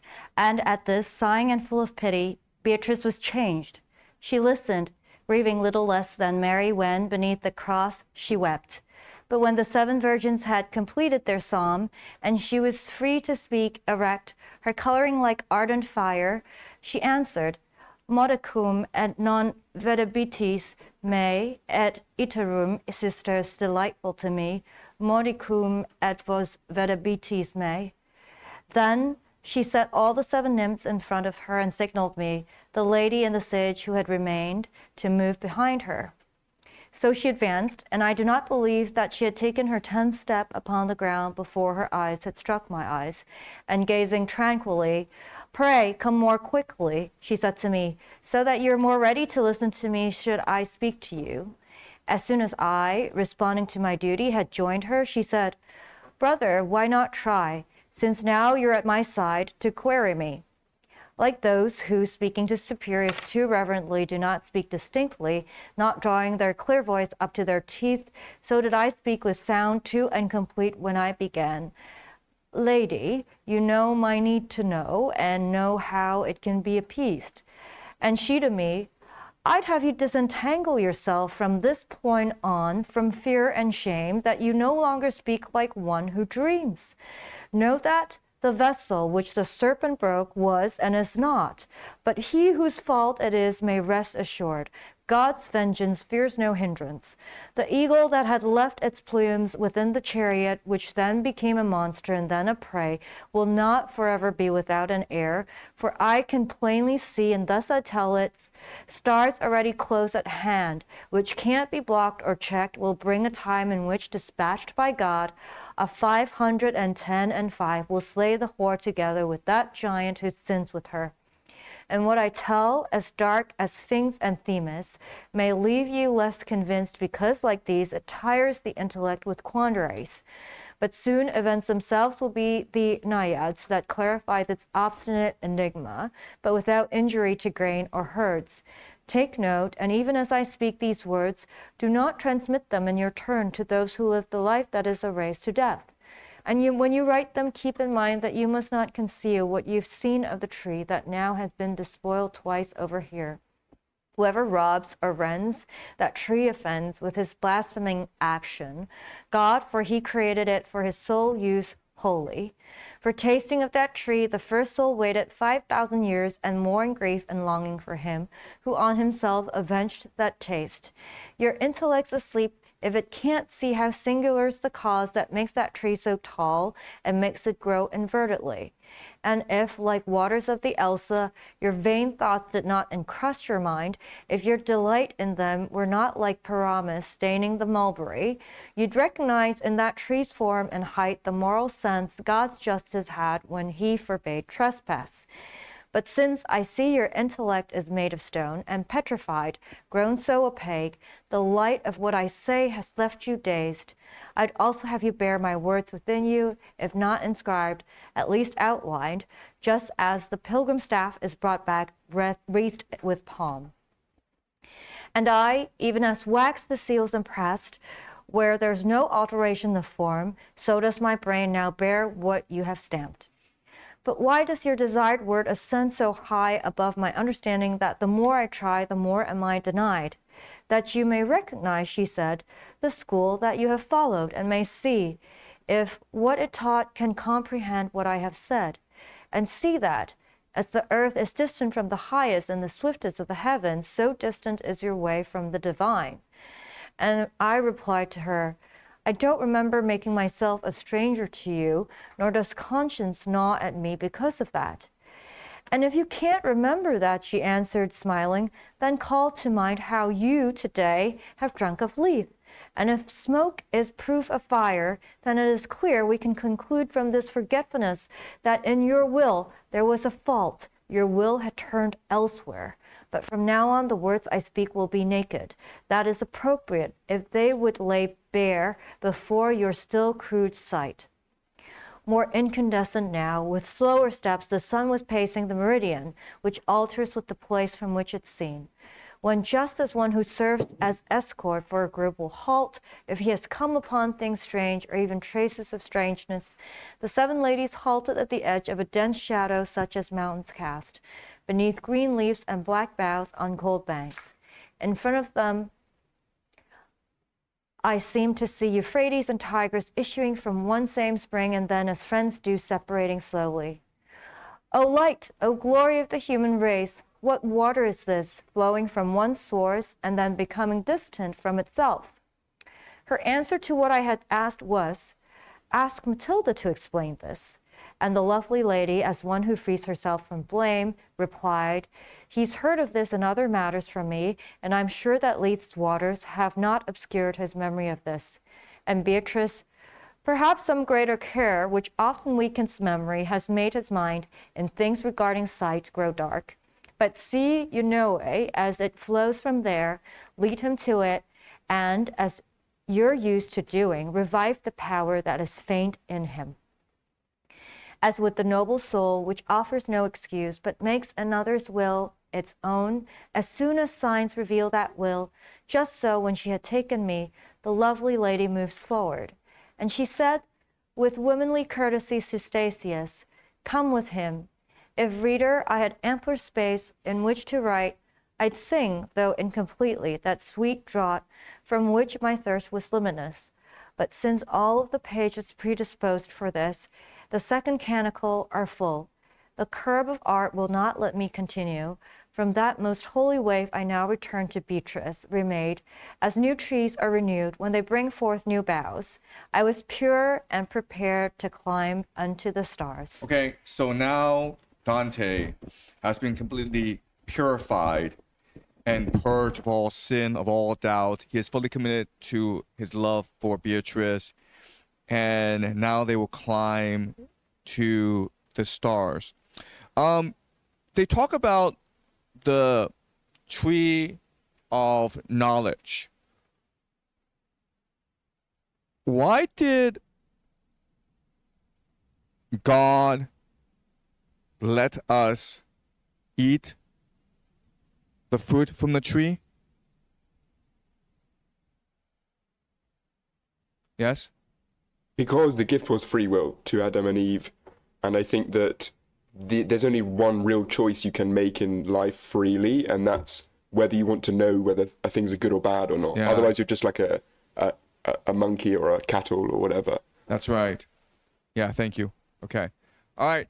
So that is it, guys. We have done the complete Divine Comedy.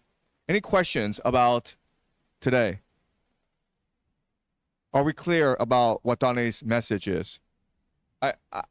I know this is what you were taught in school, but you know, we do things differently here. Any questions or thoughts? Do you have any questions? Because it's a completely counter to what you learned in school, right? Maybe if you could like reiterate explaining like what is the sense of like because first you read heaven first or hell? We read paradise first. Paradise, then inferno, and then purgatory. We finished with purgatory, yes. Yes. So maybe I was just if you could like explain briefly about that. Yeah, so for us, what's really important is for us to appreciate the cosmology of Dante. And to do that, you have to go to Paradise first, because then he tells you everything about how he believes the cosmos works, right? You start off in hell, you're confused because you think the teacher is Virgil, and a lot of things that Virgil says are actually not true. If you end up in Paradise first, then you can see that Virgil is not a reliable guide. Okay? And then, Bruce? Yeah, because as you know, in this chapter, we can know from this chapter about Revelation, but Revelation actually is also kind of prediction. It's kind of a predict to a human being. So I think maybe it's your time for you to try to predict the future according to this chapter. Okay. Just like Revelation does. Yeah. Right. Okay. So I want to finish with one final remark, and that is how Dante designs Divine Comedy. So we've been to Purgatory. Now I hope by yourself you go to heaven, okay? At the end of heaven, where do you go after heaven? You go to hell? Okay. Yes? God, and you become like very close to God. And that's it, right? Yeah. Okay. Yeah, that's what most people are taught. But again, Dante is revolutionary because he doesn't believe that, okay? So let's look at the last two words of Purgatory. What are the last two words? The stars, right? And in Italian, it's the same, right? As also the Inferno, the all three. Yeah. Okay, so here in Purgatory, it's the stars, right? And in Inferno, what's the last two words? The stars, right? In Paradise, what's the last two words? Why would it be like that? Yes, Damien? Because there are a lot of stars. Yeah, there's infinite, right? The journey never ends. One destination only leads to another journey. Then when you finish that journey, then a journey starts, okay?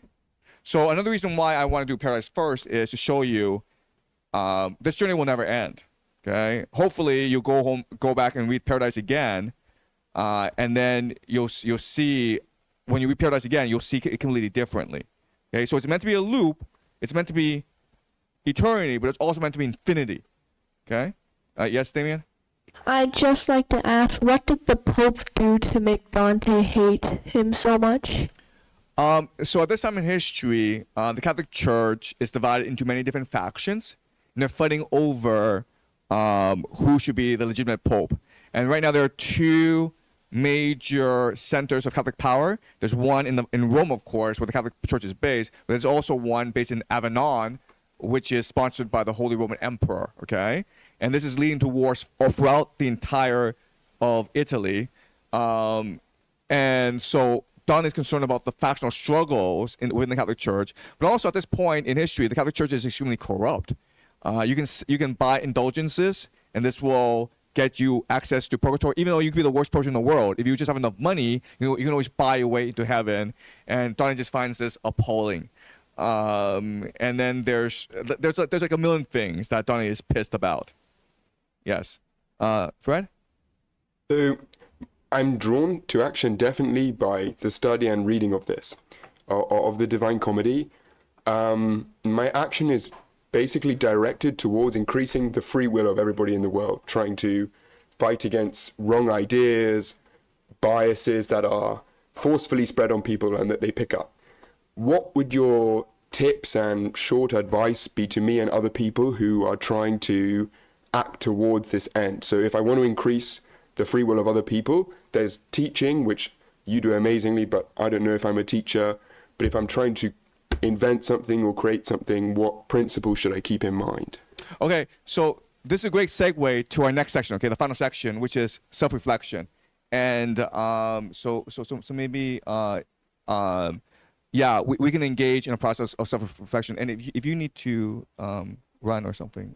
Okay, all right. So we are finished Divine Comedy. And I just want to hear how you think you've changed or felt these past 2 weeks, okay? So would anyone like to start? And I'll answer your question eventually, Fred, okay? But first I want to go through this reflection circle, and then we'll discuss what's next. Okay. Who would like to start? Yes? Say what I learned in this 2 weeks. So I had to say that before I attend this program, I really regard those literary works written long times ago. It's like a miracle that's quite distant for me. And after joining this program, I think I know the reason why those works are masterpieces and can be really famous and well spread to the world, because I quite understand about their wisdom in it. For example, I know some kind of motivation that truly come from my heart that can lead me to do something in the world rather than like being manipulated by some like other social factors. And also for me, this program for me, like in the future, is also kind of important because, honestly speaking, my intended major is probably artificial intelligence and some data science major. So, yeah. Like, It's a dead end. What? It's a dead end. Like I'm telling you right now, it's a dead end. Oh, really? Yeah. Let's say, and I know that like maybe like a few days ago we had talk about that AI might be alchemy, and I will try my best to do not let this come true in the future like that. Okay, all right, thank you. Who's next?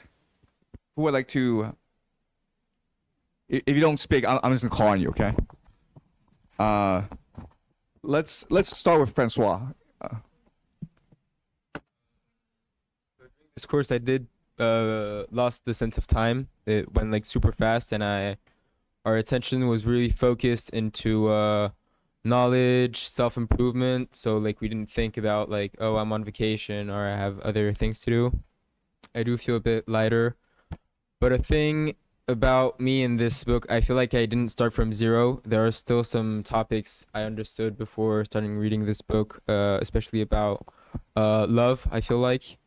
And so even though I'm new to the whole spirituality, I mean, especially the Christian aspect of this book, it didn't transform me that much. But it is also a nice sensation of hope just to see this class come together, people from different ages, different cultures, to see that everyone shows up every day and try to participate and make this class better, is really rewarding. And like, this not only about the book but also the class just was very interesting. Also about dreaming. I wasn't the only guy that dreamt a lot, especially the last few days, which like surprised me. Whether I had a dream yesterday night, I don't know if we have time to share it, but go ahead, share it. I found it quite interesting, and it is at first I thought it was quite limited, but it is interesting. So it started from me meeting a very good friend of mine in primary school. So it's been like almost 7 or 8 years I didn't see him. And it was a good friend. So a positive energy and also nostalgic. So I go to his house and we start talking, just like, yeah, like catching the time. And he started talking about his girlfriend he had, and he got a bit emotional. And yeah, it didn't quite end well for him. So yeah, I was a bit here for him. And then we went on a walk outside in the neighborhood close to my house, and I really recognized this like the spot, even though it changed a lot. And I don't know why I started smoking a joint. So this is a bit the aspect I thought wasn't useful. And so I started smoking, and then we walk a bit. We go to a park, and in the entry of the park, there is like 3 spots. It's a bit chaotic, and there's a spot with like water, fountains, a bit like a farm. So pretty beautiful. And then the other spot, like just like 5 meters away, of stuff burning. So like some trash burning. So I could see this a bit as inferno, a bit like chaotic. And then in front of me, a big pile of dirt. And so we first go together on this big pile of dirt. And I start like just looking around in the park. There was like family, people playing around. So like it doesn't seem like anything was going on. There's just like this water stuff, this fire stuff, and this pile of dirt, but everyone just like walking around playing. And then my joint like it wasn't like lit anymore. And so I thought, okay, maybe I should go into the fire to lit it. And it was like this big fire of like 5 meters, and I was like, okay, maybe not a good idea, you know, like I don't care. And then my friend tells me, yeah, no, look, it's actually lit. And so I start smoking again. And then I look at my hands, and there's actually 2 joints now. And I told him, yeah, like, is it yours, or like, do you want to smoke? And he tells me, I don't smoke. So I'm like, okay, right, I got like 2 joints now. It's not that bad. And so we continue walking in the park, and it really gets like bigger, so the entry was quite small with like this like water, fire, and dirt figure. And then now the park is like just bigger. We walk around, continue talking, and at the end we need to go back home. And my thought was like, okay, now I need to go back home. I'm quite high. Should I be worried about seeing my parents? And I thought like, actually, I don't care. I had this very nice moment with my friend. So like, who cares if I'm just like high in my home? And then we say goodbye. Okay, right. Okay, thank you. It's very interesting. Okay. Yeah, it is weird. Okay, all right. Anyone who's next? Skylar, yes? Yeah, so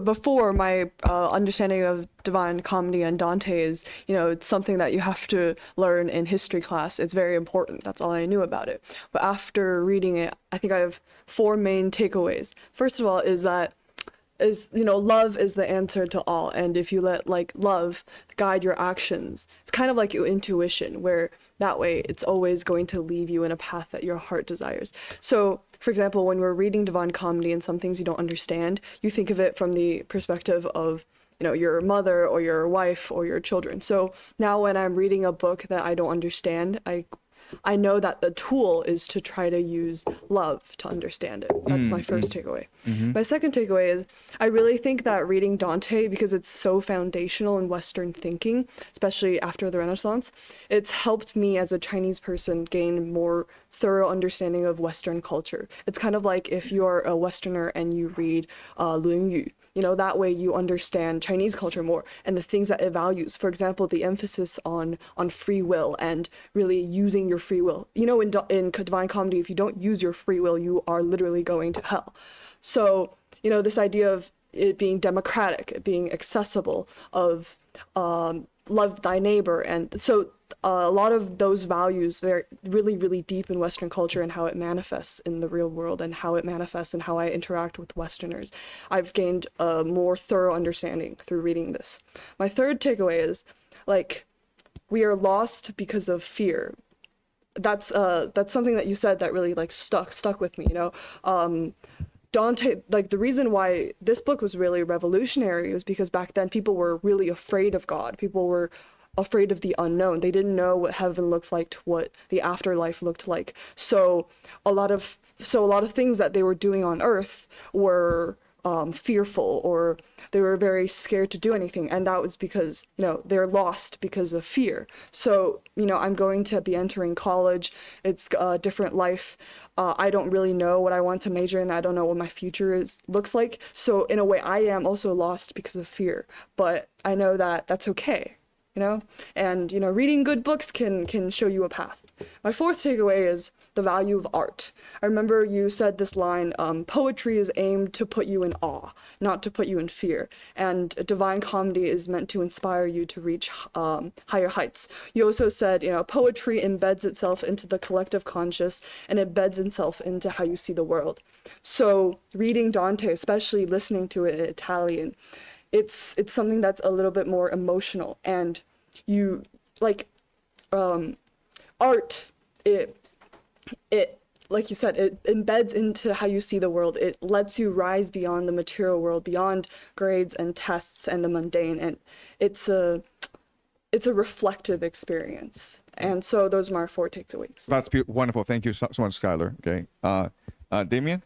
I think personally, reading the Divine Comedy gave me more faith in God. Okay, wonderful, great. David?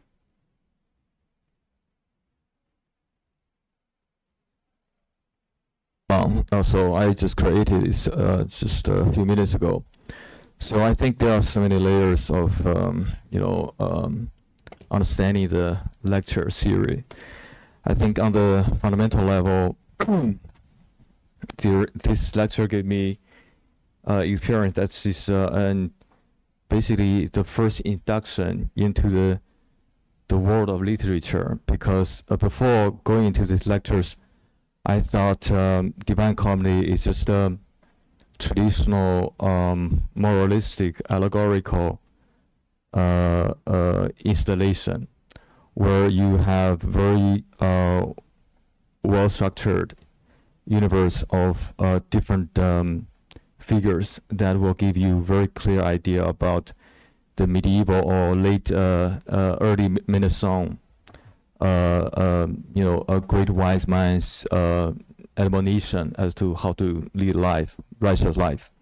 But then I realized that below the surface of the structure, each individual, each actor, or each protagonist have their own life and their own complexity, which is, I think, give me the initial idea about how literature, a great literary work is created. It is the creation of individual living figure in this magna opus. So I began to appreciate Dante as a poem.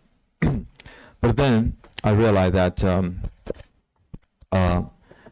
Dante is not just an ordinary poem, but a poet, but actually it's channeling some supernatural power that you have alluded to in many places. I think what behind this this divine message is infinite. So for example, I can derive many pragmatic knowledge about, for example, relationship, how to be a parent, although I'm not a parent, and how to understand love, human life. For example, I just today I learned that a woman's love could take infinite forms. Anger or hate could all be form of love, and you should not just regard love as a one-dimensional harmony that always pleasing, always cherry and arbitrary. So it's very complex. And secondly, so on the second level, I learned that how to be a teacher. I'm not a teacher, but I observed how you teach.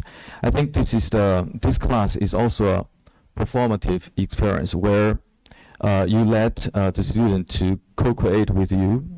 And I learned that you are probably, I speculate that you are probably also try to draw inspiration for a next book from the interaction with the students. So I try to understand how to co-create something out of the learning process, not just to spread knowledge, but to create new knowledge. And on the third level, I think I'm also learning how to understand this Dante's text in the context of culture. So I have many question marks about this, but it's just it's just very complex questions, and we don't have time for that. But for example, it did give me some impression about the difference between Italian literature and English literature. For me, Italian literature is much more colorful. Is more it has more element of romanticism. Has more tendency to present things in a very colorful way compared to English literature, where it is more black and white, almost like the weather in England. Anyway, but then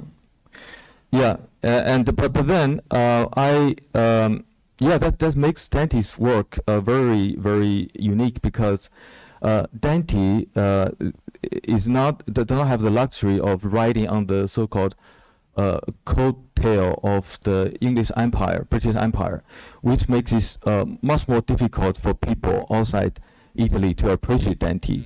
But if you if you read the original, the Italian version, you can see that it has multi-dimensional elements. It's not even colorful, but it has the cadence and the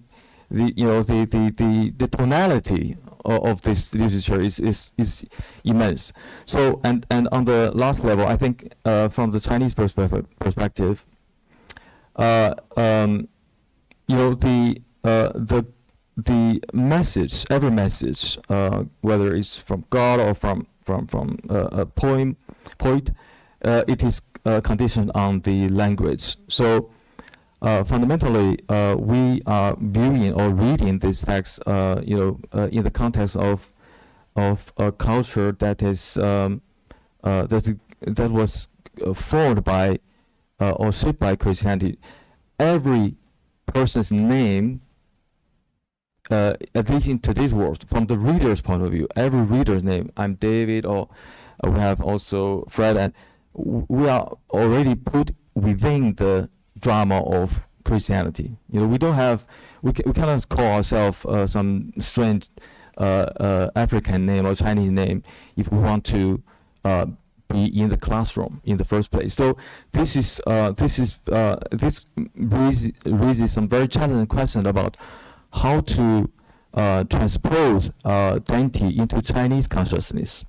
But I do recognize that as a Chinese person, I do derive a lot of value from Dante, even if I'm looking at it purely from the perspective of Confucianism or Taoism or Buddha, because I do think that Dante, in many perspectives, is already going beyond Christianity in his messages. Thank you. Okay, thank you very much. Okay, yes. Okay, great.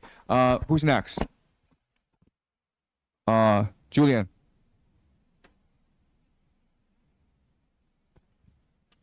Yeah, so I'm gonna make it, so I have 3 points, so not so long. One thing I really appreciate about Dante, and that you always pointed out, is his paradoxes, the use of paradoxes in his language. Like every time we talked about something he wrote, it was always a paradox. And that's really interesting, because that's how you can combine different truths. That's how you can combine differences, that you can remove differences that we have in today's world. And you will see past, that you can use your imagination to see past these differences that you have with other people, and so yeah, they become paradoxes that you have to basically overcome and think about. Then also for me, the point of being able to resonate with Dante himself a lot. I felt like when I was younger, I went through some kind of phase of inferno, maybe, or hell. When I had a phase of, you could say, depression, and now it's maybe like purgatory for me, and I'm able to climb up the stairs a bit. And it was really my love, I think, for knowledge that brought me this far, which is probably similar to Dante as well. That I just want to keep on learning about stuff. And then the last point would be about hope, as you say as well, is a really important factor, obviously, that you convey hope when you talk, you convey hope when you act. And I feel like Dante gives a lot of hope for people at his time, and obviously for now he can give hope. That's, I think, thank you. Okay, really important. Edward. There's probably a lot to say. I think one of the main things I've appreciated from this study is obviously having the chance to go through the whole Divine Comedy and reflect, in my own life. Normally in life, you might do one thing wrong or one thing good, and you might reflect on it. Whereas this, going through the journey with Dante, obviously, almost, if you do reflect, forces you to look at your own life in a lot more detail. And almost that process in itself reflects the Divine Comedy, in the sense that when you first start looking at, say, the sins you've committed before that maybe align with the Divine Comedy, you can kind of feel bad about it and think, oh, I've done this. But then you can also go through your own inferno, purgatory, and into paradise, because there is that feeling of hope, and that, you can relate to Dante. He's made mistakes. Virgil's made mistakes. A lot of people in the book have made mistakes, but there is always hope. So I suppose that's applying the Divine Comedy on myself. Then the second stage was be then you also look at the world differently. It probably makes you, even though we already know, makes you realize, I would say we live in quite a sick society, in that, there's a lot of sins that we see in the piece, but they just happen every single day, whether it's in politics, business, or general entertainment. So I think after reading it, I would conclude that the world would probably be a better place if everyone read Dante. I agree, and that's my mission, to make sure everyone does read Dante. Andy, can we have some thoughts from you? Sure. We use metaphor to comprehend and discuss concepts that are maybe too big for us to fully understand. So we say things like life is a baseball game, or the universe is like the ocean, and we connect them to things that are small enough that we can see, touch, and understand. Most all of literature is a metaphor for like the human condition, and they usually just deal with like one single aspect of it. This is love. This is a book on loss or redemption. We've discussed a lot about like Paradise Lost here, and that's what Dante's doing. Is we're all using metaphors to discuss, or every single great author has used a metaphor to discuss what Dante is just describing matter-of-factly. And Paradise Lost is what we've kept bringing up the most often, but it's just one part. It's just the fall, and what led up to that. And so when we admire books like Lord of the Rings or Crime and Punishment or Joyce's Ulysses, we're admiring it from a secondhand nature, where we could just go straight to the source, and Dante and the Divine Comedy just cover it all. So I told Carol that as we come in here, at the start of this building, I saw there's a structure outside in that little square, and it's a little purgatory. And I saw kids walking up the purgatory this morning. Yes. And Carol had mentioned that that's a good metaphor for what we do in here, because we're not in hell, we're not in paradise, and so we come here and we do the hard work of every year. I give myself big challenges for mind, body, and spirit, and Dante gets to cover 2 of them. Great, thank you. Ivy, I would like to hear from you. Okay, what is your feelings after taking this course? I wish to study classics in university, and before this, I always believed that the Greek civilization is like basically the foundation of the Renaissance, where like people respect the gods and they fear the gods, and everything is at the mercy of external forces that we cannot control. So like the Greek civilization is basically a world of fear and like just fear. But I also remember, like, before this course started, I watched her videos on YouTube, and in one of the videos you mentioned that both Homer and Dante, their works are focused and based on love. But when I was reading Homer, I didn't really get that message. Like, I didn't really realize that what has driven Odysseus or what has driven Achilles is love. But I think, like, for Dante, it is really easy for me to perceive the message of love and to perceive what love means. So I think the reason why I cannot perceive love in Homer but can in Dante is because Homer's world is one that is closer to the initial goodness, or like the initial perfection of the world. Like, his world is purer than Dante's and ours, and that's why, like, people believe in gods. Like, I think the gods are manifestations of people's inner intuitions. So, but for Dante, his world and our world are both like we're constantly blinded by everything floating around us. So it is quite difficult for us to gain access to our intuitions. So that's why things become less external and we need to like look inside to see what's real. So I think like within such chaos of the world, this course or Dante and Professor Jiang achieved like some sort of separation within my own mind, like the separation of chaos into earth, into sky, into hell, into love, quite similar to the separation like in the Greek mythology. I think that's what this course achieved within me.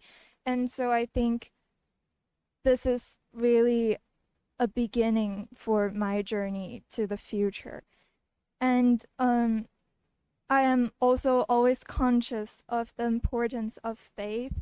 And while we were reading the Inferno and Purgatory, I was horrified by the fact that I don't know who to pray to. Like, I don't know how to pray. Like, what names should I utter? And I was really afraid that I'm gonna end up in hell or purgatory. But then I think as we delve deeper into the major beliefs of Dante, I think it actually offered more comfort than fear, because Dante's thoughts is that it's okay if you're not Christian, or if you don't believe in a god, or if you don't believe in the gods. Love, faith, and hope are the fundamental things that exist within ourselves. And so yeah, I think I just need to try and believe in my intuition, so I will have less fear in the future. And last of all, if there's one faith that I really adopted in this course, is the faith for poetry. I think I'm convinced that poetry has the greatest power in the world, and it can actually change the world. So I think in the future, I will, before trying to teach Dante to others, I will keep reading Dante and keep reading other great poetries, so that, yeah, we can make the world a better place. Thank you. Great. Carol, let's sorry, we're just running out of time, but okay, Anna. Course really makes me more religious in a sense, like more pious, I guess, to reconcile all the theologies in Catholicism. And also it makes me think about, like, you know, that poet society where the teacher says, you know, like science and law and medicine is how we live, but music, literature, poetry, all these are what we live for as humans. And it really makes me feel like, yeah, poetry is what will do it all. So yeah, thank you. Okay, great. Du?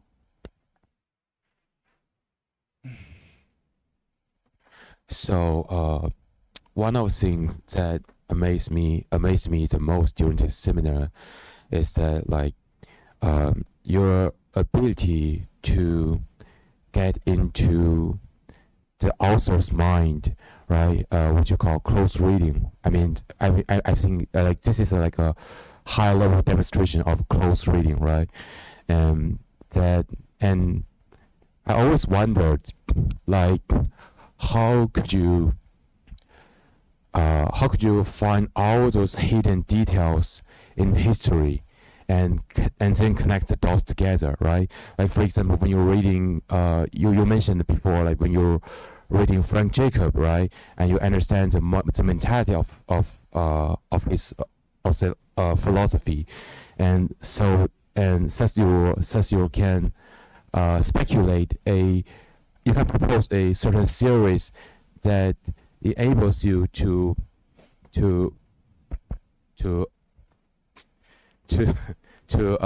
make good predictions, right? And during this course, we went through Dante's mind, Beatrice, Virgil, and it's just amazing. Like I think it's just your superpower to bring their narrative to yourself and explain it to us. And other thing is that like, and another thing is through reading Divine Comedy, I feel like it helped me to see myself like more clearly. You know, like since I was young, I mean, I grew up in China, right? Like everyone around you just keep telling you that, oh, it's gotta make a bunch of money, and it's all about the social status and institutional achievement.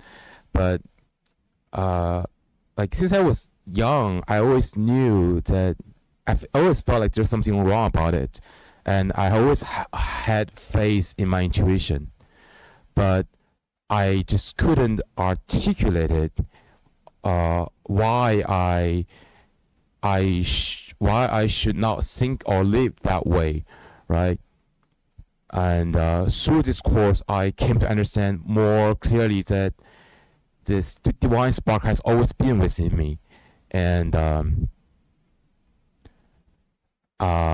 like just like the email that I wrote it to you, right? It helped me to more determined to be myself. And yeah, that's it. Thank you. Okay, Ouyang? So before I come here, I have already read Divine Comedy, but it's in Chinese, and I feel like I'm very confused, especially for the Paradisio. But I feel like even if I can't understand it, I feel like the image you have in your head is very beautiful and is divine.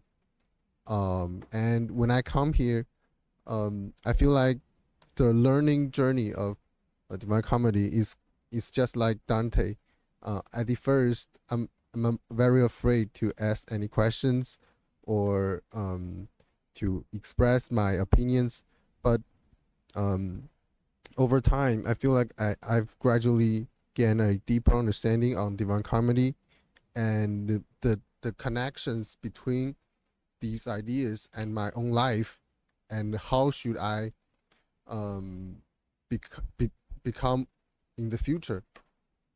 For example, like our parents always tell us to be a moral person, be virtuous, and do good things, but I don't actually like. I want to know the logic, not the logic, the framework. Why actually you need to do good things, and I think I have gained a systematic and thorough understanding on this, and I feel like towards the end, all of our classmates have formed a bond between us, like yeah, and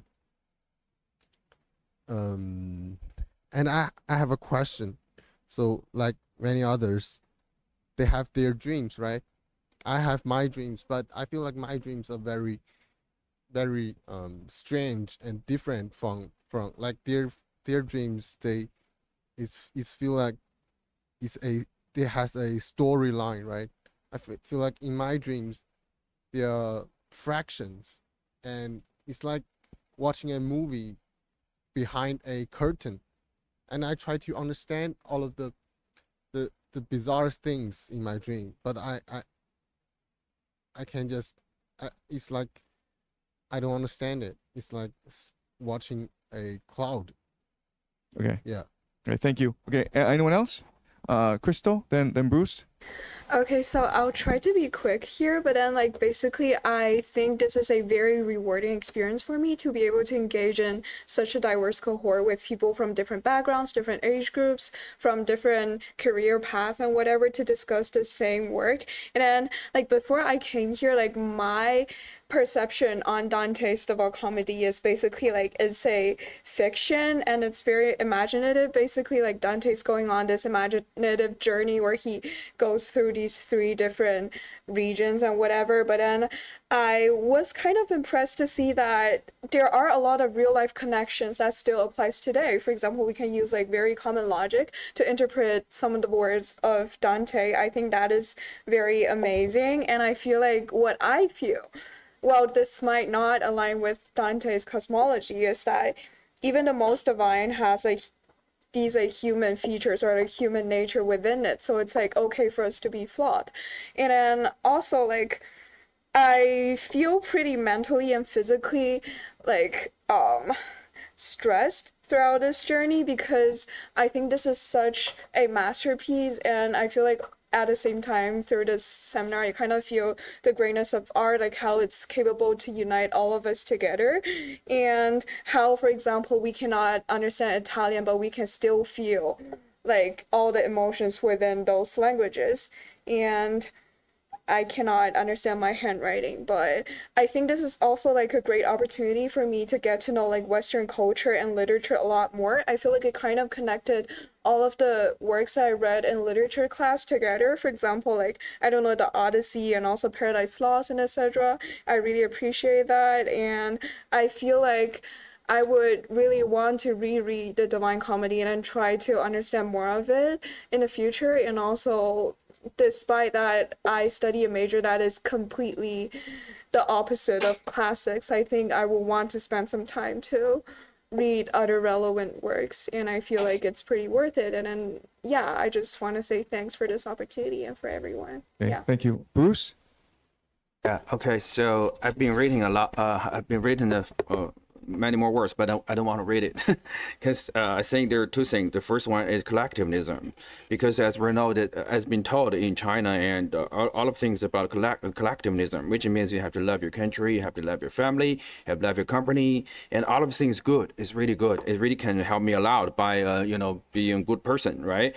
But there's another kind of things like individualism, which is I think is maybe we need more in China, because after so many people just get lost their job, about drop out from the school, they sometimes just feel hopeless. Just because individualism, which cannot let them to know more about themselves.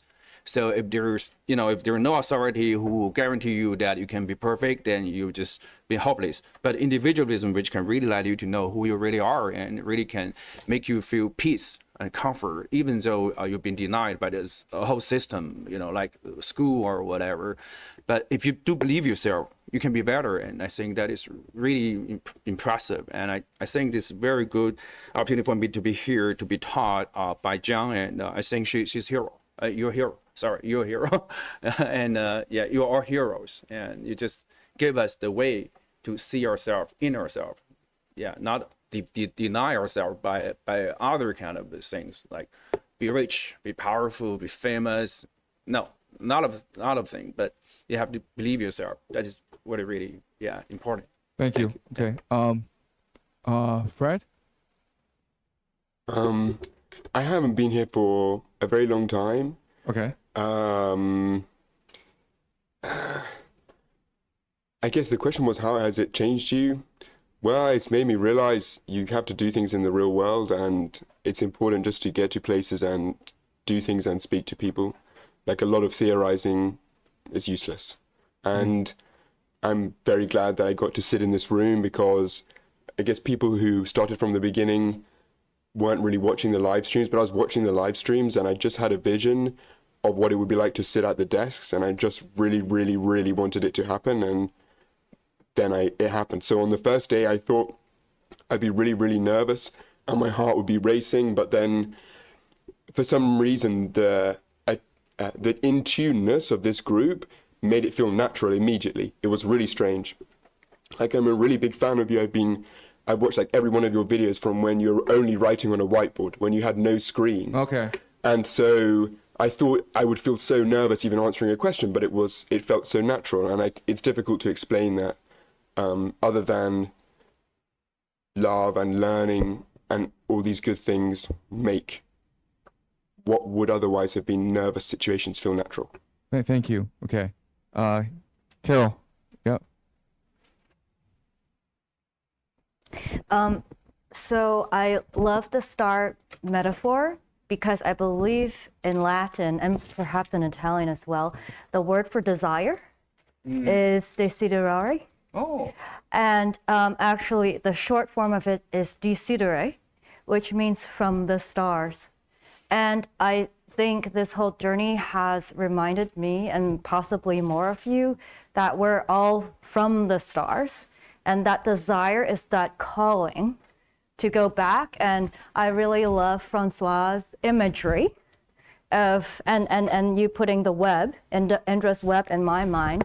And actually, for me, my vision is actually to catch fish and to build community, which actually was also something inspired by videos I watched from you. And catching fish, it's almost the imagery of the Indra's net.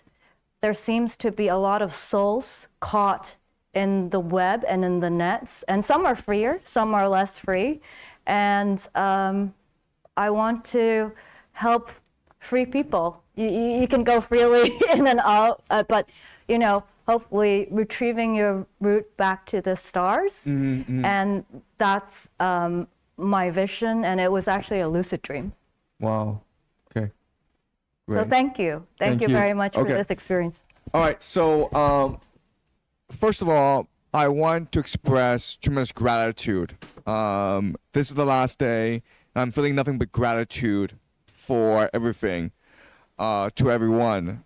So my intention for organizing this seminar and having and you know, working with Carol is I want to read Dante in full, and I want to understand Dante, because I've taught Dante for the past 4 years, but I've always cheated. You know, I've always skipped around and looking for passages that conform to my particular perspective.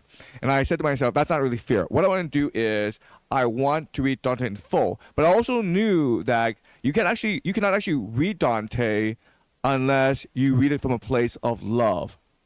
So how do I create a situation where I'm motivated to read Dante? Because it's hard to read Dante, okay? If you think Dante is hard, I also think it's hard. It was never an easy journey.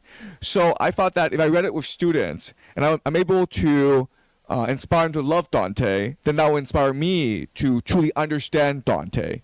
And that's exactly what has happened, okay? Because I came in not knowing what these 12 days would be like, and I had some conceptions of what Dante would be, but I knew that only if I went deep into Dante and put my faith in the poetry and put my faith in this class, because I truly appreciate Dante.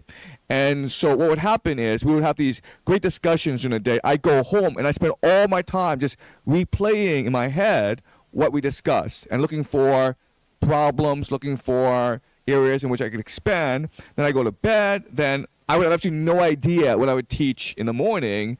But because I knew that when I came to class, you guys were expecting me to like be heroic and teach Dante in the most engaging way possible. I'm like, okay. So like I don't have any ideas on how to teach, and like let me pray and hope that I have something. And so I get up, and then some ideas would start coming in my head, and like a framework would come to my head. And I come to class, and I would start, and then your energy, your enthusiasm, your love would compel me to further expand my visions. Right. So, for example, yesterday we had a very interesting class where we had this experiment, right, where Francois and Edward were doing this experiment, and that was not planned in any way. Okay, what happened was that I was teaching about the systems of Dante. Then Francois came up to me and said, "Hey, so I've drawn up some notes." And like, great, show it, okay? And then Francois was presenting, and then I was inspired at that moment. It's like, oh wow, you know what? I could do this experiment, right? And like, I hope it works. If it doesn't work, then oh well. But I hope it works, and it worked out really, really well. Okay, so this entire class has been one of a leap of faith. I didn't really expect anything from this class. I thought I'd be challenged to read Divine Comedy, but I really did expect the effect on me. I didn't expect the effect on you guys. And just spending the past 12 days with you, I've seen myself transform tremendously. I've seen you transform tremendously as well. So my major transformation is I've left teaching at my school, and now I'm looking for a new path forward. So like Dante, I'm sort of lost in the woods, and I'm like, well, you know, I'll teach a seminar to just pass the time, right? To just hope for the best. And having taught this seminar, I'm like, I now know what I must do, okay? I now must share Dante with the world. Because I see Dante's impact on each and every one of you. Maybe it's something that you can't articulate yourself, but the fact that you're dreaming lucidly, the fact that you're willing to share these dreams with every one of us, and the fact that you're willing to discuss the meaning of these dreams, it's an act of love, it's an act of faith, it's an act of hope. And I realize that if we really want to change the world for the better, then Dante could be an answer. It's one of the answers, and so I'm committed to teaching Dante around the world now. So thank you for that. But also, I recognize that teaching Dante is not enough. I need to summon Dante back to this world. And what surprised me is, I'm not sure if you guys know the occult or rituals, but you know, these 12 days, it was an occult ritual. You know how these billionaires, they spend a lot of time trying to summon demons into this world, right? Well, through our reading of Dante together, we all engage in our imagination that brought Dante back to this earth. I really feel that. I really feel that there's an essence of Dante in each of us now, okay? And we've brought Dante back to this world. And if we can bring more people into this community, if we can spread Dante more to people, then there'll be more of Dante in this world. But not only do I want to bring Dante back, I also want to bring back Plato, Homer, Jesus, okay? Everyone wants to bring back Jesus, but like in the right way, okay? Like in the right way, like don't start wars, okay? And so I see now that is my mission. I see tremendous hope because I see the impact of this teaching on you. So I'm just coming from a place of tremendous gratitude, a place of tremendous hope. So thank you so much for that.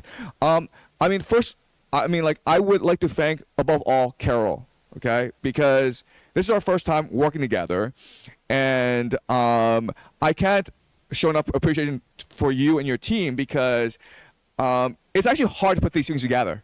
All right, the idea that we can come to this class and I can just teach what I teach, and we can live stream it, and the live stream is able to go very smoothly, and you guys are able to engage. And the fact that I didn't do any work before class, Carol was the one who brought everyone together. So I can't I can't appreciate Carol enough. So thank you so much, Carol. I also like again. Thank you for having the will and the idea of yeah, but again, Carol and her team are amazing. So, Carol, could you thank your team? Yes, I want to thank our IT and AV staff, 学家 and Wei Qun, because we do realize that there are issues every day, but they've really tried their very best, and it's around the clock because there's also uploading. And we know where we are. The networks are slow here. I want to thank Yang Liu, Peter, Si Yue, and Jing Yi, 我们的阿姨 the person who cleaned the whiteboard, just every single person. And, you know, she was the one who cleaned up all your water bottles and then replenished all your water bottles every day and set everything up. But I do want to thank Zheng for summoning. And, you know, actually, if this were an occultist experience, you're the priest. And you helped to summon this for us, and you helped to lead us on this pilgrimage. So I know you have put in your heart and soul to it as if we were children on your back. And you've shouldered a lot of responsibility. So really a heartfelt thanks to you. So, you know, it seems like I did a lot of work, but let me tell you, I am not exhausted. I am not at all exhausted. I feel so energized. I feel so hopeful. I feel a deep sense of gratitude. So Fred asks, so what's next? What can we do? And I mean, we're already doing a lot, okay? So I know, okay, we're just a classroom, but you know, there are a lot of people watching this online, and they are going to be inspired by our example. The love of Divine Comedy is already implanted in your heart. And maybe you don't know this now, but your life has changed because of the Divine Comedy. You won't know this now. 20 years from now, when you look back, you will see it yourself, because your entire life trajectory will be different now. Many of you, for example, Ivy is going to read more and more poetry. And you're going to keep on studying Divine Comedy, like Crystal. And this is going to just blossom in you. And then eventually, when the time is right, you're going to want to share this with other people. You're going to want to share with your children, with your friends, with your students. And there's going to be a chain reaction, okay? So I have complete faith that this will happen, that this is the beginning of something wonderful. It will take time, but it will happen. And already we are making a huge difference in the world. So what I want to do, okay, so let me present to you my grand vision for the world. I want to start a network of schools around the world, okay? And this network of schools will teach the great books, and even the cult and game theory. And my ambition is to educate the next global generation of Dantes, of intellectuals, because I see the spark of Dante in all of you, okay? And I'm sure there's millions more of young children who could be the next Dante, but you have to reach out to them. You have to give them the opportunity. So my end goal is to start a network of schools, and it's not like a 2-year project. I plan to spend the rest of my life, 50 years, developing this network of schools around the world, everywhere, so that as many people can participate in reading Dante as possible.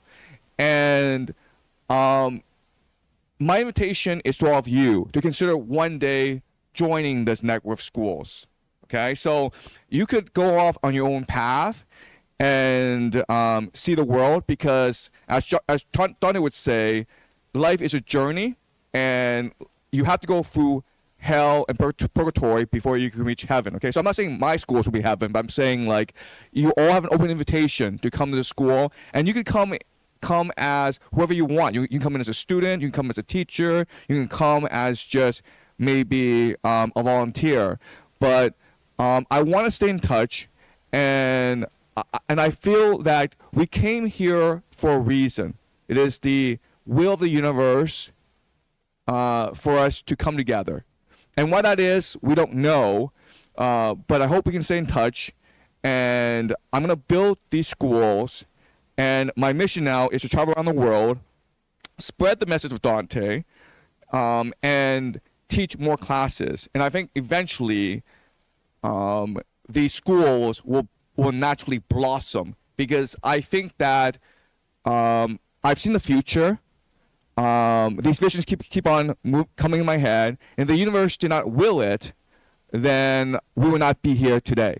Okay, so thank you to everyone for giving me hope, and this is just the first step in a long process.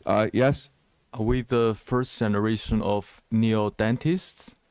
If you want to be, yes. Yes, okay, all right. So thank you so much, okay? And let's stay in touch. And again, this is just the beginning of something wonderful, okay? All right, bye-bye.